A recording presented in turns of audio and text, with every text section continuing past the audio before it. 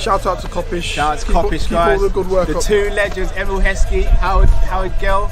Can't get much better than that, guys. Yeah. You know what to do now. Like, comment, subscribe. I'm with legends, guys. Kop-ish.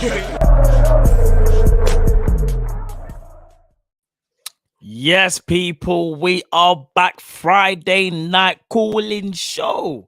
What's everyone saying? Apologies, we are late. I do apologize. The guys will be joining me just to be with me shortly. Kal should be joining a bit later. I apologize again that we are late today, but I hope everyone's having a blessed Friday. Do you know what I mean? I hope everyone's having a blessed day as well. Smash that like button if you haven't already. It's Team Kopish. You know what time it is.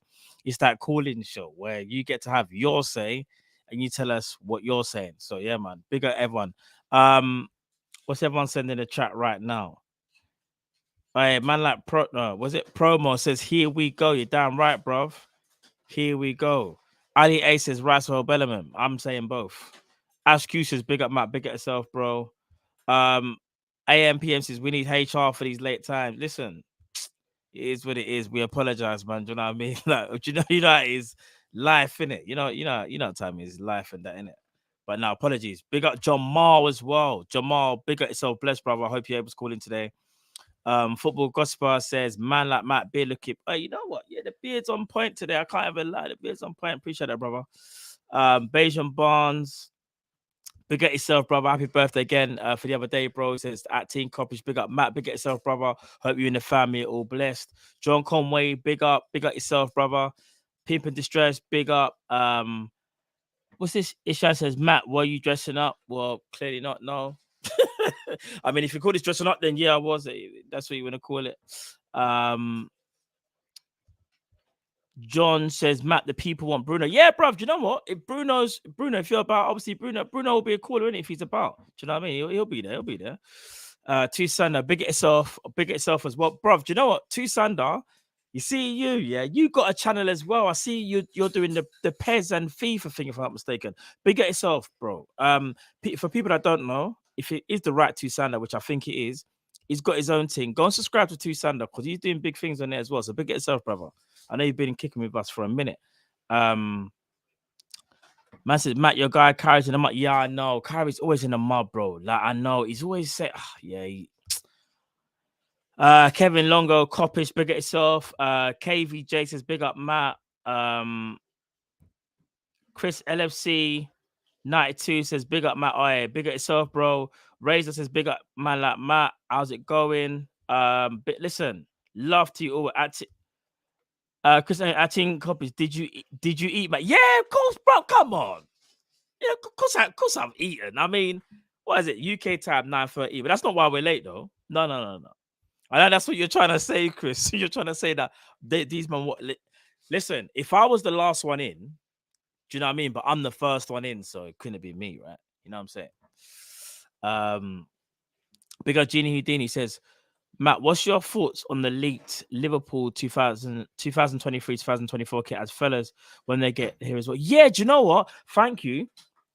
I'm gonna start this one. You know why, bro? Because I saw the picture. And you know what? Actually, it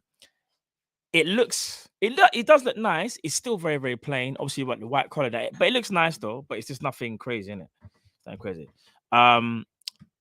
Tucson, come on, love to you, bro. You're doing big things on your channel, bro. Trust me, like, bro. Tucson is so magic because I think I was watching your channel even from like last year, bro. Do you know what I mean? So big at yourself, bro. You're doing big things, man. Go subscribe to Tucson. Trust me. Zabiri said, man, like Matt, you're on your once today. No. There'll be the backup will be here soon. It will be here soon, if not a bit later. Kyle answers, big up Matt Takeover. Or you know what? It might be a man like Matt Takeover until the man, and you know needs to take over. We have our own kind of thing in it. We kind of just do stuff in it and we worry about the consequences later. You know, when everyone's there. That's what we do.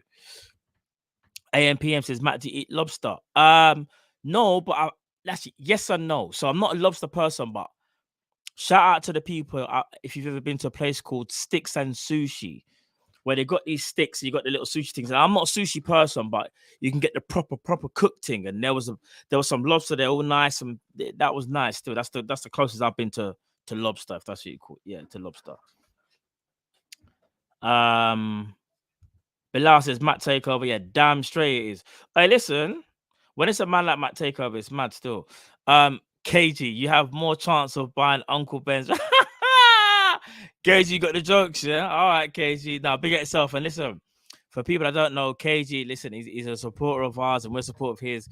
Listen, if you're into football content, regardless if you're a Leeds fan, go and subscribe to my bro. He does big things over there as well on his channel. Do you know what I mean? Pensioner Matt says, big up Father Matt. Big up yourself, brother. Imran says, yo, big up my brother Matt. Big up yourself, brother. Listen, loving all the love today, people. I'm holding down the foot. You know what time it is. I'm trying to think. Should we do something reckless to get the guys on their toes and that, or should we just keep it normal? What are you lot saying? I don't know. Yeah, it's one of them Fridays. How's everyone feeling today, though? I might start the call in a bit, actually. I will say that, though. But in the meantime, when yeah, big shout out to Matt. Vibes, you know. Drifty. Trust me. Big Kop-ish, and you know they can't stop it. Realest in the game, Realest all you in the gotta game. do is watch it. Drifty, Really? Kall-In, Matt I on the don't stream think it still really. popping. No, The no, haters wait. gon' hate Come on, cause man. they know they can't top it. Trust me. Mo Salah, I might go and get a hat I trick. said reckless. We Halal move. It's lifestyle, Friday. but still see me with a Friday. bad chick.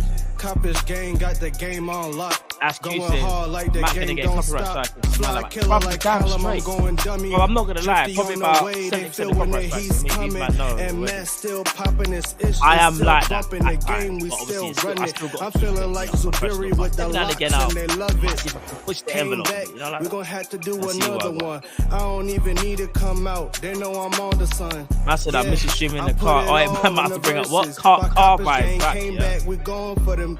Yeah. Rachel says, They ain't really have to see us out. We got the YouTube thing and we put it out. He got it so Every crazy. time it's a stream, Aye, they been going vibes, crazy. damn right it's And my vibes, brothers Denise, never vibes. like, they ain't never DJ lazy. Matty in the We party did is the very whole big thing itself, from Tampa bro. to London. Aye, It's man a like movie. Pensioner Matt says, Every Matt time Crew I'm back in the massive. Nah, booth, big up. I'm getting groovy. Listen, people, I'm have you feeling not seen the amazing, talk feeling about the crazy Bellingham like thing from, I Patrick think it's from Swayze. They ESPN. love how I I'm don't know if you coming. lot have seen You it. know they call me baby. Where they were talking about I apparently feel we're the like favourites. Jurgen on the touchline. Not sold on that yet. Not 4-3-3. sold on They it yet. ain't I never still gonna think it's touch everyone did, but I don't know mine. if you lot have Just seen it. scored a goal, beat Burnley the other Bruce day. says, nah, They gon' Matt come Carson back. was What glitchy. the Like, hell? but You it's think real they gon' though. say? Man said, wherever location I'm at, man will pull up and I'm a stream. rock. I'm like that, bro. Can't get past But now what pick you up, do. bro. It's a stop.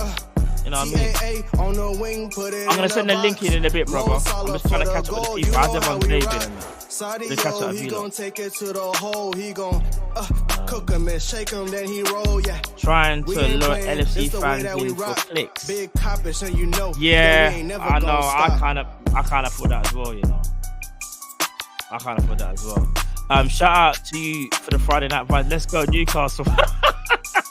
You got it so crazy. You're a joker, you know.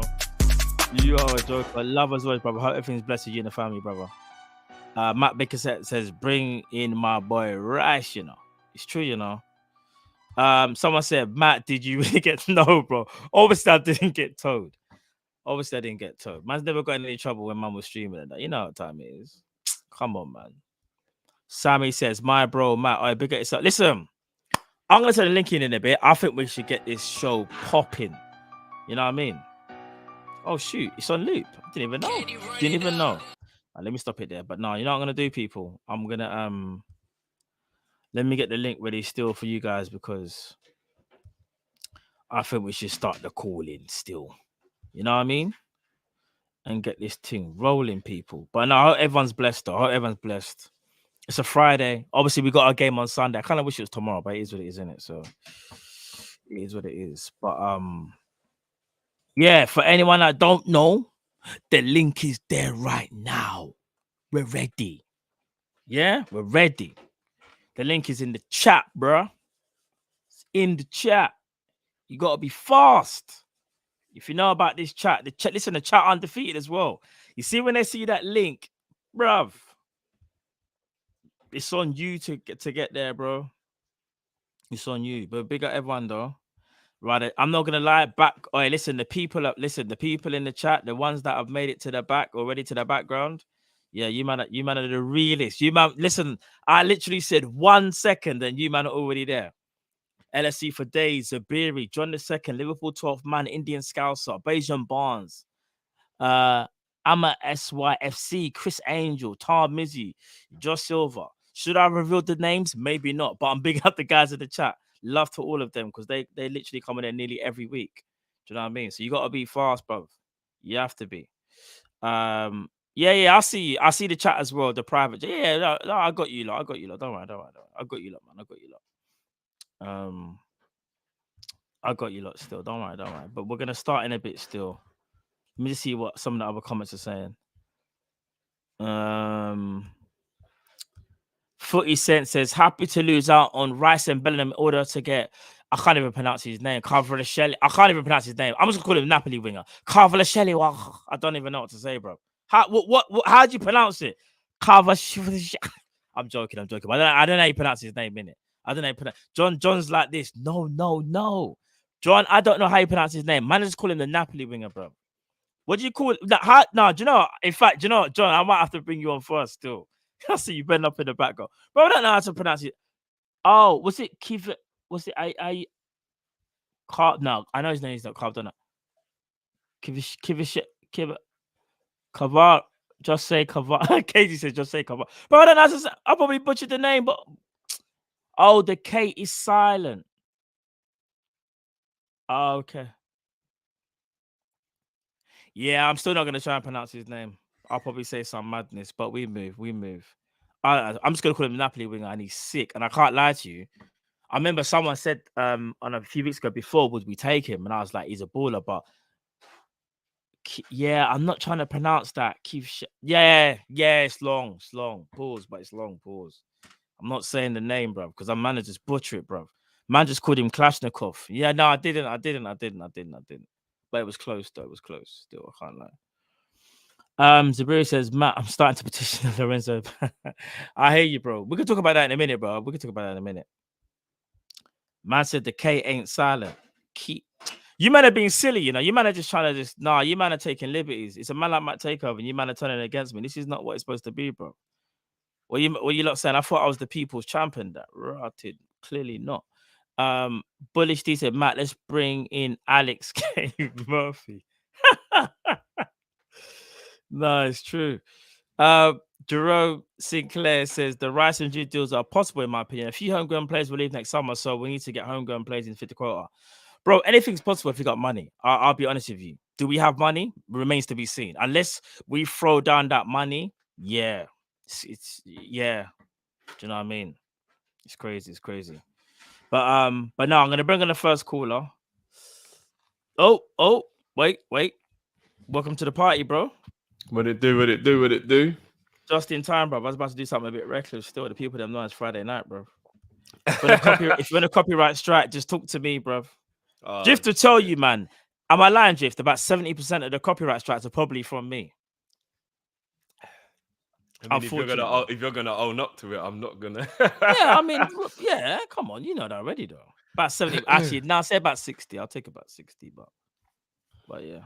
Yeah, what's going on, people? What's going on? All right, listen, the people, listen, everyone is gassed. Everyone's happy. It's Friday night's Kall-In show.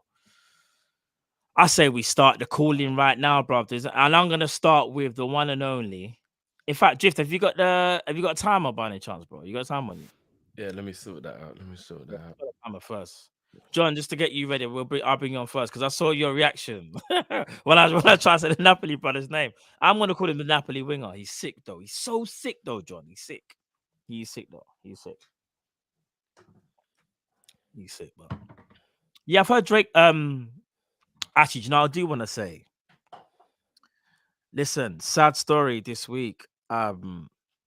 Takeoff, obviously, for those that, if you're into music and that, sadly murdered, and thoughts and prayers go out to his family and condolences as well, because again, we live in a world where you could, like, they was in a bowling alley playing dice, and apparently he wasn't even involved in the altercation. It's a stray shot or something like that. RIP Takeoff, man. Like, it's so sad because it's not even about because he's famous. It's about hearing a story about somebody who obviously went out of his brethren. It's like if one of us went out, you went out with your brethren and whatever, and there's stuff happened, and then you get caught in that.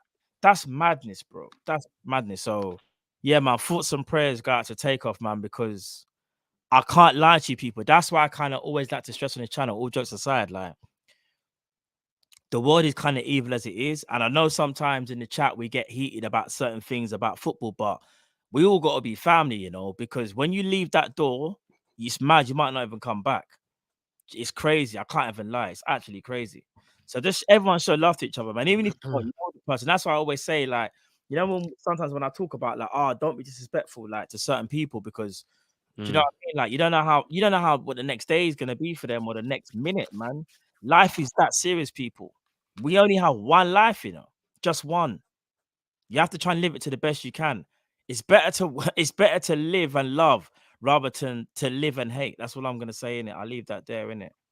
So yeah, It man. takes 10 times the amount of energy to be angry and frown than it does to be happy and smile. No, of course. And don't get me wrong, there's days where people will be angry and upset. Everyone is, you're a human being, but you just got to try and live your days on this earth to its fullest, man. Be happy as you can and just try and live life to the fullest. I'm not saying do something crazy, but I'm just saying, like, do you know what I mean? Live life to how best you see it, man. Do you know what I mean? So, but yeah, man, sad. But yeah, anyways, one thing I do want to do, I want to kind of bring up the mood. So, Oh, then but we yeah, got man. a super before we get into it, bro. Yeah. No, I started this. I've already read it. I started it because I wanted to. Have you seen? Oh, okay. No. No. Hold on. All right. Matt, what's your thoughts on the leak? Hold on, Yeah, they've leaked the Liverpool kit. No, there was one leaked one. Hold on. Do you know what? Someone do me a favor?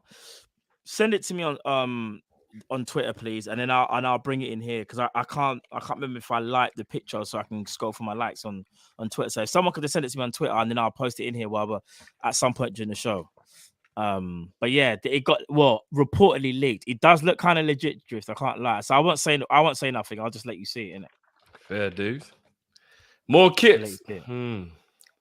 Yeah, that's not what we need very, now. very early. Season just started. If that's the case, that's mad. But I know they do these things well in Unless advance, all the proceeds from the kit go to Declan Rice and Jude Bellingham, I don't really give a shit. But it's not even it's not even on sale yet. So you know what I mean. Whichever way you want to look at it, innit? Someone just said it's a dead kit. Don't tell me they've given us another kit that's not good, bro. I'm not saying nothing, bro. Anyway, I'm not saying nothing.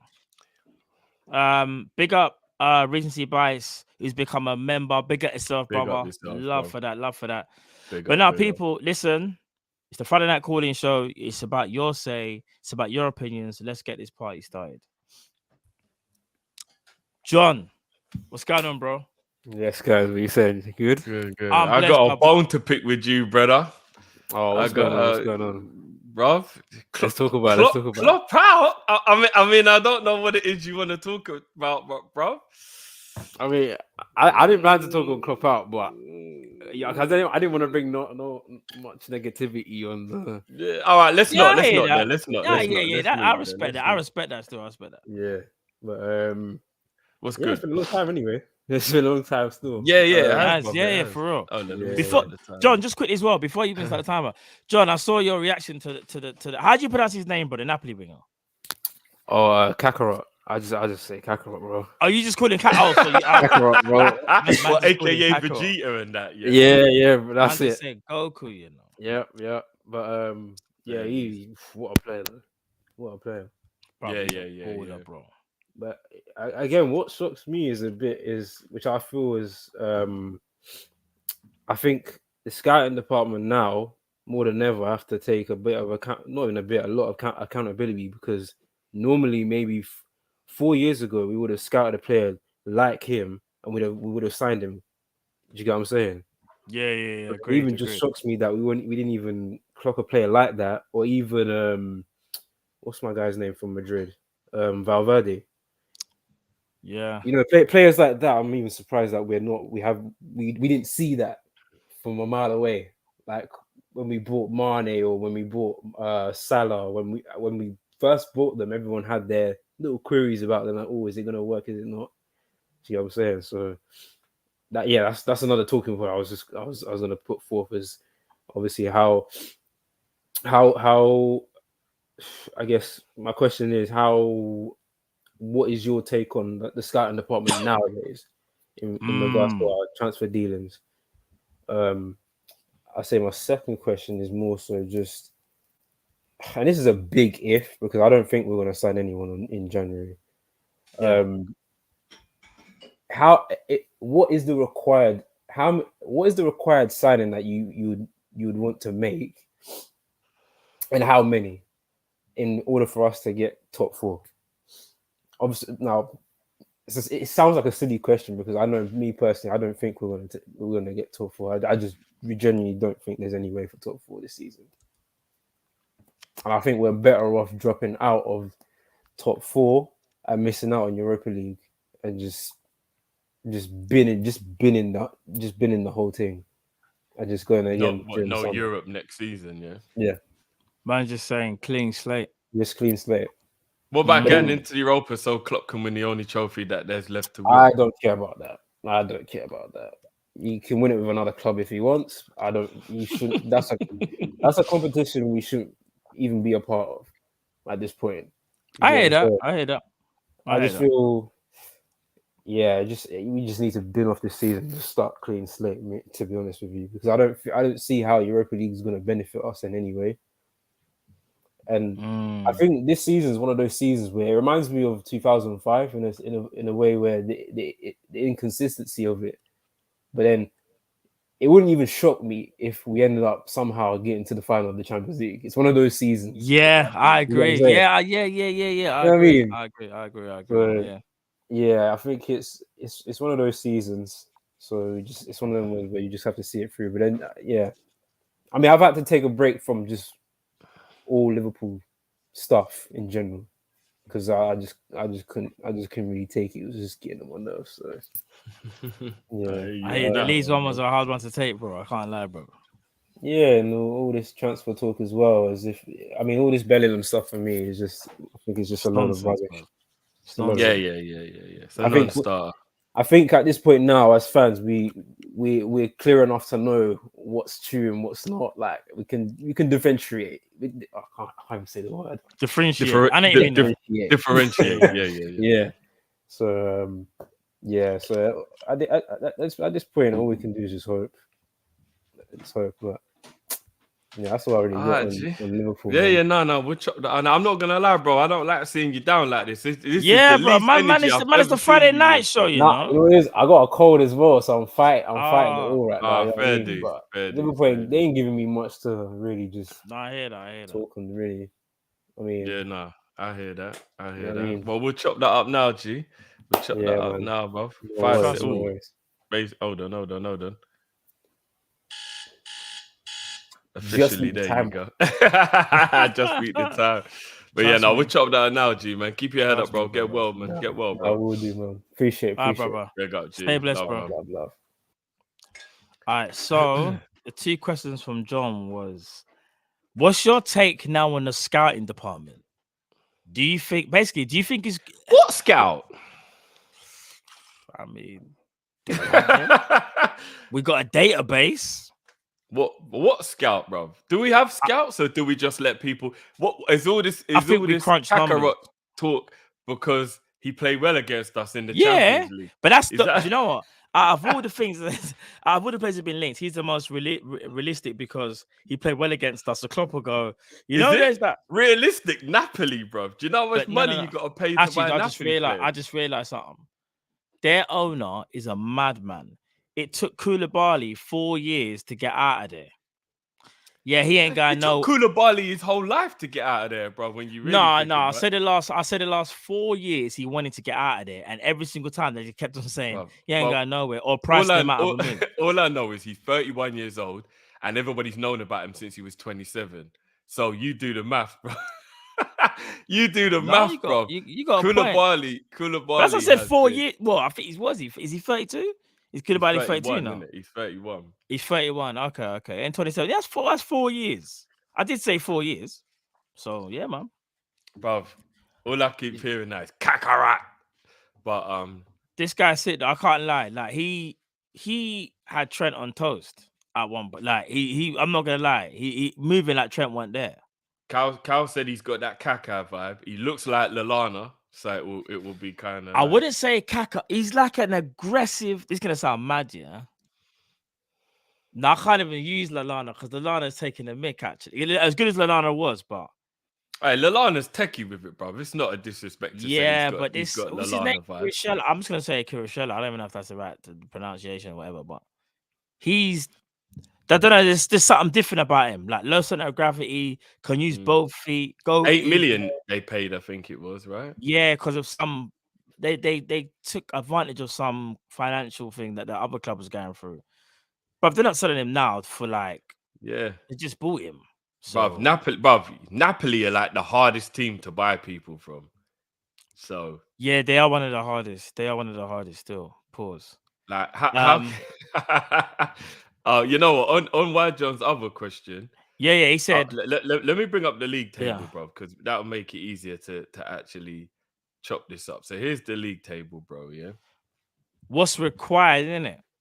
So it's the joke, bro. I got to scroll, for Liverpool. So Yeah. look at all these reds. Fucking hell. All right. So we are in 9th place and we're on 16 points.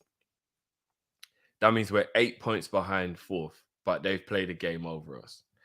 We know we can't even count those points like they exist because of how poor we are. Yep. So like we are 8 points behind. Let's not do the Yep. whole 5 if we win our game in hand. If we win is like the most who knows ever this season with Liverpool. So Yeah. let's go with a realistic one. Yeah. We are 7 points behind Man United, who've played the same amount of games as us. And we're 8 points behind Newcastle, who have played 1 game more than us. And we are 10 points behind Tottenham, who have played 1 game more than us. I wouldn't give up on top 4. No way. Not with this many games left to go and only this many games played. What I will say is, I think it's highly unlikely we get top 4 unless something dramatically changes with our form. Because if you look at this, and I know anything can change at any time, bro, but Man United's form is pretty decent. Newcastle's form is fucking brilliant. Yeah. Tottenham do look to be wavering a bit, but maybe they're a bit too far of a stretch to look at the moment. But they do have a little bit of a Liverpool type of form about them. Chelsea, their form's actually good. It's because they got beat up by Brighton while feeling bad, but their form is actually good. Yeah. So if you really agreed. think about it, Agreed. it's going to be difficult, but it isn't impossible. It's going to be difficult. It really all depends on how many points we pick up between now and the World Cup, and then what we do for summer business. You mean January business? Yeah, sorry, January business. That really, really is what is depending. And I know this is going to sound stupid, but I'm being real.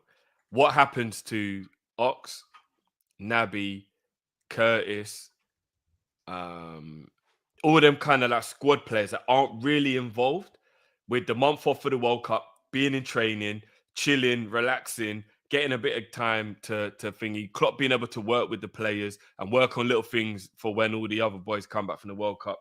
How much influence can they have? Because again, this is one of the reasons why I don't think we'll buy anyone in January. Because if them man they stay injury-free throughout the World Cup training, we'll have a full squad available. We'll have Diaz back, we'll have Jota back, we'll have Naby back, Ox will be back.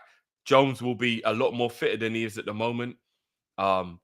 So really and truthfully, and if we don't go World Cup, which is a 50-50, hopefully that means that he'll be fresh. Gomez isn't going to go World Cup, so hopefully he'll be fresh. We should have Matic back by then. Really and truthfully, I don't see how they buy anybody in January when we're going to have a full fit squad ready and raring to go in January. But I could be wrong. But I just look at it like that, bro. And I think about all those players being back and fit and ready to go in January. And don't get me wrong, if they're all back, we got a squad easily capable of going on a run and getting top 4. But we all know we need reinforcements. And I don't know how we get reinforcements in January if all them man there fit and ready to go. Unless Naby and Ox are sold to get a little bit more money than we would if they go for free. That's the only thing that I can possibly think true. might No, happen. that's true. But that's Other than that, that's gonna take a lot to happen. I can't lie. What you said there, that's a lot though. If for us to make top 4, recruitment would have to be spot on. Maybe 1 or 2 players, which I don't think we'll have. And not only that, just got to pick up form. Just naturally pick up form after the World Cup. Like in fact, full squad after the World Cup usually only lasts last a week, Drifty. So again, like, if we're gonna get, it's kind even of if true. it's close, yeah, it's kind of true. So you know, Lima. even Yeah, you close think to he's full going score. Bayern, innit? You and Cal both think that Bayern are just gonna snap him What, up. Comrade Lima? Yeah, he's on a Lima, yeah. free. Yeah. I think you're gonna go. I think you're gonna go Bayern. What about if we just go? Let's do a 3-for-3 swap in January with Naby. Naby goes back to Germany. He's back home again. I'm gonna be real. We're gonna be. I don't want to be disrespectful. I don't think we're gonna like him. That's just my opinion. Who, Lima? Oh, what, you don't Yeah. you don't actually think he'd be good enough for Liverpool? But on a free to add to the other two. So if we buy two and then we get one He's for not free, the so guy. we've got 3 in total. He. If I'm not mistaken, did someone say he's got problem with injuries? But I just look, bruv, he's not the guy that we need. Like, But he's free though, Matt, and you got to understand those well, are we more got to likely stop to be doing the this type of because things he's that- free though. Just because But he's that's free, how don't we move. That's how no, Liverpool but just because he's move, free, bro. don't make him good. But I'd rather than not have him then. Why are we gonna, bro? I think he would contribute more to the team than what Ox and Jones and players like that have. Bro, Do you get what I Conrad mean? Lima So if he's is not free the and he guy, comes in bro. as an extra, He's not the guy, bro. No, but I'm talking about squad players. You wouldn't have him as a squad player though. I'd have him as a squad player all day, bro. I mean, I could be wrong here, by the way. I don't know, man. I mean, this season he's made 6 appearances. I don't even know whether he's even fit right now. Yeah, I people don't are saying know. he hasn't played ball all season. But like that could be like that doesn't mean that he's injury prone. That just means he's got an injury at the moment. You know what I mean? Like Bro, that doesn't mean he's injury prone. Conrad Lima is not the guy we want. He might be the guy that we What might as a get. third choice? So we got two Bro, midfielders he's that we not paid the for, guy. and then he I was don't know how the to third explain one. it to you. Conrad Lima. I think he's all right. I think he's All right, all right. I'll put it like this. Man City wouldn't get him. Chelsea wouldn't get him. Arsenal may get him just to add depth. Well, bro, the team he's been linked to the most is Bayern Munich and Juventus. Them two teams aren't necessarily the be all and end all of what, but they're not going to be going for no bum player. Bruv, Juve, I'm not gonna lie, they are Juve. They do will like just a take freebie. anything. Juve do like a freebie. They do, yeah, bruv. yeah, Remember, they do. took Aaron Ramsey on free. I think it was 300k wages, bro. Rabiot, Emre Yeah. Can, Zakaria, bruv. yeah, I'm not gonna lie, they do love a freebie. They do love. They a don't, freebie. bruv. That's what they do. So yeah, I think Lima's not. I'm not trying to say he's rubbish. I just think, as Liverpool fans, I think we deserve more. He's not really the guy. Oh wow, He's AA might be onto something. He's missed 60 games since 2021. Okay, maybe he is injury prone then. Damn, son. Damn, son. There you go. But yeah, no. Do you know what? I don't want him. I really don't. No. I think He he's ain't the guy. talented. I do think he's talented. But if he's missed that many games, that's Naby 2.0. I'll There's take no out. point. Take away his injuries. Trust me, he's not the guy, bro. No, but I'm He's not- saying that to take Milner's spot as like Bro. that 7th or 8th choice midfielder, 100% he's good enough for that, bro. 100%. We're big bad Liverpool football club. He's better yeah? than Melo. What Arthur? Yeah, he's better than Melo, bro. I'm gonna be honest. He's not better. He's only better than Arthur because Arthur's injured. Arthur is better than Conrad Lima, bro. I'm keeping it a buck. Fair enough. Let's move on from Lima because he's not the guy. He's not the guy, bro. When you see him play, you're gonna be like, he's the most ordinary guy you ever see. Look, Thomas is adding a little bit of context. It was an ankle break. Let's be honest, that isn't injury prone if you break your ankle. But yeah, we'll see how that goes on, innit? We'll see. Cool. All right, let's move on to the next caller. Yes, Liverpool 12, man. What's going on, bro? What's going on? What's going on, brother? Good, G. What's good? Bless, bro. Good? That's what's up. Yeah, yo, I'm getting top bill. I went from the Sandman to like to the front of the bill. Yeah, bro. I was like, okay. I was like, oh, I better be on and get my shit on. I'm loving the top, by the way. Oh yes, this is the trust. This is the jersey I was wearing when they brought that fan fest to LA. And I got to meet up with like the guys and take pictures with them and all them, two Robbies and everything. And that was the first thing Robbie noticed was he's like, yo, come here. I was like, yo, representing. Definitely. Yeah. Hey, it got me the question too about Mo. So I was good with it. I brought up There the you Ballon go. d'Or question with them. They're like cool with it, so Sick. that was good. This is a good jersey. It's the candy jersey. It's precious. Yeah, nah, it is. Nah, beautiful. John Barnes all day, every day. That's All what Yeah, day, reminds me of, man. all day. All Barnesy day, in. every Yeah, day. yeah, Long sleeve 100%, as bro. well. Cal would Oh rock that. yes, definitely. Yo, you don't see Has to be long these. sleeve, bro. I'm not gonna Oh, lie, Cal would rock that to a night out still. so I do too already. Show up in the jersey, like what up? But nah, let me Yo, start the time. What yo. we got for us today, Okay. bro? Yeah. All right. What I wanted to talk today was two things about our strikers, because I know a lot of people have been talking this mess about. I like how people have transitioned. They've come to adjust to him being a 10. Bobby now being has seen his adjusted role and everything else, and yet they're giving him up little props here and there of his consistency here and there. Not really, but still, they're begrudgingly saying it. But they're still talking about him getting pushed out the door, which is interesting because one of the questions I have for you is what other false nine striker, now slash 10 striker out there can you see performing the roles of what Bobby does for us?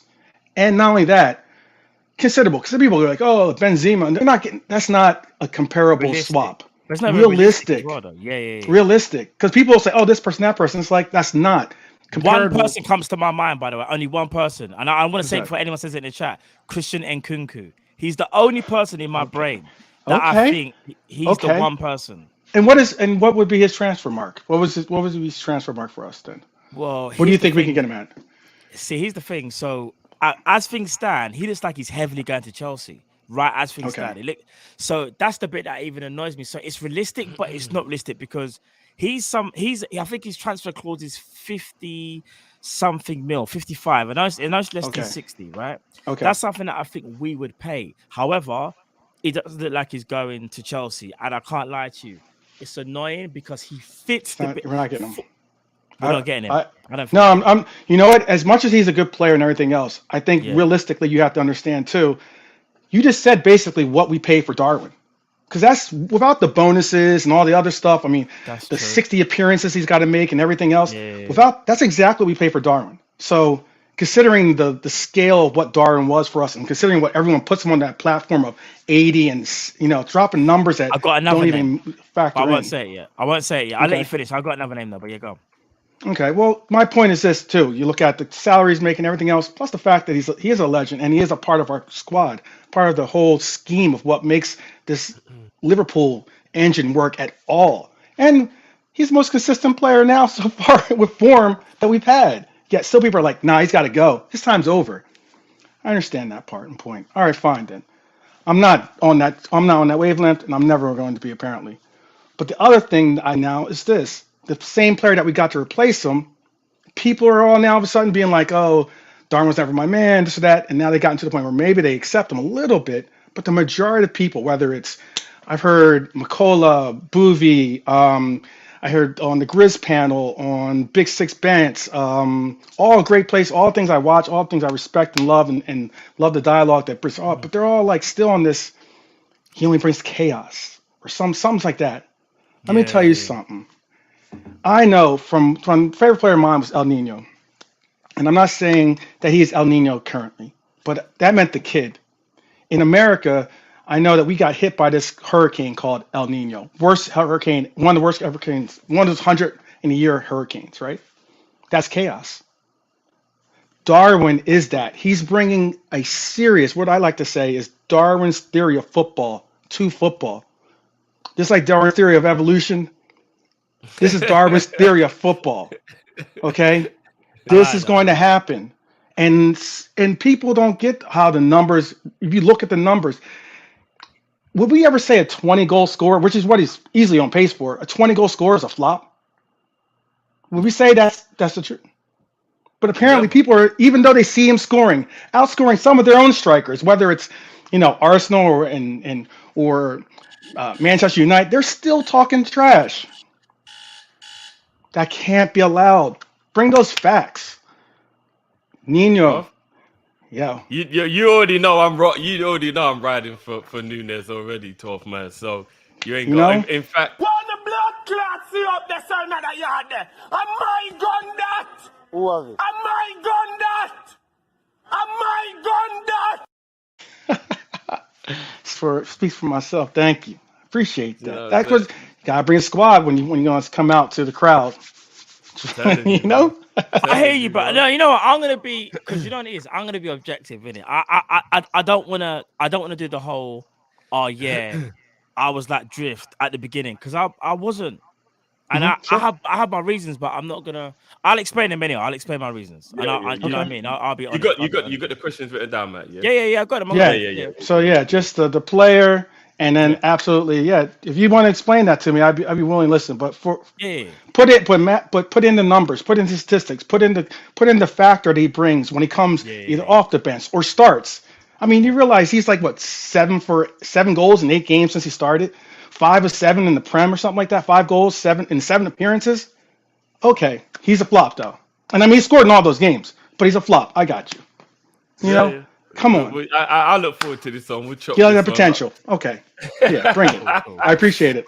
All love to the family. Love as always, bro. Love as always, brother. Trust me, Big bro. up, bro. Big up, man. Big up, bro. Let's chop it up, Matt. Let's do the first. So the first question was, okay. What other false nine can perform to the level of like Bobby Firmino? Now, obviously, I said Christian Nkunku. He was the first person I thought of, yeah. And I thought price tag. I still think it's realistic because if we're ever going to try and get someone of a high level, you're going to have to spend between that. You're going to have to spend about 50 mil to get the player. It's not going to be a 40, 30 mil player. And Kunku's going to be about 70, bro. No, because he's got a release clause, bro. You know, he does he?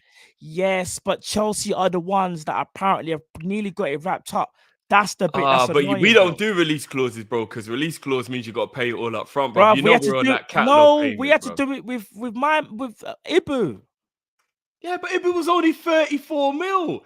Bro, it's still a release We clause. said in Kunku's release clause is 50, yeah? Bro, in Kunku's release clause, if I'm not mistaken, it's around 55 mil, bro. Or 53. That's 20 mil more than Ibu. That's a lot, bro. No, but bro, it's that's not a whole different ballpark. No. Hear what I'm saying. The 53 mil, yeah, is not something crazy. That's something where I think Liverpool will go. That's not crazy. That's something where even for us who's tight, yeah, pause. We are that club that was still looking at it and go, 57 mil. That's not bad, you know. But say if it was like 60 to 70, that's when I would say, yeah, we're just not doing it, bro. There's no, but because of the release clause, that's something that he's someone that we should have looked at. But we're not going to get him. Chelsea have got him. The other person for me, I know Kyle really loves him. João Felix, isn't it? João Felix is another one because he's had a fallout with Simeone. Very unrealistic though. He'll cost a lot of money. Here's the thing now. He will cost more than Nkunku. However, it's whether the owners and Klopp would look at him and go, that's the player we need to build our team around for the next how many years. If that's how they felt, I reckon they would splurge 70 or between 60. But it's only if it was that reason. If it's just a case of, we're going to use him to kind of a replacement for Firmino, and they just see him as like someone who's good, then they won't spend that money.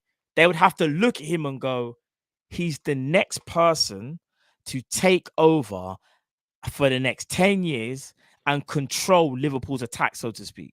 So what you're saying, that's the only way we're spending that money. Diaz left, Salah right, João Felix playing behind Nunes. Is that what you're saying? So João Felix false 9, Diaz on the left and Salah on the right. Bro, that's cooking. Bruv, that's a lot of South American flavor that I'm up for, bro. Bro, I'm not gonna lie. Or not even just South American, but Latina fire. I'm up for it, bro. Someone else says in the chat, Lautaro Martinez. Now I'm gonna be honest. I like Lautaro. I'm Kumsi Kumsara. Yeah, the reason I say that, yeah, I've always thought Lautaro Martinez, not Felix. Yeah. I always thought Lautaro Martinez plays better in a 2 than a 1. I know he plays like a false 9, but I feel like he gets very isolated when he's kind of, but he's not he's not a conductor. João Felix and Nkunku are more conductors, in my opinion. So even though Martinez can do the false 9 thing, for me, he still works better off a big man, and that's Lukaku. That's when I've seen him at his absolute best. So, do you know what I mean? We're just talking. I'm not gonna lie, João Felix playing off Nunes with Diaz and Salah either side in a 4-2-3-1. That would be naughty. I'm not. I'm telling you from now. Even if he went it's a 4-3-1-2. So you've got João Felix just behind Nunes and Diaz, or Diaz. Bro, all I know is that it doesn't matter how you mix it up. The combination play would work 100%. It would work. Do you know what I mean? And plus, we want options. That's another thing. We always think sometimes about, how's this going to work? Because João Felix is a false 9. So that means you can't play Nunes. Bro, we need a squad. There's a reason why our biggest competitor is Man City, and they have the embarrassment of riches and the squad. Bro, them man win games, and Mahrez ain't even in the squad. Remember that move, that front four would mean we've got Jota and Bobby on the bench, bro. No, do you know how beautiful the options remember, would be? Felix will kind of replace Bobby, though. That's what he says. So Felix No, I'll still give Bobby the extension. No, but that you can't. That's not the question, though. What he's saying is, when Bobby's done, Bobby hangs up his boots, who would you want to kind of be the new false 9 for Liverpool? Oh, okay. If we Bobby's could get not one. here at all. Yeah, if we could get one. Fair enough. Do you see what I mean? Yeah. I hear that. I mean, I'm not gonna lie. Paqueta would have definitely been in the conversation, but he's at West Ham now. Do you know what? I haven't seen him in false 9, but he's a quality player, though. He's a quality player, Paqueta. I actually think he went to the wrong team. No, not false 9, but he can play 10. Yeah, he can play 10. He's at the wrong. Dare I say he's at the wrong team? Not disrespect to West Ham, but I just feel like the style of football. I think him and Nunes came to the Prem, bro, to get people to recognize them, and then therefore people will then go and buy them. And you're talking about Matthias Nunes now, innit? Wolves. Yeah, Matthias Nunes and Paqueta. I reckon they came to the Prem to gain Prem experience, get eyes on them, and then they'll hopefully get a move to a bigger club. That's why I believe those two players took the move that they did. That's what I believe. I could be wrong, but yeah, fair enough. And yeah, on the Nunes thing, bro. Yeah, do you want me to? I'll talk about Nunes because I know how you feel about it. So yeah. All right, so Darwin Nunes has scored. Let me see. He's got 7 goals. He's got 3 in the league, 1 in the Community Shield, and 3 in the Champions League. He's played minutes in the Premier League, 432 minutes, got 3 goals. In the Champions League, 280 minutes and got 3 goals.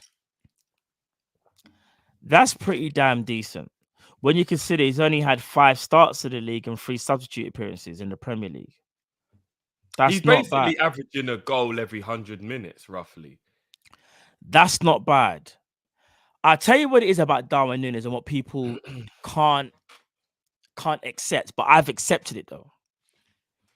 Darwin Nunes is not the most prettiest on the ball, so to speak. Like, do you know what I mean? He's not like when you say like, oh, do the eye test. The eye test might look a little bit iffy with Darwin Nunes, but at the same time, it's okay if you're contributing and your numbers are at a volume where we can look at and go, no, this guy's for real. When he signed and when he scored his first goal, yeah. When he done that back heel thing. I remember when he came on, and the first thing I said, yeah, and it's so mad. I said, this guy, and these are my words. People, if you think I'm chatting, go back and watch the footage. I said, Nunes brings absolute madness and chaos to Liverpool, you know. I said, he's going to be a problem. So, yeah, I don't like sometimes how he does things. Could use a bit more finesse here and there, but I just think that's him. And I remember saying he's going to be like a young Cavani. He's a young Cavani. Remember when Cavani was a little bit raw, like little, do you know what I mean? What, like Lazio Cavani? Yeah, but as years went on, he got a bit better and better and better, added a little bit more finesse to his game. That's who I see Darwin Nunes. He's that Cavani type player. And people see, like someone says, you did, Matt. Bro, I'm telling you, I said this. What's so mad is this, yeah? We don't necessarily have to have a guy who's got amazing footwork like a Gabriel Jesus. I like Gabriel Jesus. I actually think he's a talented player. But what I'm looking at is who's going to do what? Who's going to do more? Who's going to produce more? And they both do it differently for their teams. Sorry, yeah, it was the Napoli Cavani you're talking about. Yeah, Napoli Cavani. But one thing I will not ignore, and just because I'm not his biggest fan, I won't ignore the fact of he will help us. And one thing I've always said is he's a project player. It will take time. And what's so mad is Klopp even said he's a project. We have to work with him. And it's so mad because when I said this at the beginning, people are like, no, why is you disrespect? I'm not disrespecting him. I'm just saying Sadio Mane was a Ballon d'Or finalist. Yeah. And I'm not playing position, but he was a Ballon d'Or finalist. Darwin Núñez is nowhere near that. But what Darwin Núñez has is a high ceiling, and we don't even know how high he's gonna go. He's quality. We just don't know where he's gonna go, and it's gonna take time. I've always said that. Just because I'm not his biggest fan, that just means to say that I don't rate him in my own way. So yeah, that's how I feel about Darwin Núñez, bro. I'm not gonna lie and sit here and say he's my guy. I'm not gonna do all of that because he's not for me. But one thing I do know is that he's a quality player in his own right, and he's added something to us that we haven't had for a minute, bro. And that's a proper number 9, isn't it? So I mean, you lot already know how I feel. I mean, big up Shimon with the super chat. We're in an era where players aren't allowed to be humans anymore, which I fully agree with. Núñez will bang for us. There's signs, times, the master, and not Escolion. Did I get that right? Escalion. But the sentiment is there, bruv. I fully agree with him. Like you're not allowed to have any settling in time. You're not allowed to have you're just supposed to just come in and just hit the ground, bang. And let's be real, I kind of think he has hit the ground running. There's been the odd little moment where you could go. No, I say he's finding his feet now. So bro, now. He scored 7 goals quicker than Torres and Mane. Just as a little bit of an example of and neither of those players we said weren't settled. Now, I'm not saying he's played as well as those two did in their first 10 games or whatever it is. But if you're just looking from a statistical point of view, if he's got more goal contributions than those two players did after their first 10 games or whatever, and we're talking about 2 Liverpool legends there, then do you know what I mean? I just don't really get where the criticism's coming from. Maybe he might not be the prettiest to look at. Right. No, Jordan, it is. But here's what it is. And this is, I know I'm going to speak for the people that might not necessarily have him as high up as you. People are still allowed to criticize things that they see if they don't like it. Just not disrespect him. I think what it is as well is that because he came with a higher price tag, and that's not his fault, by the way, because I'll give an example. If he costs 10 mil, 20 mil, we're not talking like this. It's because he cost a lot of money. That's another reason. And that's part of me, that's part and parcel of football, innit? When you cost a certain amount, we expect a certain amount. Now, bruv, he hasn't let us down because he's scoring goals and he's having an impact. What it is, though, is that because we expect so much because of where we are, remember, we're not at the first part of Klopp's reign. We're almost towards the end of Klopp's reign, where it's almost like we need the person to join Liverpool and almost seamlessly hit the ground running. And it didn't happen for him. But do you want to know something? He's doing one hell of a catch-up job now, because I look at Darwin Núñez now and I don't look at him and go, oh my gosh, bro. I look at him now and think, what's he going to do now? Because he's going to do something. Do you know what I mean? I think every time he plays, his confidence grows and you can see it. He's definitely a confidence player as well. Some strikers don't need confidence. They just bag for fun. They can come back off a 3-month injury and just start bagging goals. He is one of them people where you can tell he has to be in his element. And I think he's on his way there, bro. I genuinely do. And like what 12th man said, he's on course to get 20 goals. If you get 20 goals, how can you be a flop? You're not a flop. Even if you get 17, he's not a flop. 15, you're not a flop. You're not a flop. I just love the way he comes off the bench. He gets involved in the game straight away. And again, like I said to people, he has build-up play. It was very disingenuous to say he has no build-up play. He has no skill. Like, bro, let's be real. Do you know how many times Núñez has come on, pulled himself to the left and beat players and got in the box and tried to set up another player? He's our striker and he's actually still even got some creativity to him. The chance he created for Trent, all right, fair enough. Maybe he should have pulled it back for Carvalho, but he tried to set up Trent.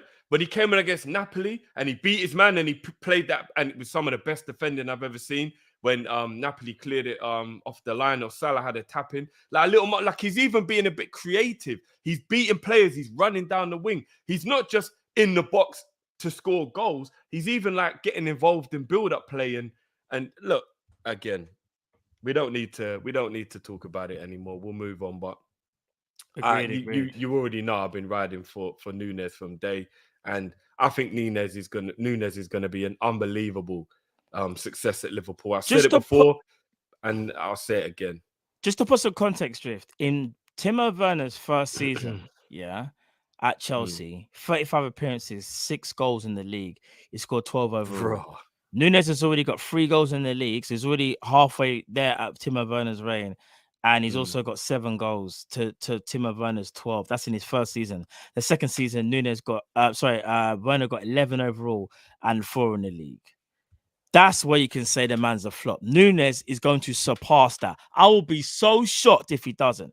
If he doesn't surpass that, then maybe we can have a conversation and go, all right, cool, the numbers weren't great. But let's say you win trophies and say you win a big trophy. You're like, maybe you can let him off and see what he does next season. But I still think, though, and this is me backing Nunes, I think he will do better than Timo Werner. For me, it's not even a conversation.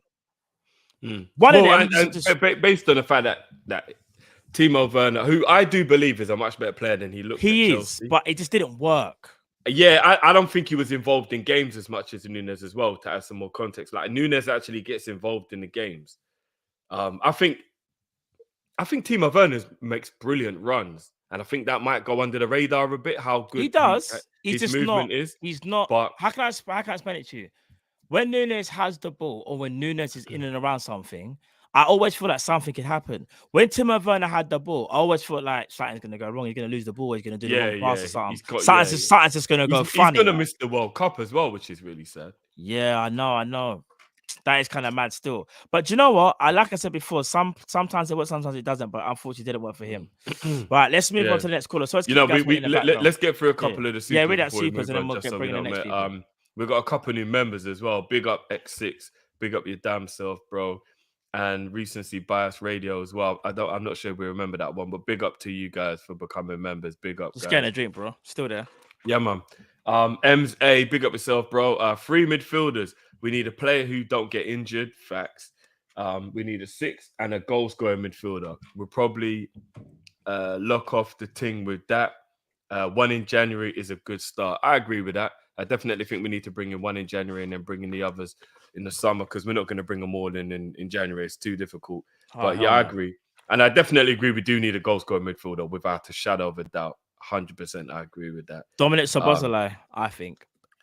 I see how good his goal was in the Champions League the other day. Bro, Szoboszlai. I said that from 2 years ago, bro. Yeah. J Boy, big up. Manu Kone is the guy we need. I'm not even gonna lie. Callum has been proper going on about Kone for a minute. So I ain't seen enough of him, so I can't really comment personally. Did ESPN tweet Darwin Núñez is flop? He's way to 20 goals this season. Darwin Núñez is flopping his way to 20 goals this season. One of the best tweets of the year. Give the guy some time to breathe. Ash, and you know what? Fair play, because on ESPN, Stephen Nicol has properly been sticking up for Núñez, because they seem to have a little bit of an agenda against him over there, where they're always going on about him. But Stephen Nicol has been defending him. So big up to Nicol. 12th man, big up. Number 9/10 player replacement. Oh, okay. I'm guessing this was before he came on as well. Big up 12th man as always, bro. Big up, man. Ash again. I can see it now. We ended up with Lima and Tillemans. Oh, United will do some silliness and bid 150 mil for Jude and Rice. And Rice is going to Chelsea. Let's not kid ourselves. Ash, I don't even want to think about that, bro, to be honest with you. Would you take Rice, Jeff? Oh, 100%. Yeah. He might be in my top 5 DMs that I want, bro. Like, I'm not going to lie. He knows the Prem already as well. I feel like he would be the natural successor to our captain. Hold on a minute. Sorry, did someone say captain? Hi, this is Jordan Henderson, and you're watching Team Kop-ish. People will say it's fake, though. I feel like he'll be the natural. I think like he'll be the natural replacement for Hendo, like the homegrown, knows how it goes, got the personality to be a captain as well. Because let's keep it a buck. Rice makes a brilliant captain. Like he is like the epitome of like captain material as well. So, you know, let's hope he doesn't go somewhere else. Big up Sam Max. Big up. Discuss strikers in the 80s /90s compared to the noughties and the 10s. R9, George Weir, Bastian, Van Basten, Shearer, Owen, Batistuta, Klinsmann, Romario. Should do a Monday night show. By the way, got last year's kit, wore it for one day, then my son took it. Right, and Daddy Duty's right there. Big up son Max as always. You know what? That could be a good show. But you know what? I'm just gonna go into full reminisce mode if we do that, bro. I'm gonna be honest. When I start thinking about the Batistuters and the R9s and the Van Bastens of this world and the Shearers, like I just go into that like bubble of like that's when strikers were real strikers, when football felt real. You know what I mean? But I don't know. I don't know how you feel. Yeah, do you know what? When I think of like George Weah, Shevchenko, Crespo, Vieri, Batistuta, Klinsmann, bro, like there's that era is mad for strikers. When I think about then to like now, when you deep it, I don't even know if there's even 5 to 10. I'll say I don't think there's 10 world-class strikers, you know. Like Football Gossipers met Trezeguet. Yo, back in the day, there aren't strikers like all them strikers that the person saying. listed were well. See, even if you went like, just give me a quick example: Crespo, Shevchenko, George Weah, Batistuta, R9, Christian Vieri, Salas, freaking maybe even Patrick Kluivert, Trezeguet, Del Piero. Bro, you see how the names just rolling. You see today, what do we say today? We say Lewandowski, Benzema, Haaland, Harry Kane. And then we start Nunes, put him in there now. Fuck it. Stop it. Now you're clutching. But you see what I'm saying?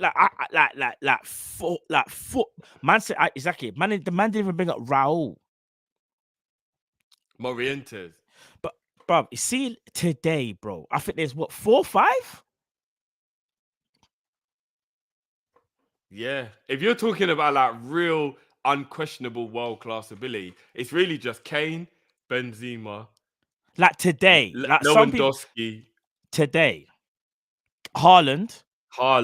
Would you say Mbappe as a striker? Would you say Mbappe as a striker? No. Yeah, he's like a wide wing forward. Yeah, he's a tough. So what's that? 4, 5, 4? That's 4. No, bro. Genuine world-class strikers. There's only 4. There can't be genuine 4. Ronaldo isn't world-class anymore, but he was. No, he's not world-class anymore. So I'm saying today, now, like you turn on your TV. It is a mad thing still. Bro, You've got a lot of classy players. Like you've got Jesus. Vlahovic. People, give me some names other than the 4 we said, just quickly. You got the players who are like good players, but if you're talking about world beaters, you're right, bruv. Like, because bruv, even back in the day, people like flipping, like Oliver Bierhoff and that, bruv. Like people that like still probably better than all the strikers that's kicking it around now, bruv. Bierhoff was a problem, bro. Bruv, he was a problem, bruv. Christian Vieri. I think he was in the air. These young bucks don't know about Christian Vieri, left foot, right foot header. Bruv, Christian Vieri was the most like all. Do you know? Let me say something funny. Someone put a joke as Choupo-Moting. Do you know what's so funny? Yeah. You see, do you know who was world class, but probably his footballing was some of the ugliest you've ever seen. Filippo Inzaghi was a world class finisher. Yeah. Oh, 100%. But his footballing ability was a bit like you're like, bro, like. Oh, but he just scored goals, bruv. Finishing was nuts, bro. Bruv, that's all he did. That's all he was paid to do, and that's what he did, bro. Banging goals, bro. Bro, who's doing that even today? Who's so clinical that we say he's so good that you can't even say he's not world class? I can't think of anyone like that. Even players like Rossi. I know he only retired a couple of years ago, bro. But like, no. Actually, did he get an injury and retire? Did Rossi have to retire? I swear I heard it. But anyway, you know the point I'm making. Like, even players like that are like, I don't know, bro. I don't know. But anyway, it's mad, isn't it? But yeah, we're at 4. That's it. 4. Couple supers again before we move on. Yeah. So Beery, big up yourself, bro. Stop the show and get Cal. Can't believe you, man, missed at Shimron Vibes Cartel reference when cooking with Time and Scallion. Time is the master still. Yeah, you know what? If that went over my head, I was gonna say, bro. Then fair dues. So I think I got that Mr. Miyagi thing. Oh, same. Pace and power isn't really a skill, but that's Nunes' strength. is his pace and power. He'll score goals. My problem with him is his decision making. But that can get better though. That's one and thing it that is can getting improve. better, in my opinion. In my opinion, it is getting better. But yeah, that can improve know though. what I That can improve. But anyway, let's bring on the next caller. Indeed. And let's keep it moving. Indian Scouser, what's going on, B? You guys hear me? Yeah, what's going on, what's bro? good, man? What's good? Yeah, I'm good. How are you guys doing? Blessed, bro. Yeah, Blessed. man. Blessed, bro. Yes. So yeah, big up the chat as well and the callers so far. I wanted to ask if you guys have seen the latest overlap episode. The last episode. Sorry, the last episode. Sorry? With the Van Dijk one. Yeah, Gary Neville and Van Dijk, the latest one. No, I haven't actually. I haven't. No, I haven't seen that one. The latest I one. haven't seen it, but I saw it's out though. Yeah, it was out like I think a day ago. So I'm not gonna like spoil anything, but basically it's just one of the questions that he asked Van Dijk. You know, he asked him would Jamie Carragher make the current Liverpool squad, and Van Dijk actually reacted like the 11 or the squad, and then he was like he wouldn't make it in the first like 20, you know, and he would be in the stands. Like, disrespect. Man said the stand, you know. Man said, you know, you're not better than my guys. No, yeah. He must have been bantering. Sure. Obviously, he's bantering. Yeah. He probably knows that like Gary Neville would love that as well, you know. Yeah, so 100%. And yeah, because he said like obviously he would be playing with Gomez, and then he was like ahead of Konate and Matip. No way, because Matip and Konate would be better in the modern day football. And obviously, I think we all can agree with that, like especially with the high line that we play and all that. So the question is not that if you guys agree with that, because after that, I think Gary Neville was like, yeah, and you actually mean it, don't you? And Van Dijk was like, yeah, I do mean it. Like he's not gonna make the first 20 or whatever the squad, you know, he'll be in the stands. So, but do you guys not think he would at least make it ahead of like maybe Nat Phillips or something? He would. He knows he would. Of course he would. Van Dijk knows. He knows.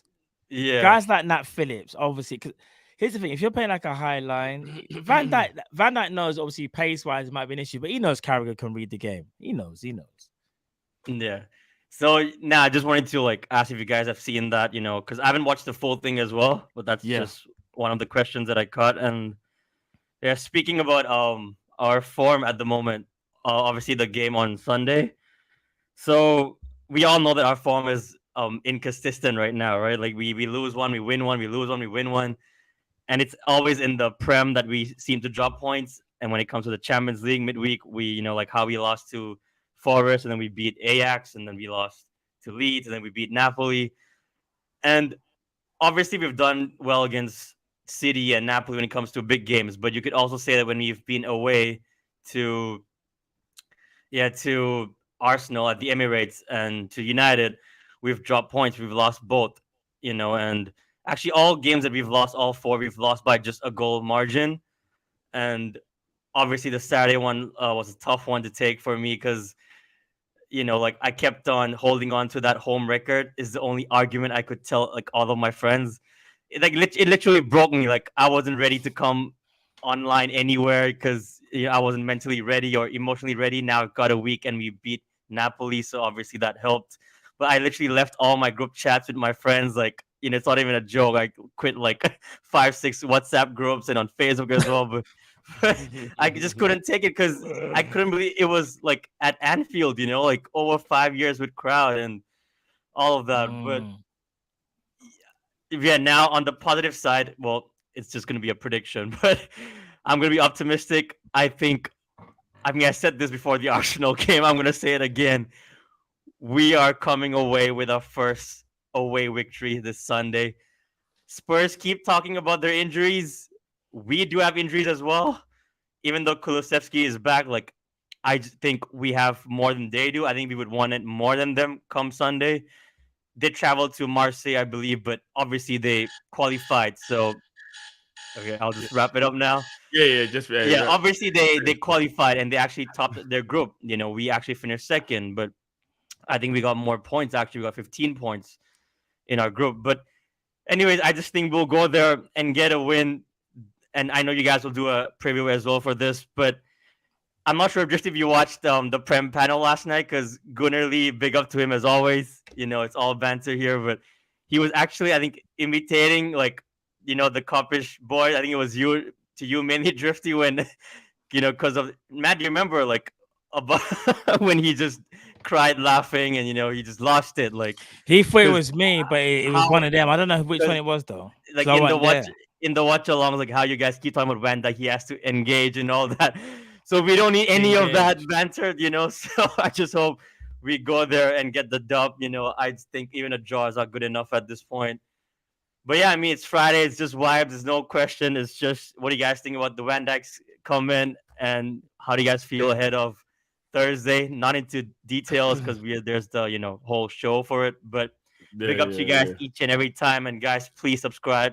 It's the road to 30K, and smash that. Come on. You know what time it is already, big up bro. as always, brother. Love, bro. Man. Big We'll up, chop guys. down now, G. Big up, bro. Big up. All right, so the first question was... So Lee with more shade. Typical. Yeah, of Lee. course he... Man, like Lee, look. It's mad. Look, when it all falls down. Yeah, well, I'll be there, because Arsenal, they've got hella chest right now. It's mad, yeah, because Arsenal fans should be just happy with like what they're doing, but some of them are more concerned with what we're doing. They're doing which the I most. find crazy. Because remember when we was busting out everything last year and even year before and whatnot, we didn't care what everyone else was doing. Do you know what I mean? Like we're doing what we're doing. Everyone likes to compare stuff to Liverpool. You know these ones, like Arsenal fans. You're doing too much. You just gotta keep it. You're doing too much. I'm not gonna go. You're doing too much. Doing too much, bro. I see how rattled they are about the Aubameyang advert for the Chelsea game. Man said it's nothing personal, but he said, you know he's got no loyalty to you, man, already. Like they're all slagging him off online and rare. But your manager got rid of him. So why is he supposed to have any loyalty when your manager, the guy that you rep? And I'm not gonna lie, I saw Arteta in the advert, and Arteta was moving like he was some gunman in the advert. I was like, right, this manager, they got man to rip up poster and that. Look, just saying what it is. But Arsenal fans, you're doing too much. You're doing too much. Just calm down, man. You're doing too much. But look, it is what it is. And yeah, we'll save we got the preview for the Tottenham game coming out tomorrow, guys. So that we'll save our views on that one. But I'm looking forward to it. I'm looking forward. Yeah, same. And I think and I'm angry at Tottenham.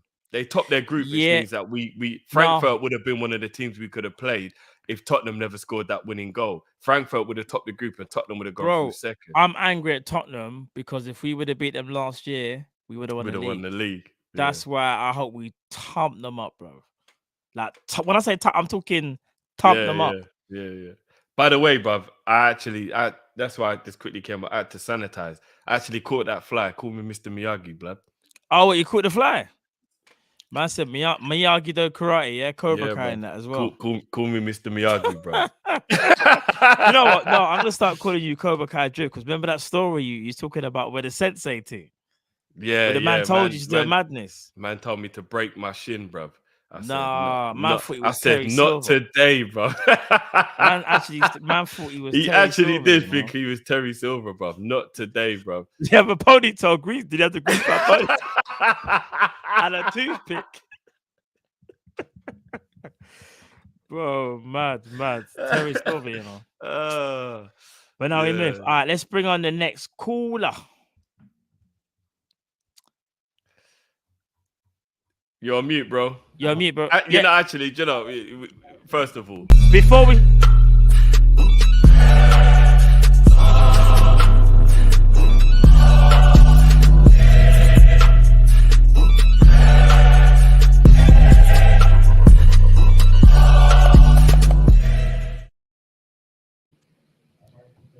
Big up, fellas. Nah, big up yourself, bro. Happy birthday again, bro. Thanks, man. Look, my daughter surprised me. I saw those videos and I was like, wow. I'm like, you went all out. You pulled out some stops here. Got the Kopish guys. I was like, that's good. That's pretty cool. Yeah, big up to your daughter, man. Trust me. Yeah, and she's a Liverpool fan. You done. I was going to say Liverpool fan. I was like, okay. Yeah, Yeah, she's a big Yeah. Liverpool fan too. She watches all the games. Yeah, it's crazy. Sick. But look, Drift.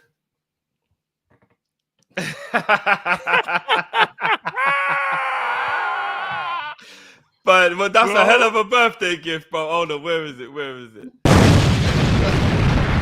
That's intensity. We go in there. Intensity is, bro. I'm gonna know all the tactics for Liverpool now. All of them. Facts. You've got the playbook right there. Facts, bro. Big up, bro. Oh man, I'm not gonna lie. Like it's I don't know. But you know what? I actually have I've got a lot of love for Linda's in like the way we've changed up these formations recently. So I take back some of the shade I threw at him at the beginning of the year because I do believe that he's just as much a part of us changing up the tactics as Klopp is. And I think we can't just go in on him when it's not working. And then when it is working, we give Klopp the praise. Pep deserves some of that praise as well. Do you know what I mean? He's part of the coaching. And I think if we had a fully fit squad, this formation change would be working all the way. I think the blips in the road are down to the fact that people like Matip, Kanate, Jota, Diaz, these players are missing. I think if these players are playing, we beat the Forests and the Leeds and the, you know what I mean? So, yeah, big up Pep Linders, man. Yeah, it's good. You know, Spurs fans are complaining right now with the injury bug, but we've been dealing with it for the entire season. And I hope that they get to understand that when you have that much injuries or that amount of injury of players on your squad, it really is hard to win games and be consistent, especially in the Prem. The Prem's the toughest league in all the leagues that we have out there in Europe, in my opinion. I mean, some people may I agree with that. I think the Prem is the toughest league to play in 100%. and be consistent day in and day out, right? But Sunday, I'm hoping for a Liverpool win. I want to watch expressions go mental online, to be honest with you. As he's been talking some foolishness and some shade towards Liverpool. I love him. He's a funny dude. And I like his his demeanor, but yeah, I want to see him go crazy on the watch along stream, to be honest with you. I really want. That would make my day, to be honest with you. It'll make my day. Yeah, I can't wait, man. Looking forward to the game. So Declan Rice, huh? Declan Rice, possible, and Jude Bellingham, possible as well. I don't know if we can get both of those. I'll never see FSG pay that sort of money for two players at that price. Agreed. Maybe one, not two. Maybe one, not two. Maybe one. Two is like we're living in a fantasy land because it's a pipe dream. Yeah, that's not. We've never seen Liverpool have a net spend of 150 mil for starters. Exactly. Just only net when spend. Coutinho left. That's the only time when we. I don't even know if the net spend was even that high, Drift, if I'm being honest. I don't even know. It must have been because we got Alisson, we got Flacco, we got Shaqiri, and we got. No, Ox. it wasn't. It wasn't. Must have been. No, it wasn't. I'll tell you why. We got 147, I think, for Coutinho, 146, yeah? Yeah. All those players you met. So I think it was in that summer, Alisson, remember we got the four players. So Alisson, Shaqiri, Fab, and there's one more. Yeah, I just said it. Who did that? Alisson, Shaqiri. Naby came. Was no, it Naby came? No, do you know what? Naby. Like, Naby came from the year before, though. Yeah. And in January, we got Van Dijk. So, like, I'm going to sit here and say, I bet that still don't cost 150. Agreed. I agree. You know what I mean? That still don't cost 150. So. Plus, Zuberi's on FSG payroll, so he's telling them not to splurge that type of money with the madness. Big up Zuberi. I fully believe he's on the payroll, and I'm still convinced that Drift's got the red phone in his house to go directly to Liverpool because you now got Hendo bigging up Kop-ish, so you've got a direct link for sure, 100%. Drift? I do what I can do when I can do it, bro.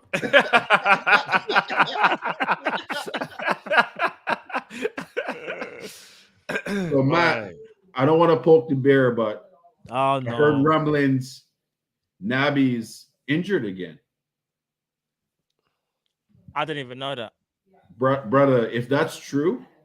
Are you being serious? I'm dead serious. I'm hoping it's not true. But if that's the case, Matt, he can never play for Liverpool again. He's gone. He's got to be gone in January. Is that no? Also, is that definitely? Is he definitely injured again? I have to. I saw a rumor out there. I have to confirm it, so I don't know, but it wouldn't surprise me. It really wouldn't. This man gets injured by kicking grass, bro.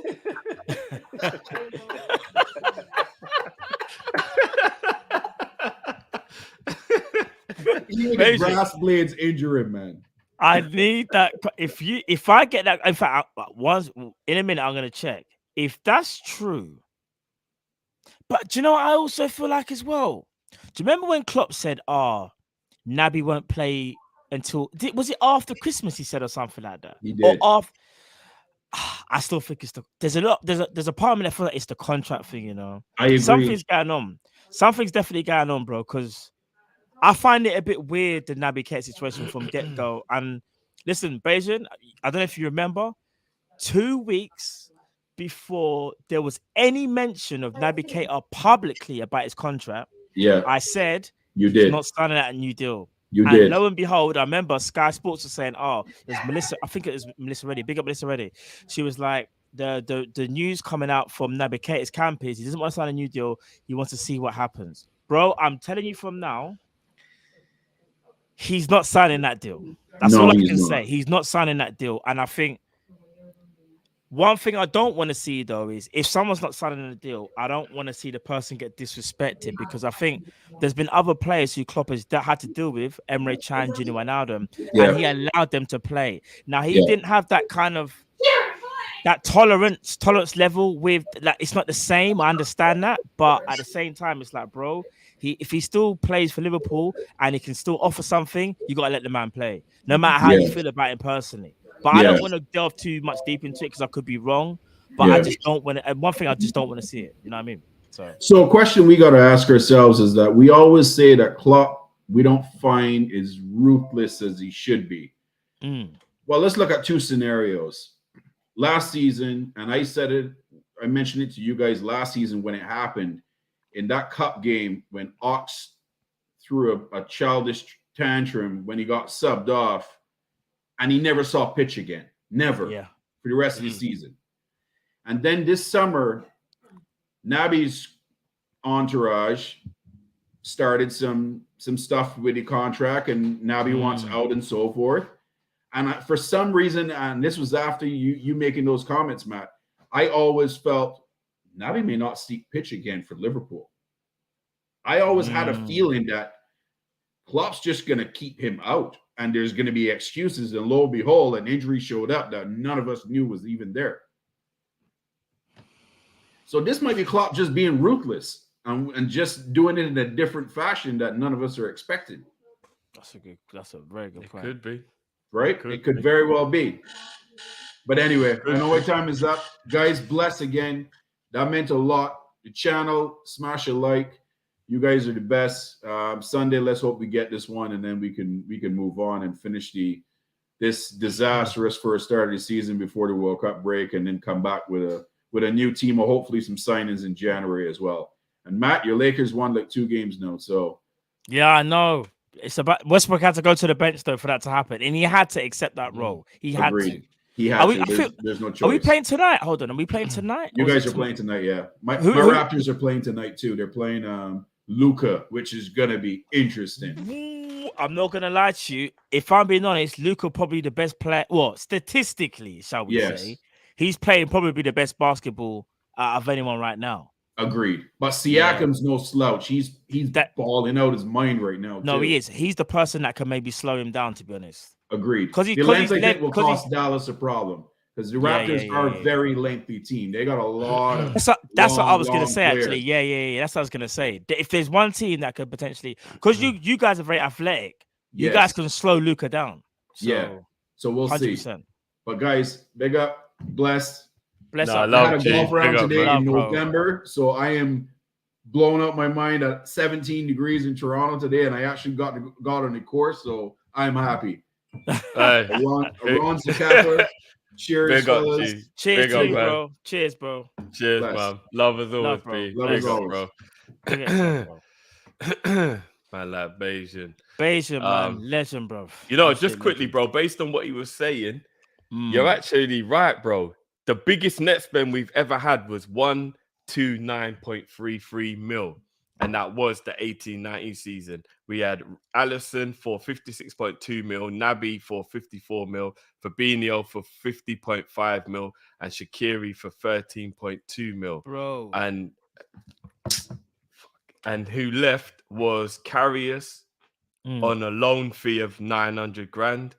Gruich on a loan fee of 900 grand. Chan left for free. Flanagan left for free. Clavan left for 1 mil.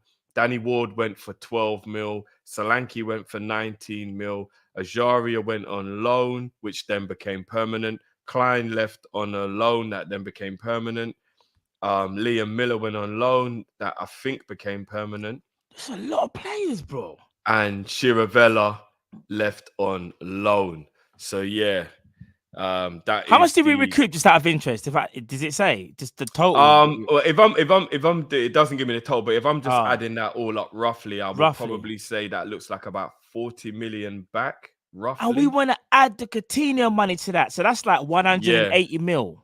But if you're adding the Coutinho money, then you'd obviously be adding Van Dijk and Ox to that amount. Do you get what I mean? So yeah, 129 mil is the only time we've ever gone over 100 mil net spend, and that was because we sold. Bro. Because we sold Coutinho in the January I'm not gonna before lie, that fam. summer. Our owners need to go into their pockets, bro. Like we've said this so many times, but it's like, yeah. All right, you know what? Let's move on to Basin. So Basin was talking about Klopp being ruthless in a different way, and I think he has a point. So Oxlade-Chamberlain stormed off the pitch, unhappy. We ain't seen him being on the pitch since. I know we can't even say injuries because there were times even last season when Ox is fit, man was in street clothes. Man was just wearing designer gear. No, big man thing. Man, he wasn't suited up to play. Man, no, he didn't have the bib on. He was in street clothes. Bro, he was just a normal civilian, fam. He was not. He didn't have the bib on. Man didn't see no shin pads. Man was out here wearing a puffer jacket. But I do believe that petulance does need to be it does need to be punished a bit. You can't be throwing a strop when you're not playing, not in professional football. No, you can't. But what it is though is that one thing I will say is like people make mistakes in it. Because I remember, but here's the thing: Klopp can be ruthless. Because look what he did with Sacco.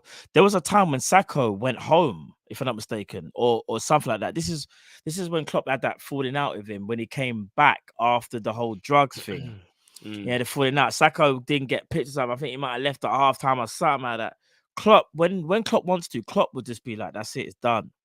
And the thing is with Naby Keita, I don't know, and I'll be honest, I'm not privy to that information where I can even sit here and say, guys, from what I've been told, I would never do that if I don't know. So I don't know if that's the situation. However, we can't also rule it out because it could also be the case. So if this is the case, that is Klopp being ruthless. That's him saying, listen, you don't want to play for us? Cool. We gave you the olive branch. You said you wanted to play last season. You played. But then Naby Keita might look at that and go, I hear you, but Champions League final, you didn't start me. I don't even know how it even soured, but something doesn't seem right. I'll be honest with you, Drift. Something doesn't seem right between the camp, and I think it's kind of I think it's been tainted, the relationship. I think it definitely, and I'll tell you why. We've all seen inside training and things on Liverpool's YouTube channel where it actually shows you that when they're having lunch and when they're training, they have big TVs all around where they're training. Yeah, bro, they have it on Sky Sports News. That news would have broken at that point where it said Naby Keita's agent Metete. Bro, Klopp is not stupid. Obviously, Klopp knew from before. That's well-known information, and it's like take that how you will. I feel like there's definitely something there. So. Yeah, no, I agree. I think his time is up. If that's the case, is Klopp being ruthless then, would you say? I think it's easy to be ruthless with players who are easy to be ruthless with, though.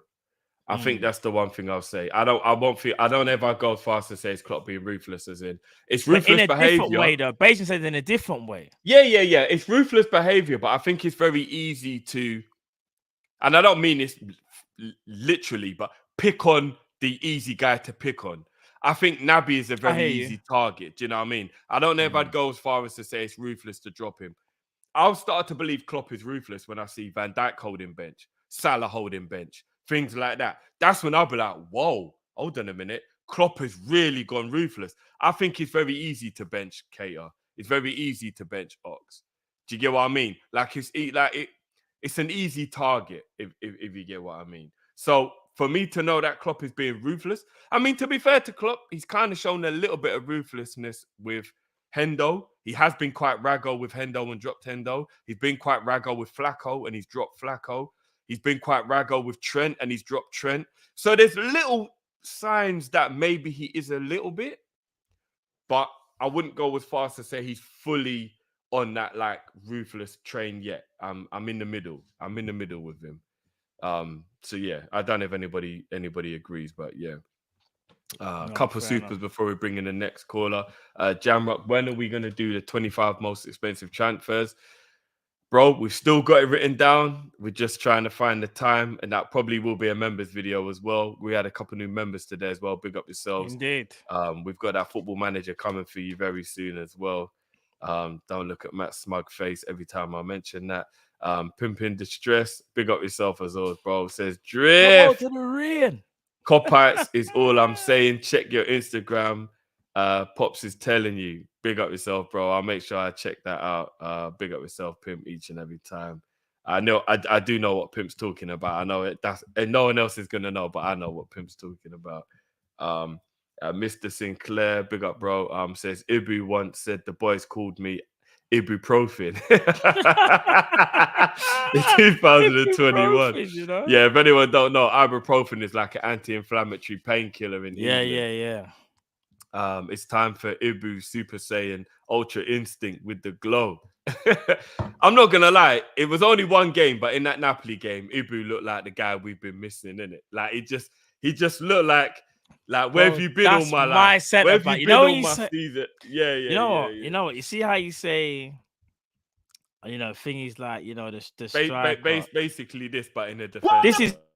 Oh, sorry. Yeah, go on. Yeah. See up there, son, that yard there. Am I gun that? Who was it? Am I gun that? Am I gun that? Hey, great minds think alike, listen, that was Matic walking past in the background.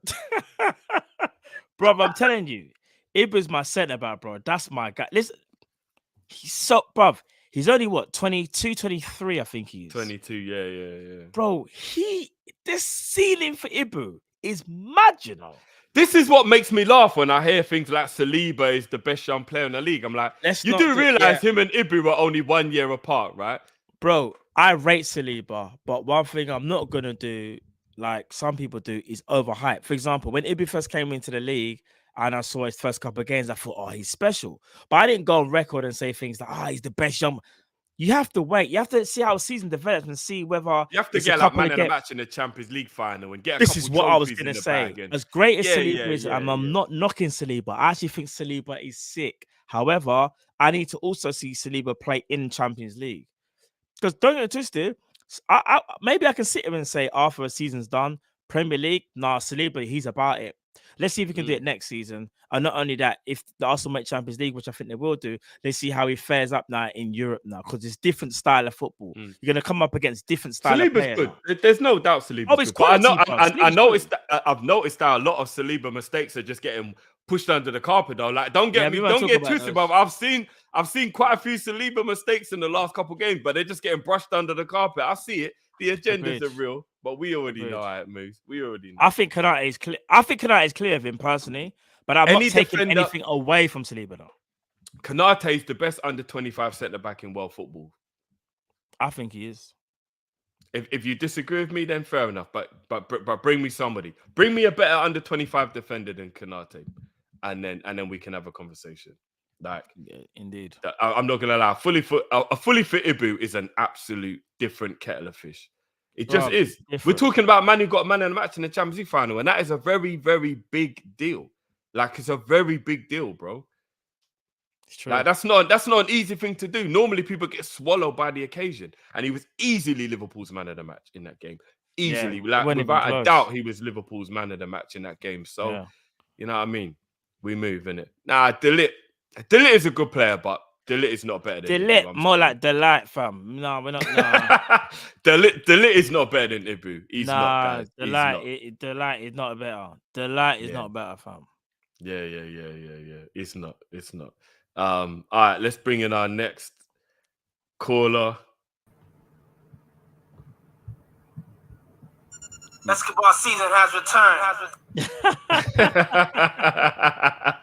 What's going on, G?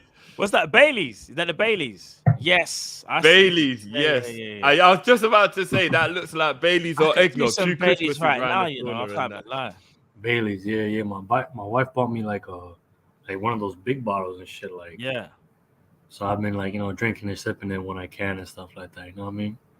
You know, actually, I know this is gonna sound really stupid. I didn't know you could get Bailey's in America. I actually didn't. Yeah, of course you can, bro. I didn't. I think the only thing you Yeah. can get in America, from my experience, is Hennessy Pure White. I don't know if you had that stuff. Pure White Hennessy. No. No, I haven't Hennessy Pure White. You lot have got the Hennessy Black though, and that hits different. Yeah, but Hennessy Pure White. Did you see Chris's smile there when I said the Hennessy Black, man? No, that hits different, bro. That's smooth, bro. It hits different. Yeah, like Hennessy Pure White, you can only get it like out here. You can only get it like in the Caribbean and shit like that. So the DR, Jamaica, and stuff like that, they got it. You know what I mean? Yeah. I've only had Pure White once. I've only had it. I haven't had the Pure White. That's like easy business. Like if you buy a couple of bottles, you can sell it for good money out here and type thing. Yeah. If you got that Henny Black in England, you can sell that for easy 50 word? pound a bottle. Easy, No, you about to start easy, bro. We might have to start trades. Yeah, we might have to. You about to start a whole business? What do you mean, bro? Let me know, bro. Yeah. and the thing about Hennessy Black, that creeps up on you. Yeah. You don't know you're drunk till you're drunk.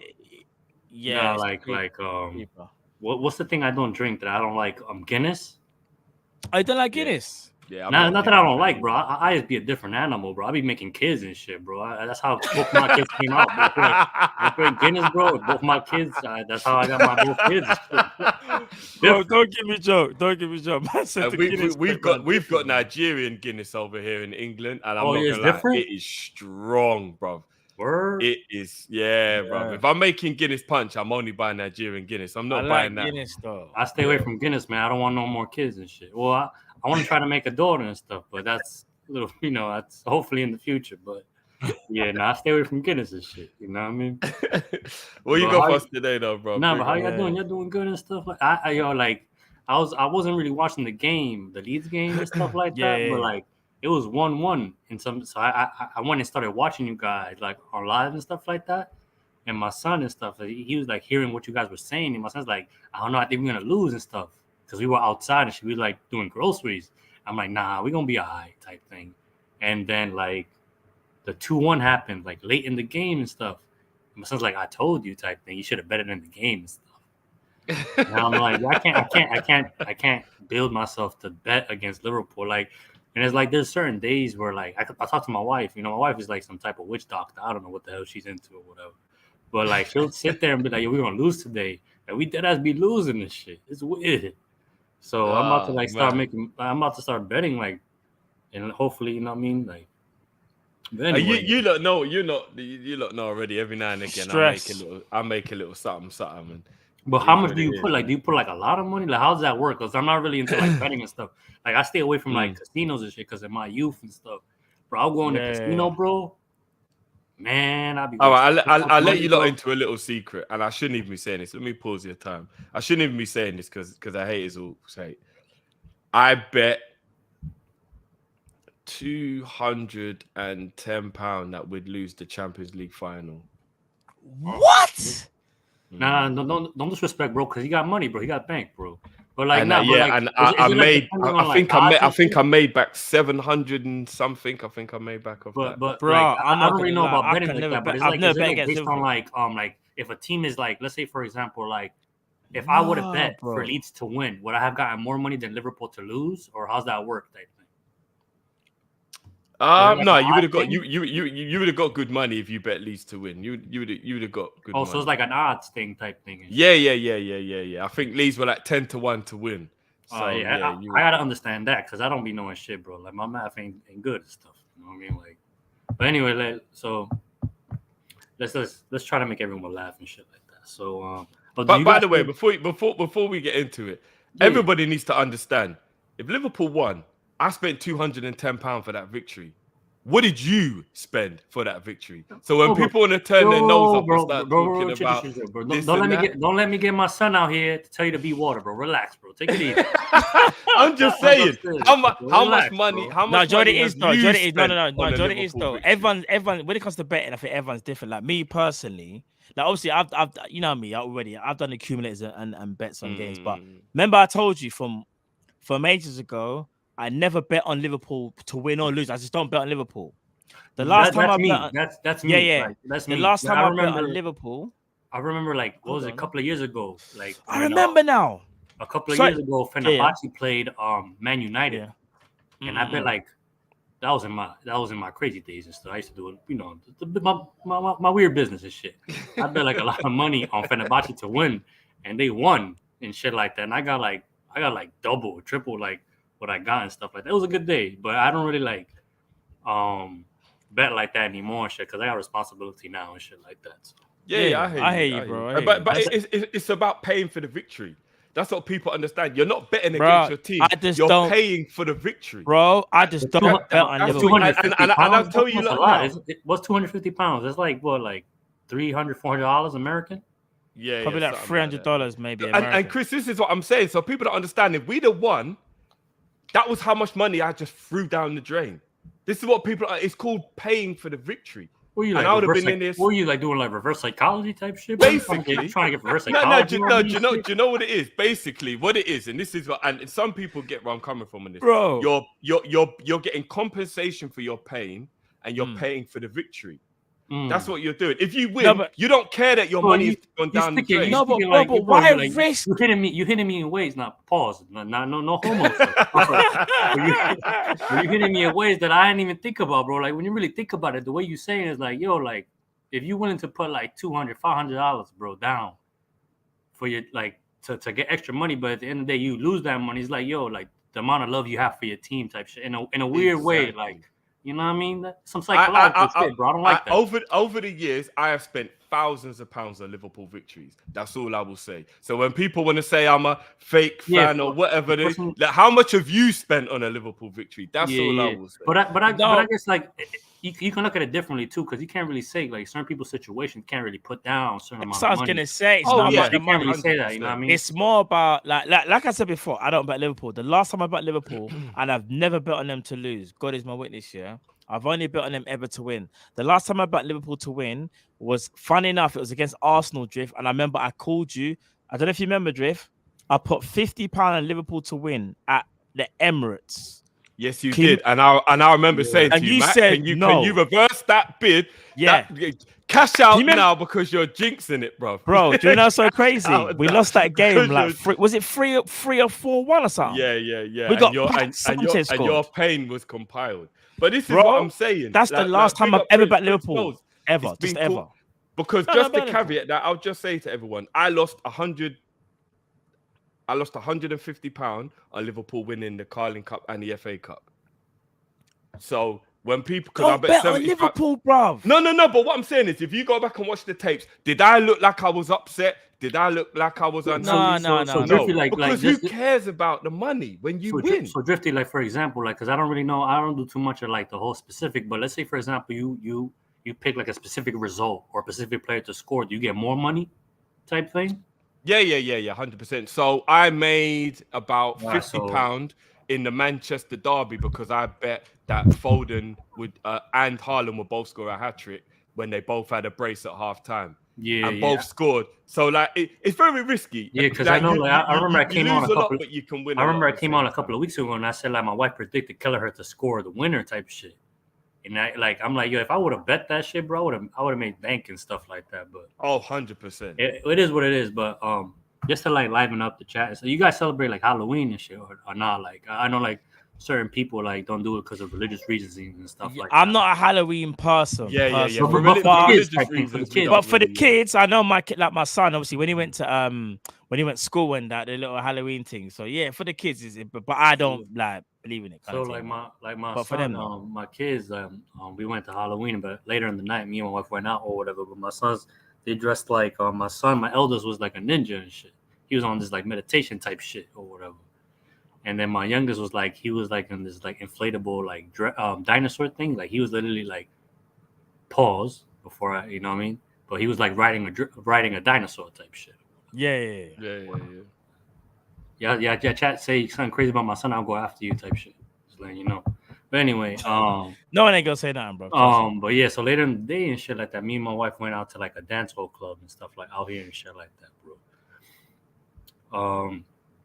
And my wife doesn't really drink, but for that day and stuff like that, she drank. She got really filthy and stuff. Filthy in the after dark type style type shit. Or whatever. But during the club and shit like that, bro, like it like, you know what I mean? Like so people were like dressed up as costumes. I ain't go dressed up because I'm not really into dressing up and shit like that. You know, I'm a grown ass man. Fuck, I'm gonna dress up like and shit like that. You know what I mean? But anyway, like one of the I think the situation was like one of the person came in or whatever and was dressed up like as a drag queen or whatever. Yeah. None but respect for them or whatever. One of the dudes, like he got offended or whatever. And he was like calling her like Bati man and shit, bro. And I'm like, now we gotta get out of here type shit, cause like, you know what I mean, it was gonna escalate type shit or whatever. And I got my wife out of there type shit or whatever. And then my wife, she had a couple of drinks on her and shit like that. She said some crazy shit and stuff like that. Yo, Matt, your kids are not around, right? And shit like that. No. They in bed, bro. They're in bed. All right, bro. And she's like, this is the first time I heard her say it type shit, bro. She's like, yo, I want you to eat my poom poom type shit, bro. Just like that in the cat, bro. And I'm like, what the fuck?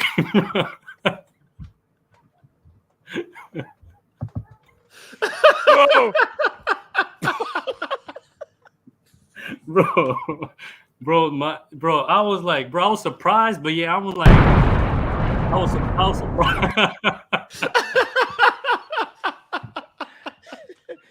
You had, she basically said, you had dinner yet? Bro, the funny thing, bro, I didn't eat dinner that day, bro. I was in the car. Bro, you hungry? Bro, I was in the car laughing like this, bro. Like,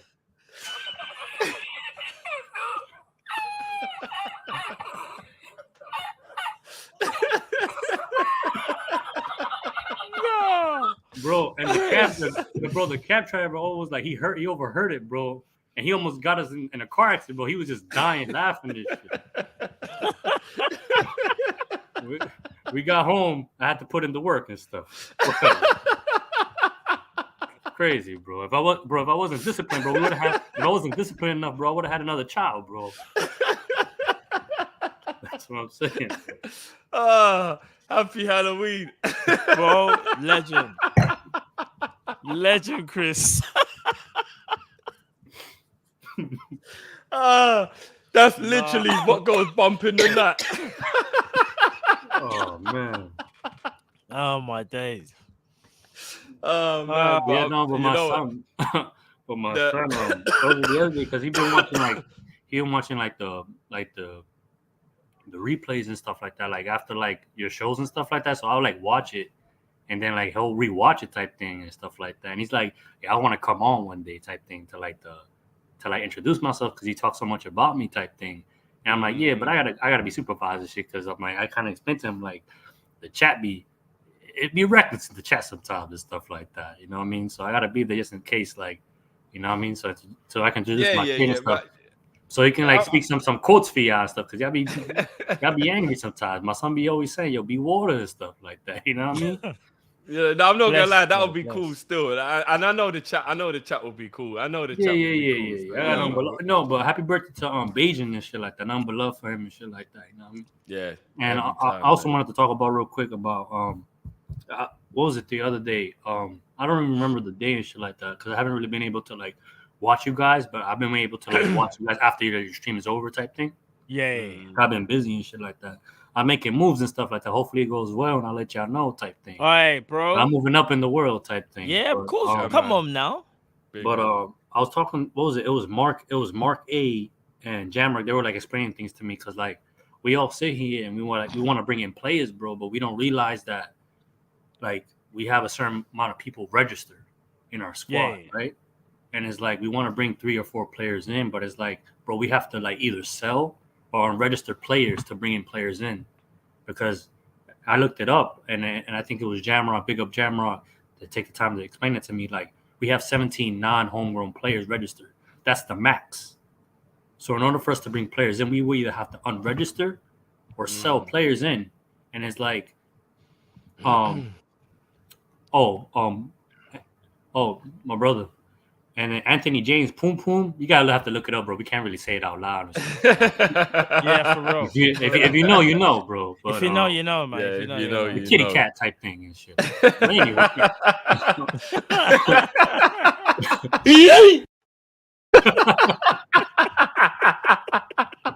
But anyway, like, so that's what I'm saying. Like, we want to bring in all these players in, Coney and stuff like that. We will have to let go of Naby, and Adrian runs out of contract in the summer, so we will have to let him go to honestly bring in a foreign, like non-homegrown player in January. So that's why I'm kind of worried in January, like what are we gonna do and stuff like that in that regard, because like, you know what I mean. So I'm kind of worried. Did you guys catch the Copa Libertadores final and shit? I didn't, Chris. I didn't, you know. Yeah, I didn't, bro. Sorry, bro. I didn't. I know. Flamengo won, bro. Man, I swear. That João Gomez kid is different, man. I'm sorry, man. Like, I like, and he I think in the ending of the interview, he kind of spoke about like how like he can emulate Thiago Alcantara. Like he really wants to come to Liverpool, bro. Like that's all he speaks about in his interviews and shit like that. But you know, bro, would he actually get a work permit though? Because that seems to be an issue. So because he won the Copa Libertadores, that's equivalent to the Champions League. So when the work process goes for work permit, they see that as the equivalent as like winning the Champions League. So he'll get his work permit type thing and stuff like that. Okay, yeah, because I think that's what the problem probably is. Why for certain players, for certain players, yeah. They let them go to like Germany and stuff and build up a reputation. Remember, Caicedo was a bought, but I think he was sent out on loan for a team in Belgium because one. So how they look at it, I think in English that they see certain leagues as like if you play for like I think Argentina or Brazil, the Brazil league, you get more points. So it's like a 15-point system. So like if you play for an Argentinian league or Brazilian league, you get a certain amount of points. So because Caicedo played for the Ecuador league, and I think his team wasn't playing for the Copa Libertadores, he had to they were to bought him, but he had to go on loan to a team in Belgium. But because he played a certain amount of games in Belgium, he was able to get the work permit type shit. So okay. Yeah, man. So so that's that. It is what it is, and yeah, man. But and, bro, today is the last Saturday's my last game for my son and shit like that for his league type shit. Like, so the league ends on Saturday type shit. So if y'all can guys give them a blessing type shit, hopefully they win and shit, because if they win, because you know America's kind of like some playoff type system type shit. Yes, I don't agree with it. I know. So if we win on Saturday, he goes into like the semifinal type shit or whatever. So hopefully, big up. No, trust me, man. Blessings as well. Hopefully he'll get there, bro. Trust me. He's gotten a lot better and stuff like that. Like his defending has gone. He loves being a defender and stuff like that. It's weird because like, you know, growing up as a kid, you really want to be a defender type shit. You know what I mean? Like for him, like, you know what I mean? Like he wants to be a defender, bro. He feels like he can contribute in a way and stuff like that. It was weird, right? So like last Saturday, so the game's every Saturday type shit, and so our goalkeeper in the team, like, not to like be disrespectful, like he likes to be like a super keeper type shit or whatever. So he likes to go out type thing. But sometimes the tackles he does is not really good or stuff. So he be like missing the ball. And like some of these players be chipping the ball over. And it was like one day my son kind of realized it. And he like flew like a dolphin type shit. Like he went like a missile type shit. And he blocked the goal type shit. Not like that shit like that. Like as a parent, like it's good to kind of see like my son kind of understanding the game and shit like that. Yeah, I know yeah. his role type. The thing, you know what I mean? importance. Bro, he saw Nat Phillips do that coin turn against AC Milan, and it That's his changed favorite his life, player, bro. bro. Like it's It so changed weird, his bro. life, bro. Like till this You day, did say like Nat Phillips is the guy in it for bro. for yeah, your because like saying it. my wife asked him like, why is he your favorite player? Like I don't barely see him playing type shit. He's like, and like I said, like he just feels like if I can be a Nat Phillips, I can be a professional player. Like I'm not aiming to be like the best player or whatever like that. You know what I mean? So if I can be Nat Phillips, I know I can be a professional player type thing. And that's Forget your son, that's some man. humble I shit. gotta You know what I respect mean? that, Like man. I don't know me, where he bro. gets it from because I'm not humble, bro. I'm an arrogant motherfucker, bro. So you know what I mean? So Yeah, nah, that's real, bro. That's real, bro. Trust me. It's yeah, real, man. But let me get out of here and shit like that. And I Yeah, took a lot big of up your as time. always, G. Yeah, Big man. up But as always. Big man. up, bro. Love as always, brother. oh, I wanted to ask you guys a couple of questions before I leave and stuff like some just random questions and shit like that. So, I know like most of the time when you guys are younger and shit like that, y'all watch movies and shit, right? And y'all don't really understand the movie or you don't understand the character until you're like older because you see the world differently type shit. So, what character, in a movie or an actor in a movie that you watch when you were younger, but when you're older you see it differently, like you understand where he's coming from type shit. Okay. You know what I mean? Okay. Yeah. Like it could be anime because I'm into anime, bro. Like after we lost the game, bro, I just started watching Blue Lock. It's like a soccer anime and shit like that, and stuff like that. I'm into my anime. Bleach and shit's on right now. I'll be on my shit right now and stuff like that. Yeah. And then, another question is, what child actor, or actress, killed it in their role as a child and stuff like that? So for me, it's two movies. Leon the Professional. I don't know if you guys seen that shit. Yeah. Yes. Natalie Portman or whatever her name is. She killed it in that role. Even though I kind of found it kind of sus and stuff like that. But she killed it in that role. Yeah. She was good in that still. And then Man on Fire. Yes. Daytona. I don't know her name and stuff like that. Dakota Fanning. Dakota Fanning. She killed it in that role. I've met her, bro. I've actually met her. I've actually met Dakota. Man. Really, bro? That's what's up. Yeah, bro. This is back in. Okay, it was the year. Just quickly, it was the year that War of the Worlds was out. So that might have been 2010. I think it was 2010. Cut long story short, not many people know, and I'm not. She don't really make movies like that no more, right? Like she don't really. I don't think so. I heard she's gonna be in the next Equalizer. Oh, swear. Yeah. I heard she's gonna be. Okay.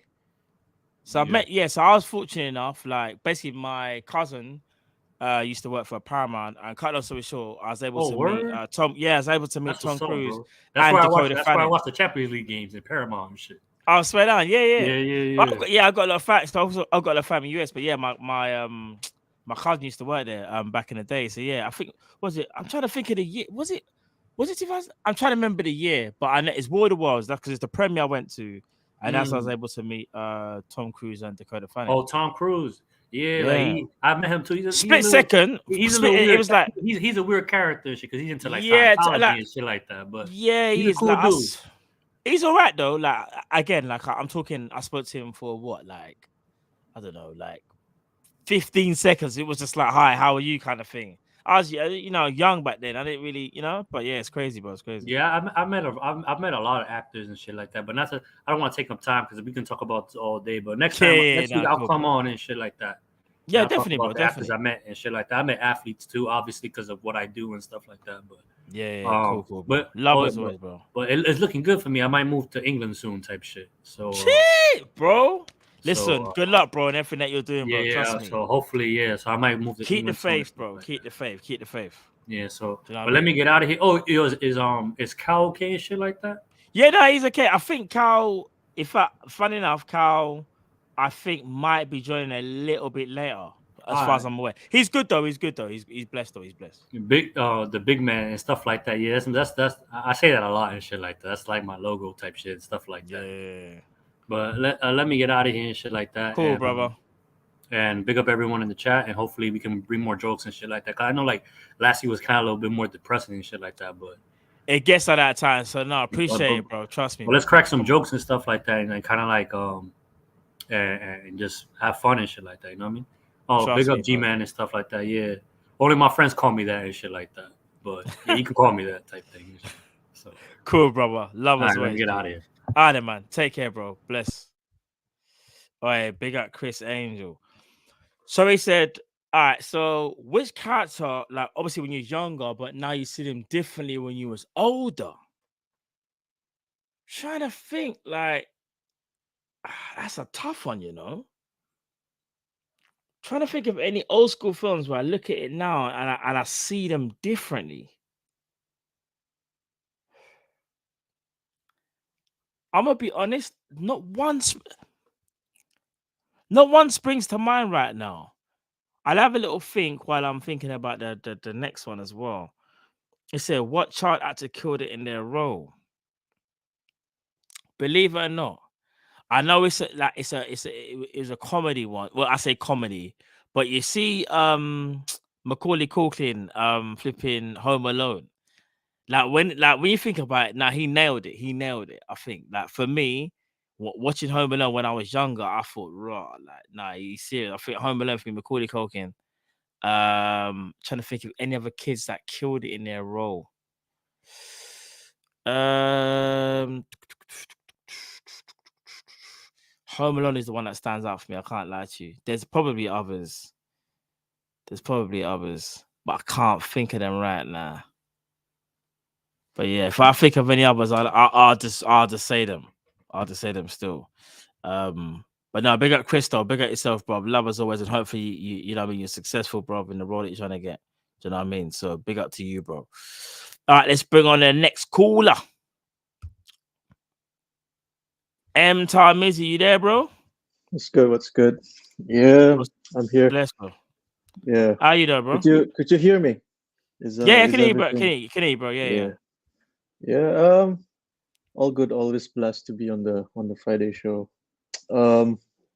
Just to throw the caveat, I feel mixed feelings this week because shout out to Taki, his first ever World Cup got called up for Japan. Oh, hey, big up Taki. But I'll get back to Japan in a bit. But one that I feel downbeat is Heung-min Son, because put the rivals aside this weekend, he's the captain for the national, and I think I saw a recent Sky Sport interview. There's a Korean journalist saying that depending on the surgery, he might not be featured, but he said Heung-min Son really want to feature because he want to replicate Ji-sung Park's heroic. Funny enough, South Korea's last game is against Portugal, and back in 2002, Korea beat Portugal with Park's heroics, the only goal. So that's why Heung-min Son really wants to just be back in time for the World Cup. I haven't asked you this, but how do you guys feel about the Asian teams, like Iran against England, Saudi, of course, against Argentina? I think a lot of fans write that off, but you never know, because Mexico and Poland, I don't think they've been that great recently. Japan, funny enough, like I said, I'll be back again.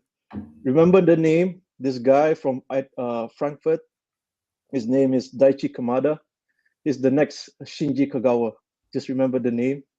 And you guys have mentioned the guy starts with K in Napoli, the Georgian guy. Another name which starts with K, Kim Min-jae, is the Rock now, the Rock for South Korea. Remember the name. He's gonna be the next rising star.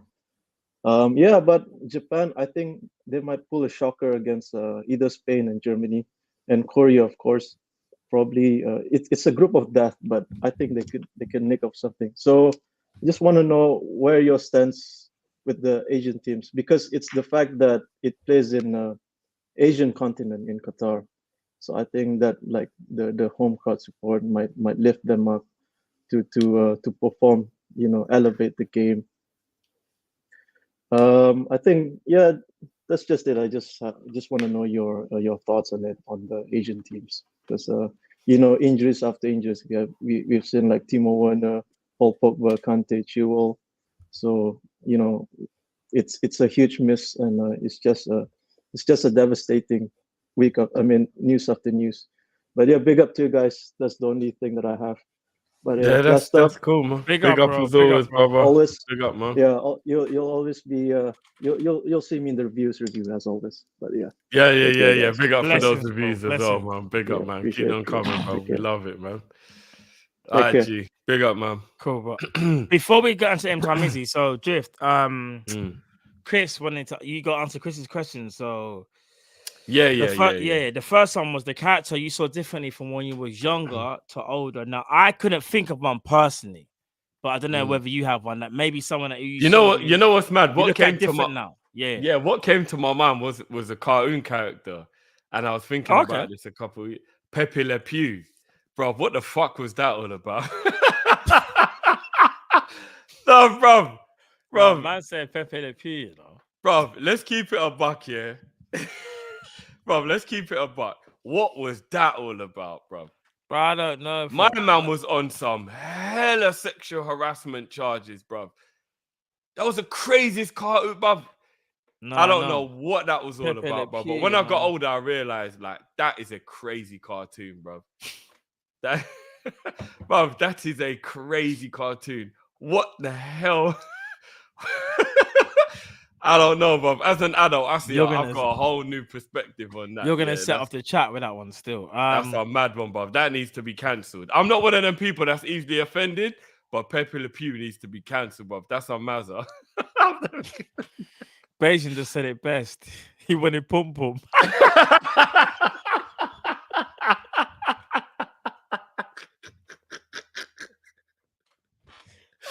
No, but he was doing too much. He was doing too much, bro. He was doing a lot. He was doing too much, bro. Second question was which kid killed it in their role? So like, for me, I said like Macaulay Culkin in Home Alone. 100%. I was gonna say Macaulay Culkin. Yeah, I'm trying to think. Was there any? Is there any others? Like, there's probably others, but I can't think of.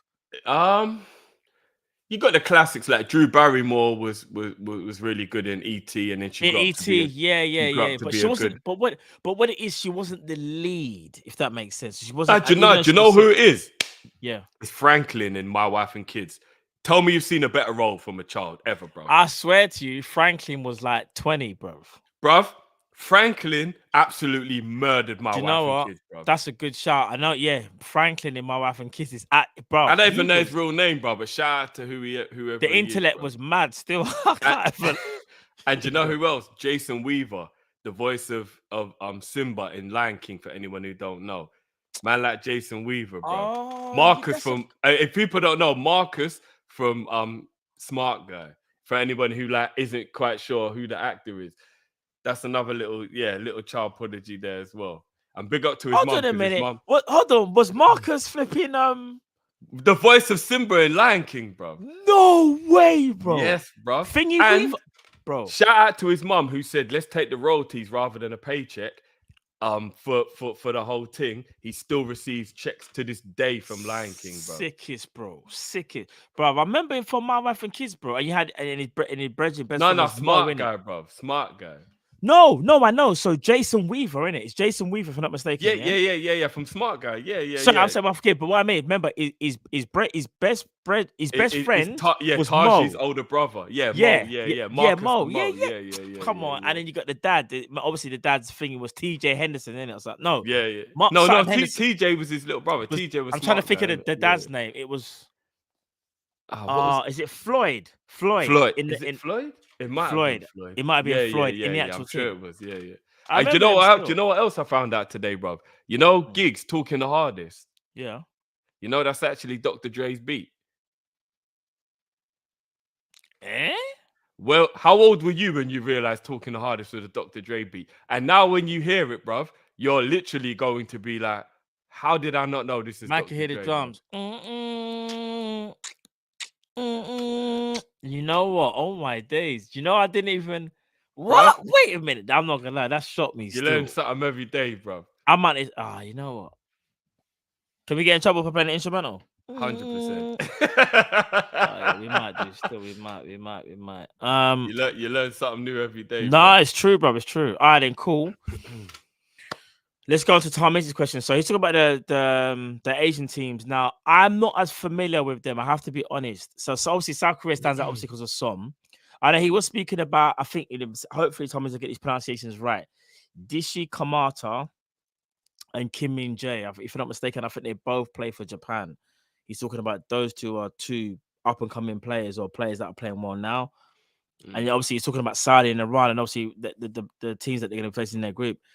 If Son is fit, and this is just me going off, the players or the team that he's know gonna or have to think play is with the a best. face mask, apparently. Yeah. It will be this because obviously South Korea, I'll probably say. Actually, no, you know what? It would have been South Korea or Japan.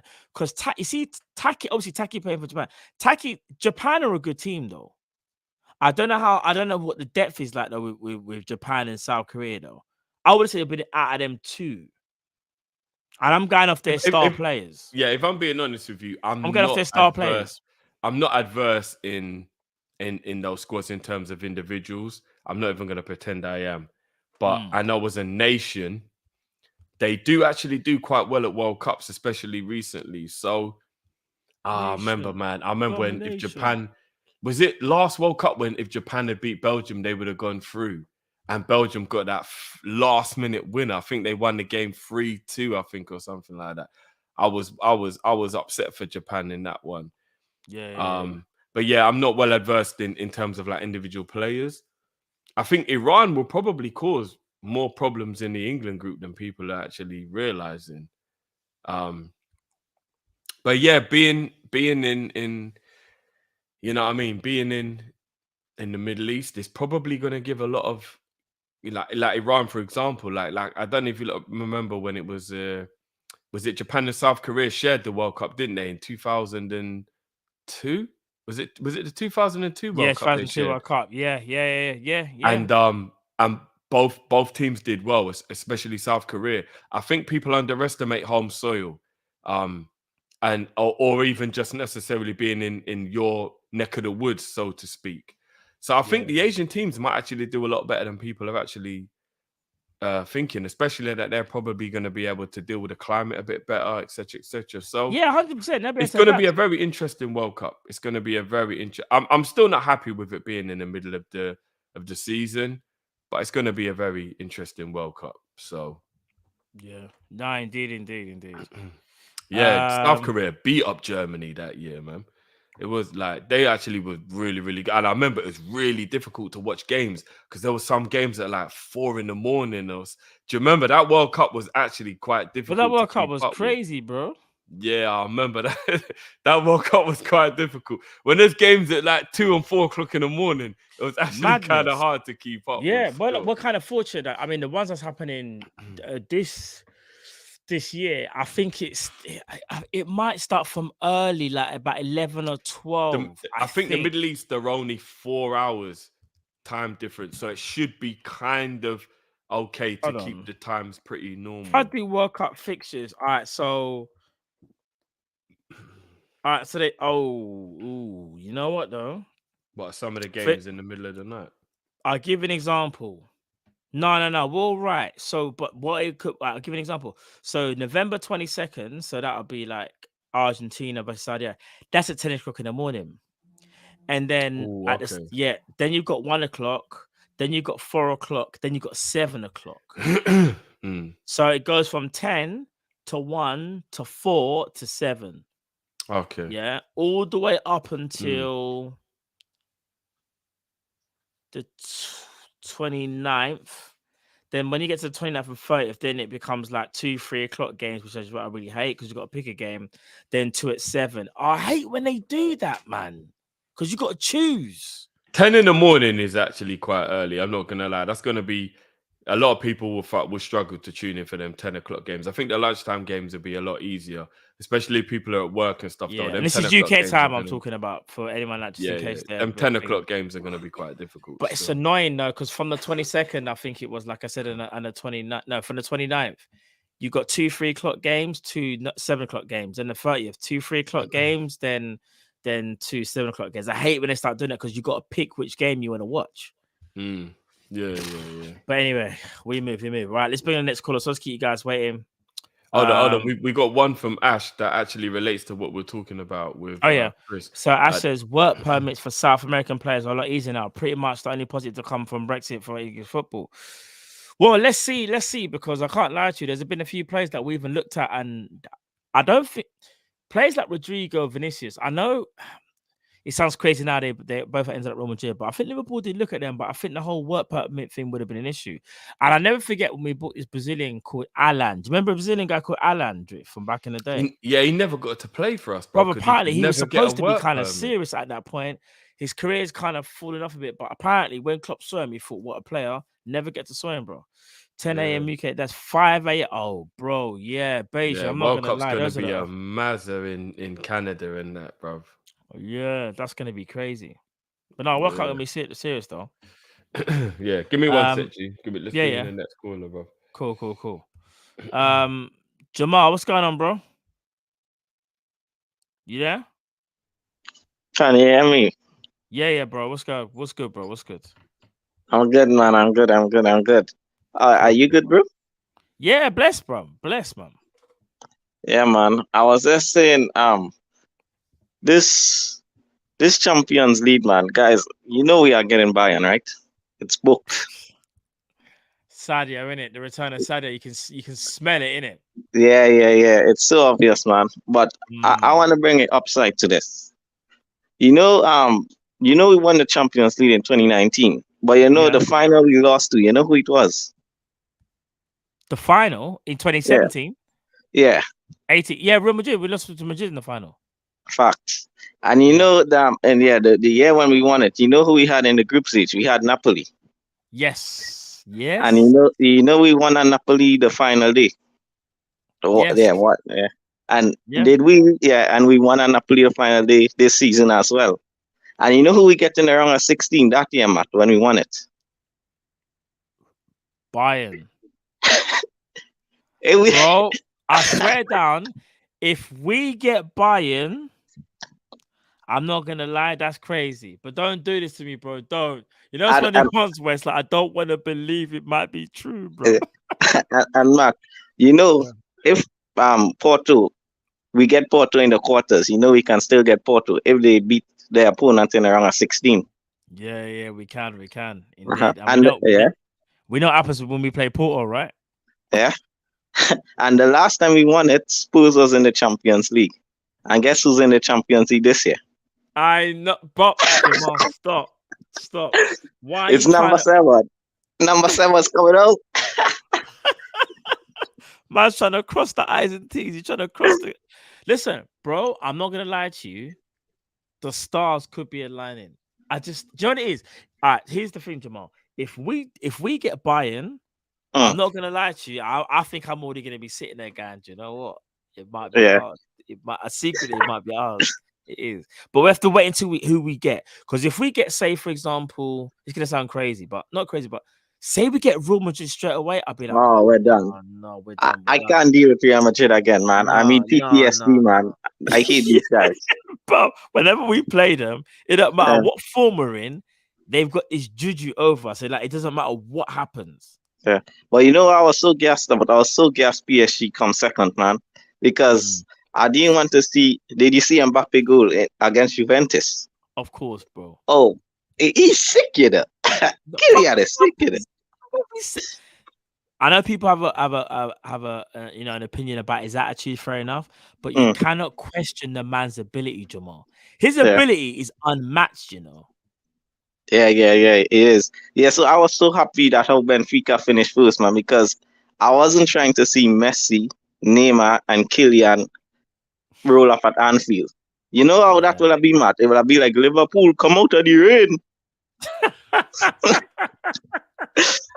Yeah.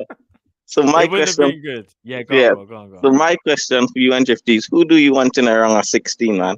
Because I wanted Porto, but Jeffy he keep on raising a point that how much time can we beat these dudes? Like we beat Porto 5-6-0. Someone else. If what happens this time, they beat us. So yeah, that's my first question. And my next question, is who do you feel realistically is coming January? Because there's too much signs, too much journalists saying that how we're going to buy someone in January. So I think at least one is coming. So who do you think that could be? And everyone keeps saying it's a midfielder, but it could be a striker, it could be a winger, it could be attacking forward. So yeah, that's what your thoughts on those two things. Jamal, I'll chop them up now, bro. Blessings as always, bro. And trust me, you're making me think about the Mane and the buying thing, brother. Yeah. I swear, Jamal, if we get buying, I'm messaging you straight away. We gotta talk, bro. We gotta talk. Oh, bro, I don't want to see Sadio playing against Arsenal. I don't know how what this is gonna do. I don't. Do you know what it is? I don't know. First of all, in a weird way, I'll be nervous, and I don't know, it'll be weird, innit, seeing Sadio up against us so quickly. But remember, it happened to Lewandowski, and let's be real, FIFA's corrupt as hell. Yes, I'm gonna be honest, bro. man. They're going to make it happen. Yeah, we're getting Bayern. They're gonna make it happen. We're getting Bayern. Yeah, we're getting Bayern, man. Oh yeah, and that's a fun question. What happens if Sadio comes and do a masterclass in Anfield? Are you gonna feel the same way? That's for Jifty. All right, cool. All right, so peace out, man, and come on, guys, smash the like button, man, and thumbs up. These guys are the best. Watch how they always work, man. So yeah, man, big up to you guys. Love as well, brother. Appreciate it, bro. Bye, big up Jamal. So Jamal's first question is: who's winning in round 16? I'm gonna be honest. I can't sit here back in the day like it was last year and be like, we'll beat anybody. Like, I wouldn't mind Porto again. I'll be honest. And I know what people are saying. Like, how many times can you beat Porto? Well, I'm willing to risk it. I think we could beat Porto again. What I do think will happen is I think we'll get by him. I was saying to Jamal about the whole FIFA's corrupt. You just know it's written. They're gonna do that whole. Every time someone leaves their club and it's a high-profile player, they always go back to play against their team. It's inevitable. That somehow it just always happens. I think we get Mane and Bayern, but I'm hoping we get Porto. Jamal also said, who do we realistically get in January? Knowing how we move, we're going to get the player who I don't want, Conrad Lima, because I think he's going to be free in the summer. That's what I think we realistically get. Drift, I go back one question to you. Who would you like in the round of 16? So I just heard you say Lima, and I'm guessing Jamal asked you about Lima, so that's funny. No, he didn't. He said, "Who do we?" In fact, I'll come back to it. Who do you want in the round of 16, bro? Who would you like? I said I want Porto. Jamal was like, he said he spoke to you. Well, you said this before about how many times can you beat Porto, but I said I'm willing to risk it again that we beat them. So I said Porto. What are you saying? I want Benfica. You want Benfica? What? Nunes, old team. Nunes goes back and scores a brace against his old team. It's written. Okay. Would you have? So you have a Benfica over Porto because we ain't really mess with them too much. Yeah, but we beat. But how many times can we beat Porto, bruv? I'm not gonna lie, bruv. I don't like tempting fate, bruv. How many times, bruv? I don't want. How many times can Man City beat Southampton? I'm just saying. Southampton got 2 draws against them last season. Oh no, that's the wrong team. I'm gonna say Southampton, wrong team. It's who's the team they always slap up? Like they slap them like 4-5-0. Well, like Liverpool, Norwich. No, bit like that. There's one team Man City always smack up. I'm trying to think who they are. They always finish them, bro. My mind's gone blank now. Man United. No, not even Man United. No. Who's? My mind's gone blank now. Is it Watford? It might be Watford or Burnley, or one of them. Yeah, it's Watford. Is it Watford? Or Burnley? Yeah, Burnley. One of them. Some Watford or Burnley. They always smack them up, bro, differently. No, I hear you. But I think Benfica would be Burnley. People are saying Burnley. With the Porto. Yeah, it's Burnley. It is Burnley. Burnley. And I'm not gonna lie. You know, Benfica actually scored 6 goals on the final day, and that's the only reason why they topped the group. And you want to play them, yeah? I'd rather over play Porto. I'd rather play Porto, bro. Would you? I think Porto were a better team out of the Portuguese teams at the moment. We know what we're getting with Porto. We don't know what we're getting with Benfica. That's not the point, bro. You can't keep tempting fate playing the same team. Bro, I know what I'm getting with Porto. All I know is I don't want Real Madrid and I don't want Bayern Munich. And too early Yeah. for that. It's too early for that. Ilda, I did say this to Jamal though, and Jamal. Well, no, sorry. Jamal said to us. Sorry, let me rephrase that. Jamal reckons we're getting Bayern Munich. You know, I think we are as well. Yeah, well, Bro, Sadio let's Mane be. returning back to Anfield. No, thanks. How many times have you seen a top tier player leave their club and they happen to play their old club again? Well, let's play them in the Bro, final, innit? FIFA are corrupt. It's happening again. Next question was who realistically is coming in January? I said Conrad Lima. We won't spend a penny or something, or he'll be 5 mil. He'll be 5 mil or something Yeah, like that because yeah, his yeah. contract was out of summer. I don't think we Oh, Benfica haven't lost the game yet. Okay, fair enough. I think Porto have looked more dangerous in the Champions League, but fair dues. Who are we gonna? I don't think we'll sign anybody, you know, in January. I know it's very easy to just go down that road, but a lot of people are underestimating how expensive players are going to be after the World Cup as well. So yeah, I don't know. I really don't. But yeah. let's get And the the next last, caller in. last question Go was. on. This is specifically for you. What would you do if Sadio Mane does a madness against Liverpool? How would you feel about Mane? I love Mane until the end of time, so it's not going to change the way I feel about So him. if Mane takes us out the Champions League, I think that's what you basically. How would you feel about it? Like I'll honestly, still love him. My love's not going to change just because of that.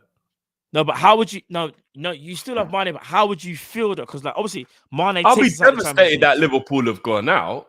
No, but it's Mane that takes us out. Say Yeah, Mane bags it might hurt a little more. Because Jamal but actually specifically said Mane does a madness. So I'm gonna say he puts on a masterclass, scores a hat trick against Liverpool. How would you feel, bro? Look, honestly, how would you feel? If Liverpool go out to Bayern Munich because of Mane, I'll be devastated. Liverpool are out.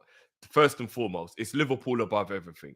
What do you do if he slides on his knees and does a celebration? I'll be devastated. Doesn't do the whole like No. Mane wouldn't do that. I'm giving you an example. Jamal said if he does a madness, that's a madness, bro.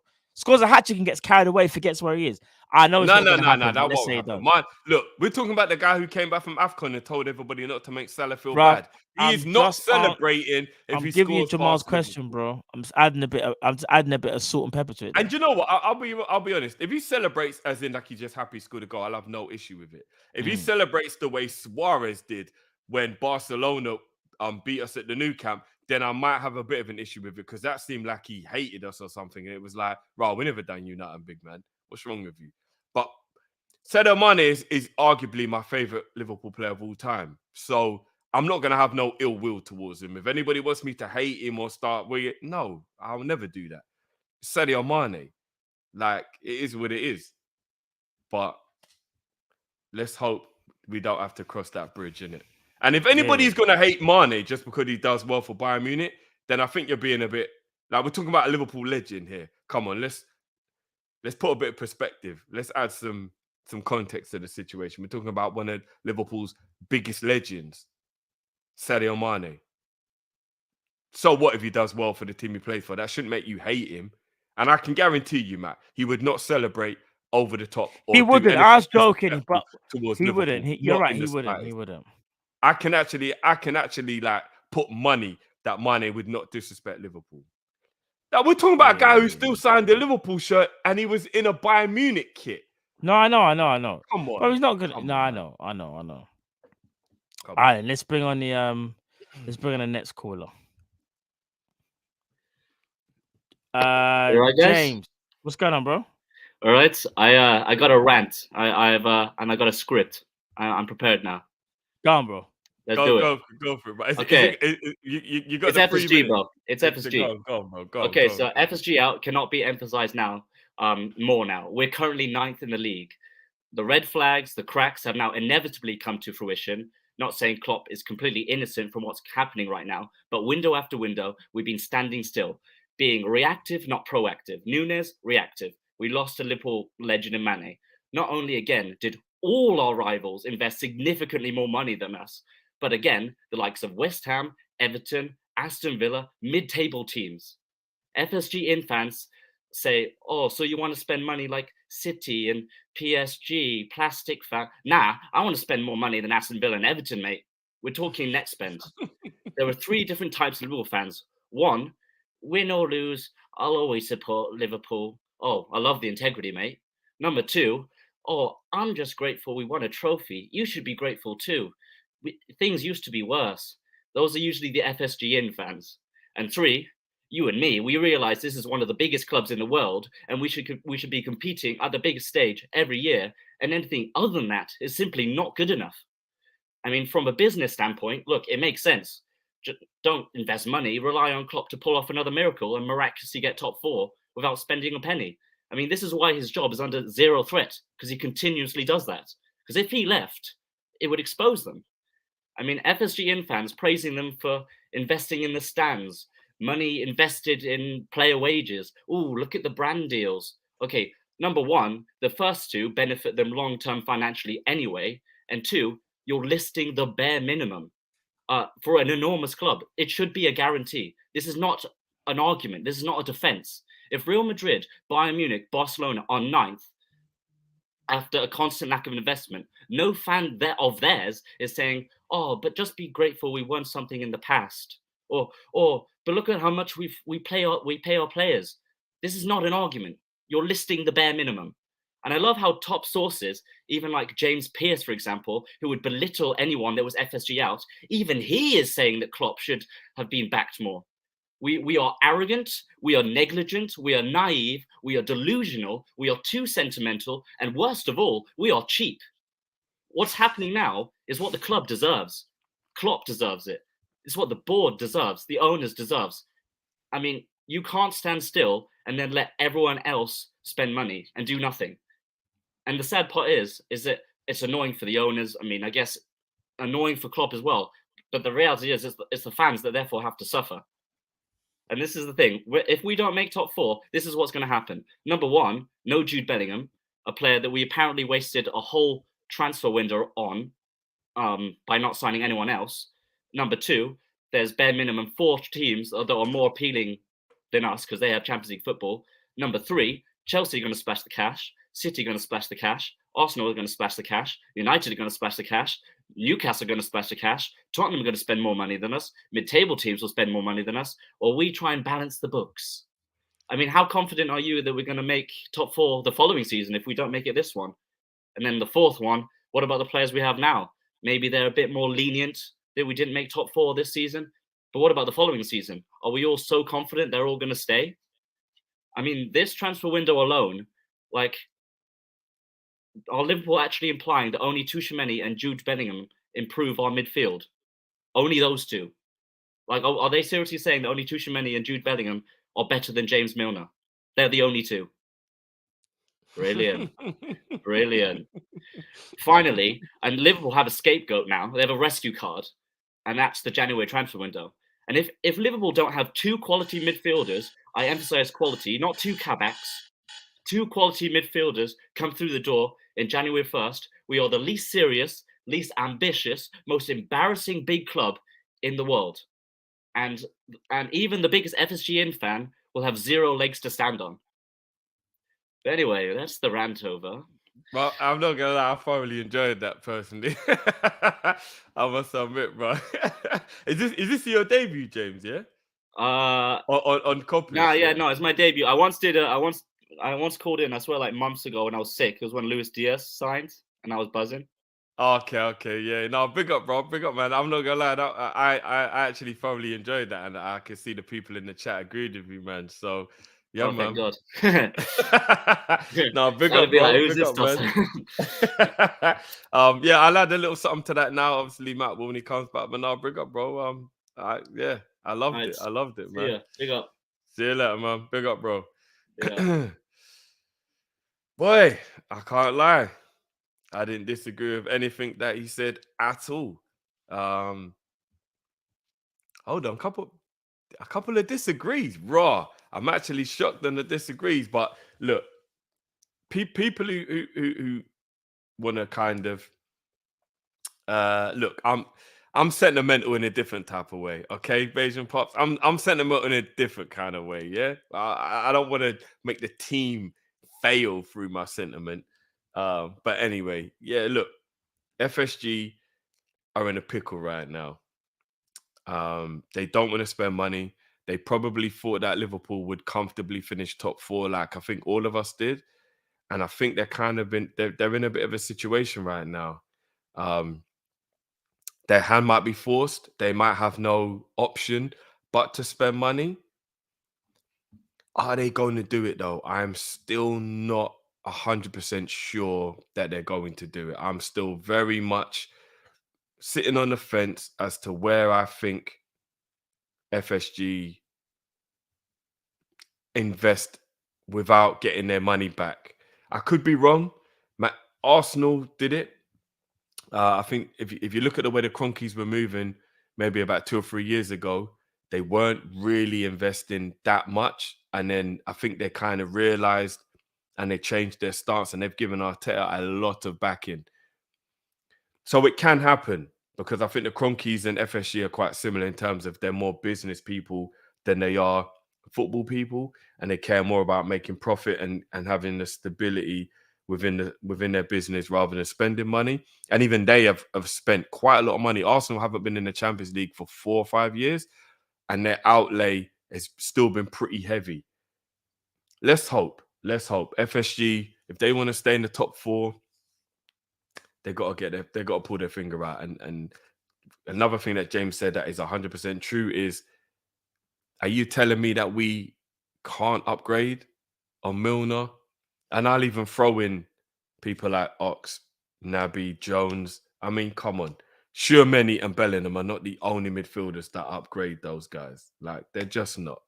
So let's hope, man. Let's hope. We can only pray. I don't see them spending money, but it is what it is. But yeah, big up to James.